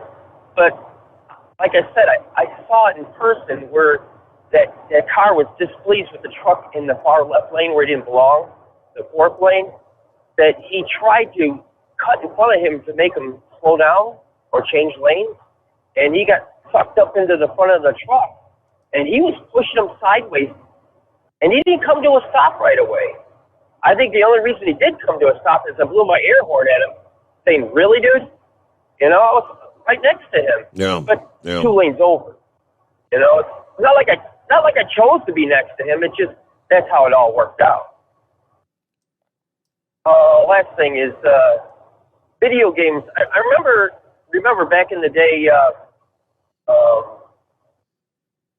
it was a Police Academy movie, and they were in Russia, and they had this handheld video game, and they noticed that how addictive it was back then. You know, that all they need to do is to distract somebody is to let them play a video game, and then their mind was somewhere else instead of doing what they're supposed to be doing. And, you know,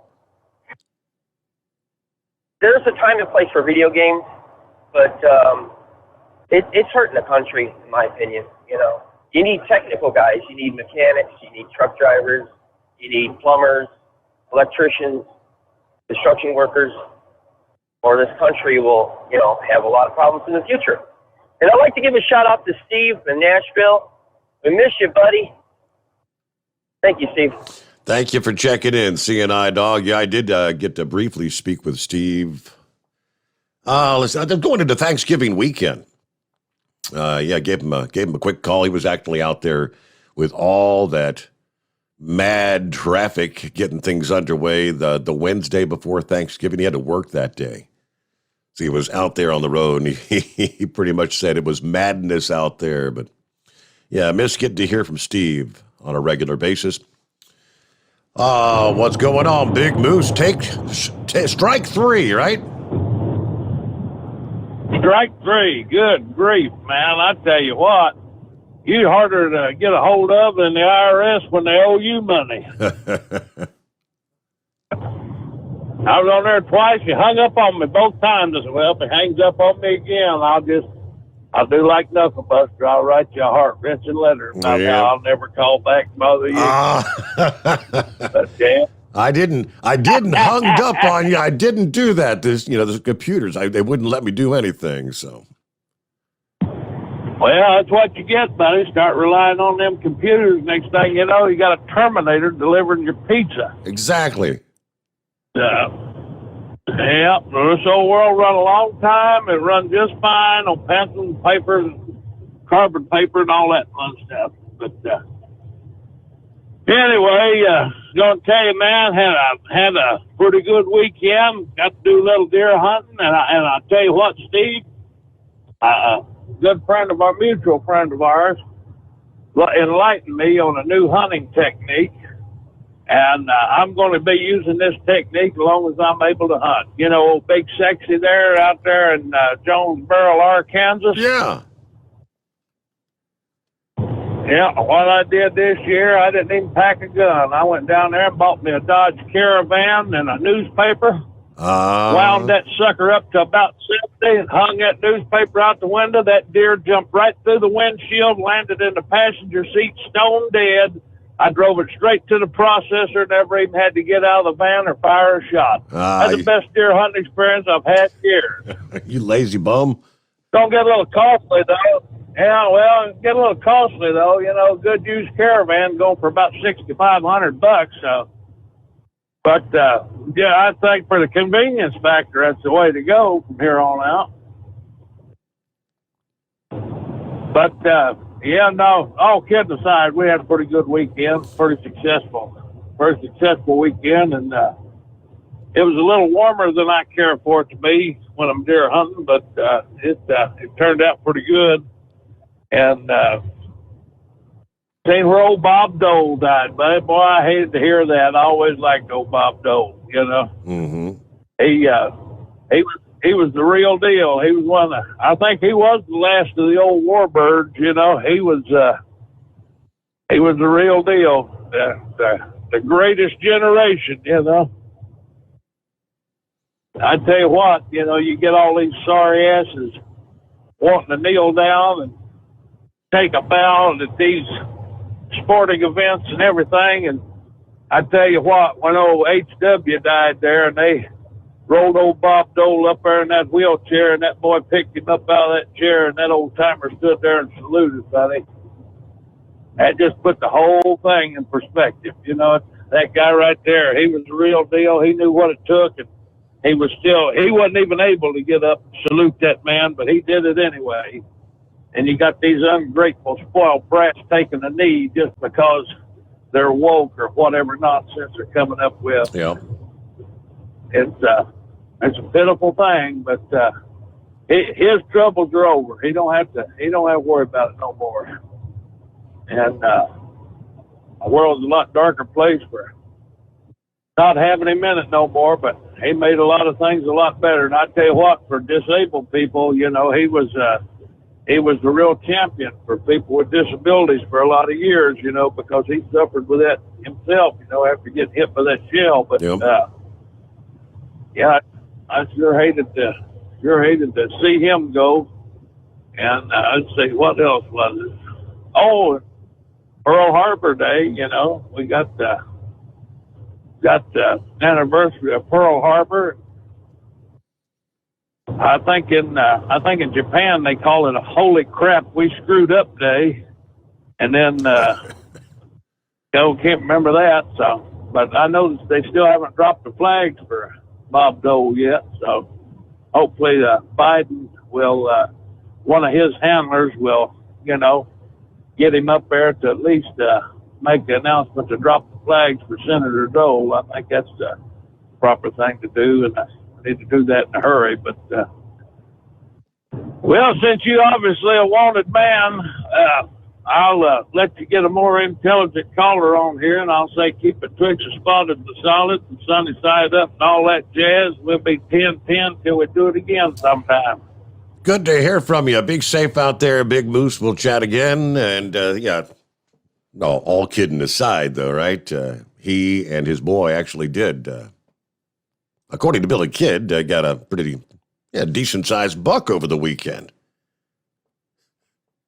I don't know, did Big Sexy actually get to keep his, the deer that he slammed into? I don't know if he even killed it. I mean, he tore up the car, and the deer hit the windshield, I think bounced over the top, and I thought he said the damn thing jumped off and ran off in the woods. I don't know. Yeah, they do that a lot, and then only to die of internal bleeding a short time later. But all right, we get our news break here. Clear lines at 844-844-3388. It is the Steve Sommers Overnight Drive live from the Hot Shot Secret Studios. USA Radio News. I'm Brad Bernards. Mayor Bill de Blasio announced a sweeping coronavirus vaccine mandate for all private employers in New York City on Monday morning to combat the spread of the Omicron variant. Mr. de Blasio said the aggressive measure, which takes effect December 27th, was needed as a preemptive strike. We're going to have some other measures as well to really focus on maximizing vaccination quickly so we can get ahead of Omicron and all the other challenges we're facing right now with COVID. De Blasio said the new measure would apply to about 184,000 businesses. President Biden is calling prescription drug prices outrageously expensive. Speaking at the White House, Biden said the U.S. has the most expensive prescription drug prices of any developed nation in the world and said the Build Back Better legislation will bring down the cost of prescriptions. This is USA Radio News. Hi, this is Dr. Joel Wallach, and I want to tell you that arthritis is not a genetic thing. It's not a disease of aging. Neither is osteoporosis. Get a hold of my book. It's all in your head. It goes into the 25 different diseases you get when you have osteoporosis of the skull. These are all reversible. You take the Healthy Bone and Joint Pack, the MSM, vitamin D3, stay away from all the bad foods, including gluten, and guess what? You'll regrow all your bones, including your skull and your legs and your hips and everything else. Contact us at usaradiohealth.com. That's usaradiohealth.com. Bingo fun fact number 6. Americans spend over $90 million weekly on bingo. Why? When you can play Bingo Treasure for free. Go to bingoRadioUSA.com. Play from any device, your smartphone, tablet, or computer. The account is free. The play is free. Play one card. Play more. Chat with other players. Meet new friends. All free at bingoRadioUSA.com. That's bingoRadioUSA.com. Bingo from any device. Hurry. Free accounts are limited. We know you'd like to be cuddled up real tight with a sweet little thing all night. But instead, you've got Steve Sommers. It's the Overnight Drive. You're listening to the Overnight Drive with Steve Sommers. Drivers, you demand that your equipment's reliable and dependable, and that also applies to your headset for communication. Well, our friends at Stellar Electronic have you covered. The Pluto Duo headset bundle is the best communication headset you can find in the industry. No matter the challenging environment you're driving in, the Pluto headset will make you sound crystal clear all the time thanks to their 99% noise cancellation. And the Duo's not only a stereo converter for the headset, but also a power bank so you can charge as you go. Learn more at StellarElectronic.com or visit them on Facebook. Do you have a Dodge pickup and hate your automatic transmission? Of course you do. Levon Miller at Firepunk Diesel here, and we specialize in heavy-duty and performance transmissions for your 3/4 or 1-ton Cummins powered truck. So if you're interested in turning your stock slush box into a towing monster, call us today at 614-733-3744 or visit us online at shop.firepunk.com. It's coming. Crisp fall mornings turn bitter cold. As you fire up your diesel, you can see your breath on the inside of the cab.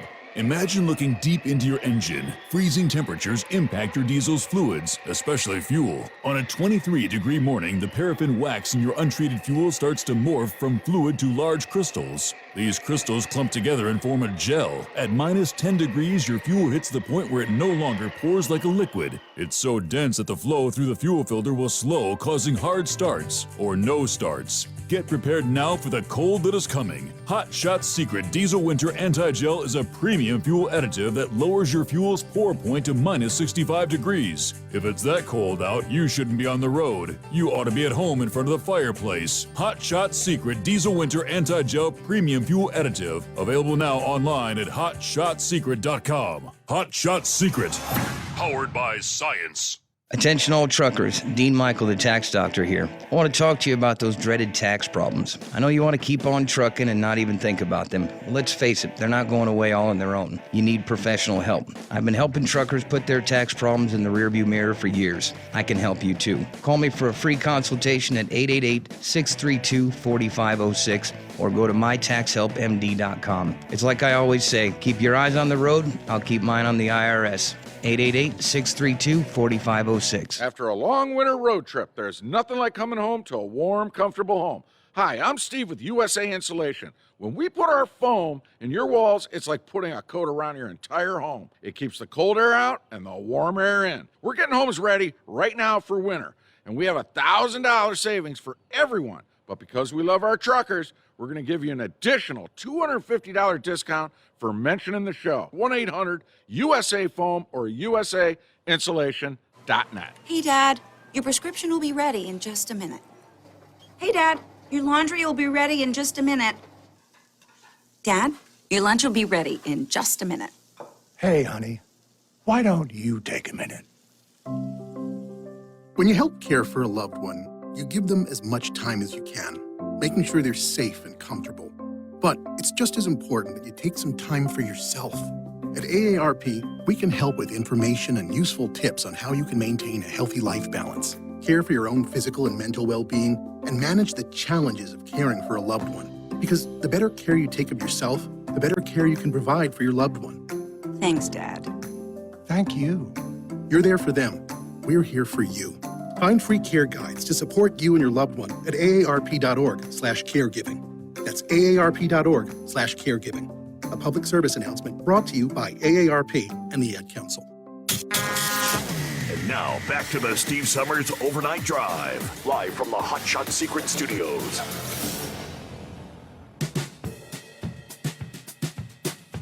You know, there's been a number of high-profile individuals as of late saying that elected officials, regardless of who they are, should have cognitive tests at a certain age. Elon Musk becomes the latest. Now, he's not saying cognitive test. He's actually saying we need an age limit for candidates who run for political office. He's via Twitter. He said, "Let's set an age limit after which you cannot run. Perhaps a number maybe just below 70." Just last month, he responded to independent Vermont Senator Bernie Sanders' wealth tax proposal. He said, I keep forgetting he's still alive. I mean, Sanders is 80 years old. Other politicians that would be affected by the proposal, Dianne Feinstein of California, she turned 88 in June. Chuck Grassley of Iowa is also 88. Biden is 78, the oldest president to take the office.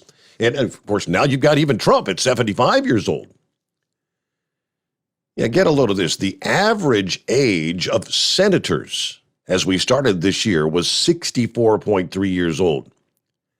The average age for members of the House, 58.4 years old, according to the Congressional Research Service. Right now, there are no upper limits for serving in the Congress. Constitutionally, House members have to be at least 25 years old when they take office. Senators have to be at least 30 years old. Then you've got the minimum age requirement of 35 years old to be a presidential candidate. Even Supreme Court Chief Justice John Roberts wrote about implementing age limits all the way back in 1983, a memo as an assistant to the White House counsel under then-President Ronald Reagan. A time when he said, setting a term limit, maybe 15 years for federal judges, wouldn't lose all touch with reality through decades of the pretty much, it's called the ivory tower existence, living in their ivory towers. You're not really in touch with the real world. Plus, it would provide a more regular and greater degree of turnover among the judges. Josh Barrow, a senior editor at the Business Insider, proposed similar actions after the death of 10-year and before that 19-year New Jersey incumbent Senator Frank Lautenberg. All the way back in June of 2013. At the time, he said, we should have an expectation about Congress that people will retire when they're no longer up to the job, up to the demand. Some of these just keep, with a great example, Feinstein at 88, Grassley at 88. I mean, come on. It was never intended to be a lifetime job. Believe it or not, senators in Canada are required to retire at the age of 75, and many state court systems have mandatory retirement ages there, but you've done enough. You've been there 40 years, for crying out loud. And how many people out there bought into, you've got Joe Biden. I've been in Washington, D.C. for 47 years. Now I'm going to fix it. Right? Yeah, you're doing a good job there, Joe. What's going on this morning, Horse Feathers? Not too much there. It's good to have. Thanks for taking me on the air there, Your Honor. So, Nancy Pelosi, how long has she been there? I mean, she keeps gold bond building products in there in process because they got to get a 5-gallon pail of spackle every day to put her face back together just to send her out. But anyways, I think they're all trying to compete there for, what was that guy from West Virginia? Byrd, wasn't it? Wasn't he like 192 or something when he exactly finally died in office? Yep. Yeah. So I think they're all competing for that number there. But so anyways, the great mayor Bill de Blasio there of New York City, what an idiot. Why don't they implement some mandates that if you want your welfare check or your EBT card or, something like that, all the money refilled on that, why don't you have to go get a shot to do that? You haven't heard anybody mention that, have you? Just like you don't have to be drug tested to get that. But so speaking of money here, and our President Biden, who's what? You said he's going to have our delegates boycott China for the Olympics? Right. Where with the debt we have now, where does President Biden borrow his money from? Can you tell me where President Biden borrows his money from to keep our country working? Isn't it China? Am I mistaken? Isn't it China that we borrow our money from? China owns a lot of debt. I mean, more recently, they say the Federal Reserve is just taking on the debt. We're borrowing from the Federal Reserve. All right. Well, maybe before we don't send delegates to China, maybe we shouldn't borrow their money. Yeah. Yeah. Maybe we should try to put them in a little financial hurt instead. Oh, wait a minute. That's what Trump was doing with the tariffs, wasn't it? Been there, done that. All right. I don't know. I had a few other things there, but so I'm glad to hear that Moose there. He got himself a little Bambi there. Got a yearling little doe. So I was glad to hear that there. It ought to be good eating. You know, it's fresh little. You know, like it's like a veal. It's like eating veal when you get them that small there, right? You out there, you get one the size of a golden retriever. But probably just had to put a little salt lick out there, and it walked right up to him there, and he just put it in the van. He probably didn't even have to drive for it. But anyways, that's enough teasing that way, isn't it? Probably shouldn't do that. Probably shouldn't tease people. Probably get them upset. Oh, I'm sorry. I apologize, Your Honor. Are you ready for a little bit of snow maybe coming your way Wednesday, the way it sounds? Well, I guess they're getting ready for it here because I just crossed from Maryland into Virginia, across one of the bottom bridges there, across the Potomac River, and they're spreading salt on the bridge right now. So in the process of doing that, they always complain about the Chesapeake Bay being polluted and the problems of, the farmers and everything getting in the rivers and coming down the rivers to the Chesapeake and is polluting the Chesapeake and killing it and wiping out the oysters and the crabs and whatever else. And doesn't have anything to do with the ships or the 80 million tons of extra salt that they put on the highways or anything. But in the process of going over this bridge, they're building a brand new bridge next to it. Now, wouldn't it be kind of interesting? Because the problem with bridges is that they freeze. And they freeze before everything else, right? Remember, we always hear ramps and bridges. Bridges and overpasses, yes. Wouldn't it be interesting if there was a way to put tubing in them, put piping in them, and run water through them? Use geothermal, actually take water out of the ground and pump water around, and because ground temperature is what, like 52 degrees? Maybe we could keep our bridge deck somewhere around 40 degrees, 35, 40 degrees. Maybe they wouldn't freeze if we had, piping in them and we ran water through all these bridge decks and tried to keep them warm. I don't know. That was a thought. Just thought of that now, driving across this, watching them build it. But it wouldn't be a retrofit type deal, but it'd be a good deal when you're building a new one. Maybe to consider something like that. I don't know, but. Anyways, I don't know. That's about what we got going for you. So I guess we'll see what we get. But I don't know. I'm not thinking that there's going to be enough. Ground temperature is still pretty warm, so I don't think anything that gets on the hard surfaces, other than the elevated surfaces, will have any issues. So, and as I say, they're out at least practicing. If they're not getting ready for it, they're at least practicing for it, because as I say, they're out here this morning spreading salt. Trying to get that, get a base layer down, get a base layer of some treatment, because they know, as we witnessed in Minnesota with the first snow of the season up there over the weekend, first accumulating snow. And what were the numbers? 216 accidents, 150 or 60 spin-offs over in the ditch. Yeah, all that in like an 18-hour period. It was nuts. So I pulled up the longest serving. And yes, you are correct. All those that are still serving after all those years are trying to catch up with one Robert Byrd, who served 51 years. 5 months and 26 days, 51 and a half years. Good golly. Daniel Inouye was second longest at 49 years 11 months and 15 days, so just shy of 50 years. Strom Thurmond was number 3, over 47 years. Ed Kennedy, 46 years.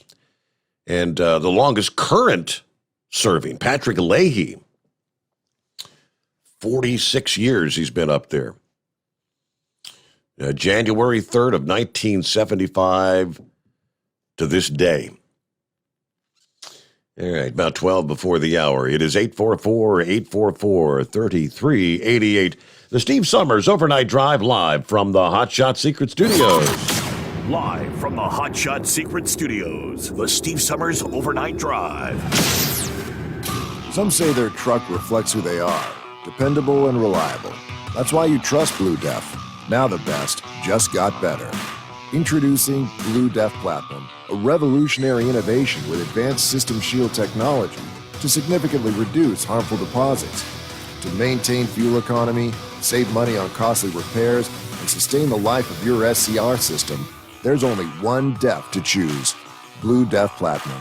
The best just got better. For anything diesel, take it to Scheid Diesel. They provide a wide variety of services and diagnostics to determine what the problem is with the latest technology. From simple oil changes and preventative maintenance to fuel system diagnostics and repairs, engine rebuilds and cylinder head repairs, and rebuilds with our in-house machine shop. They also have on-site DPF cleaning for exhaust issues and DOT inspections. If your diesel is asking for some attention, Scheid Diesel has the specialist you need for anything diesel. Located in Terre Haute and Lafayette, Indiana, and Effingham, Illinois, Scheid Diesel has you covered. You work hard. You deserve a seat that works just as hard as you do. The Bostrom T-Series seat has provided drivers with comfort for millions of miles over the past 3 decades.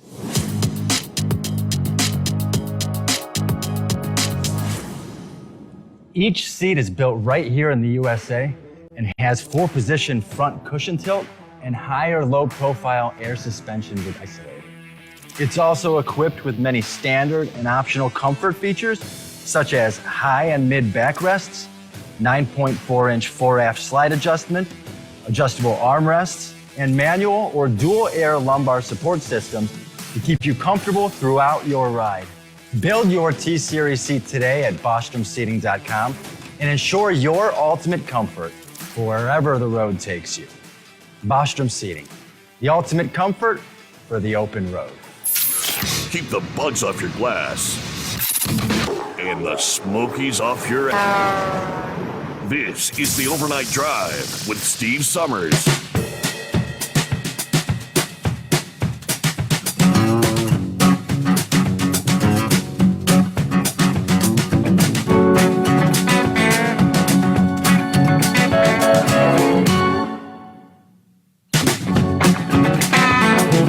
Yes, indeed. So, yeah, the state of Ohio, the Buckeye State, will be represented in the postseason games that count by, no, not the Ohio State Buckeyes, but the Cincinnati Bearcats this time around, ranked at number 4, got Alabama in the Cotton Bowl.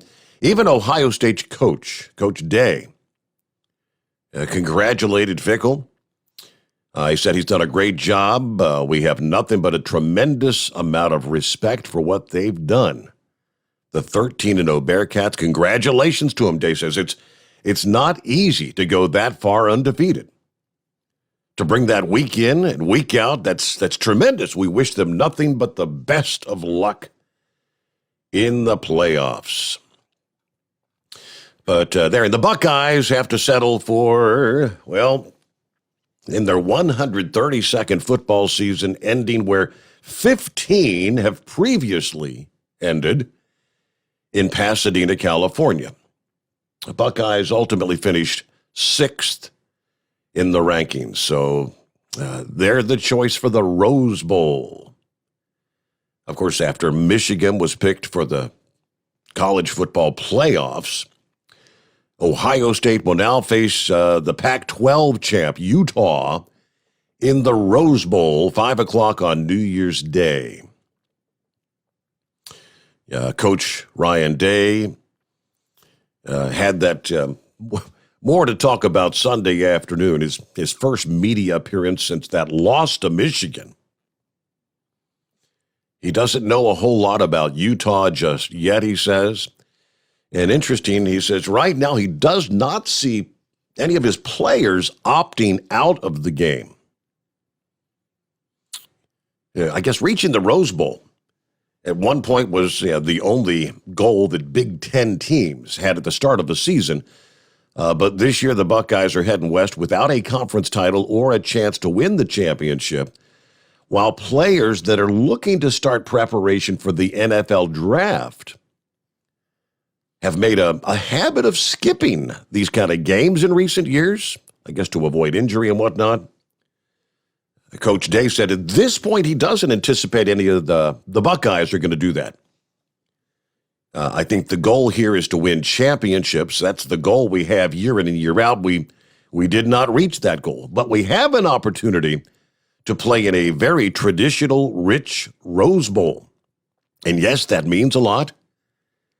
It's a New Year's Six Bowl, and 16-time Ohio State's been in the Rose Bowl. So there's actually a lot of tradition that led up to that.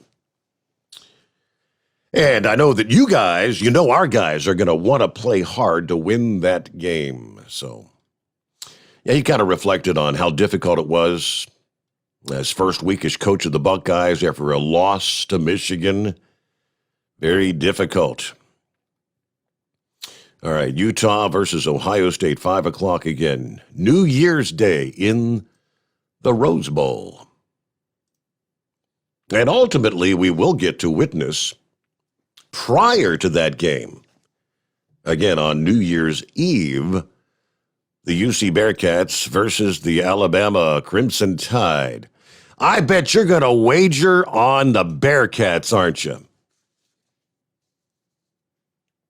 Steve, I swear to God, I've just got to chime in there right here. It's an old beaver squeezer, and you don't really think Cincinnati can beat Alabama? I don't really think they can, but I think they can. It's a possibility. No, I don't believe they can. And I want to tell you about old Horse Feathers. He's my favorite caller to your show. Horse Feathers is a genius. He absolutely is hands down a genius. A genius. I wish I could be that guy. Oh. He has so much information in his brain. Every time he calls in, I think, oh, Horse Feathers, he's got this damn shit figured out. Yes, he does. But Cincinnati can't beat Alabama. We're talking about 29 SEC championships. We're talking about 18 national championships. Yeah. Hey, but you know what? On any given game day, there could be an upset. You never can tell, Beaver Squeezer, right? Yeah, I did. Well, just a week ago, many were saying Alabama cannot beat Georgia. Recall? Baylor's not going to beat Oklahoma State. Yeah, surely Ohio State's going to take care of Michigan. That one, I just had the feeling going into that game that it was Michigan's year. Ohio State had won, 5, 6 in a row, the last meetings with Michigan. And I had a sense the time was ripe, and indeed it was. All right, Beaver Squeezer, have a great morning. Thank you so much. For everyone out there, thank you for being a part of the program. Appreciate you tuning in. Share on Facebook, share on YouTube.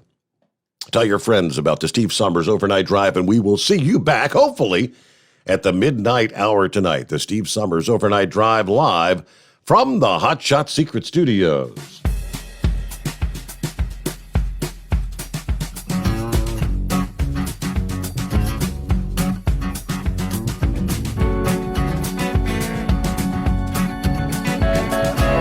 You'll never guess the places that I've been.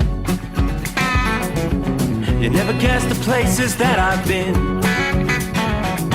'Cause everything is like a dream, yeah, but only in that dream that I live in.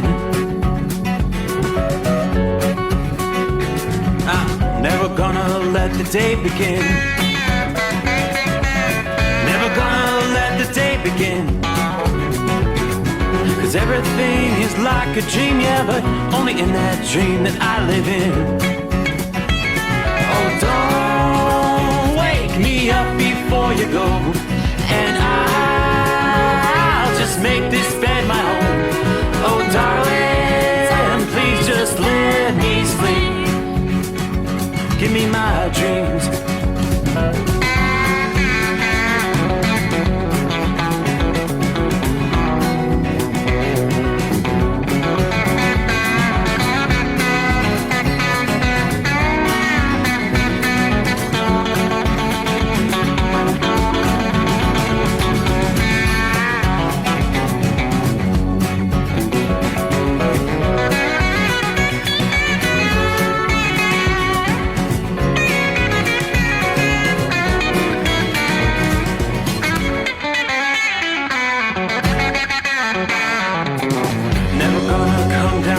Above, 'cause everything looks better from above. Nothing's ever as it seems, yeah, except in that world that I dream of. Never gonna lose the ones I love. Never gonna lose the ones I love. 'Cause everything is like a dream, yeah, but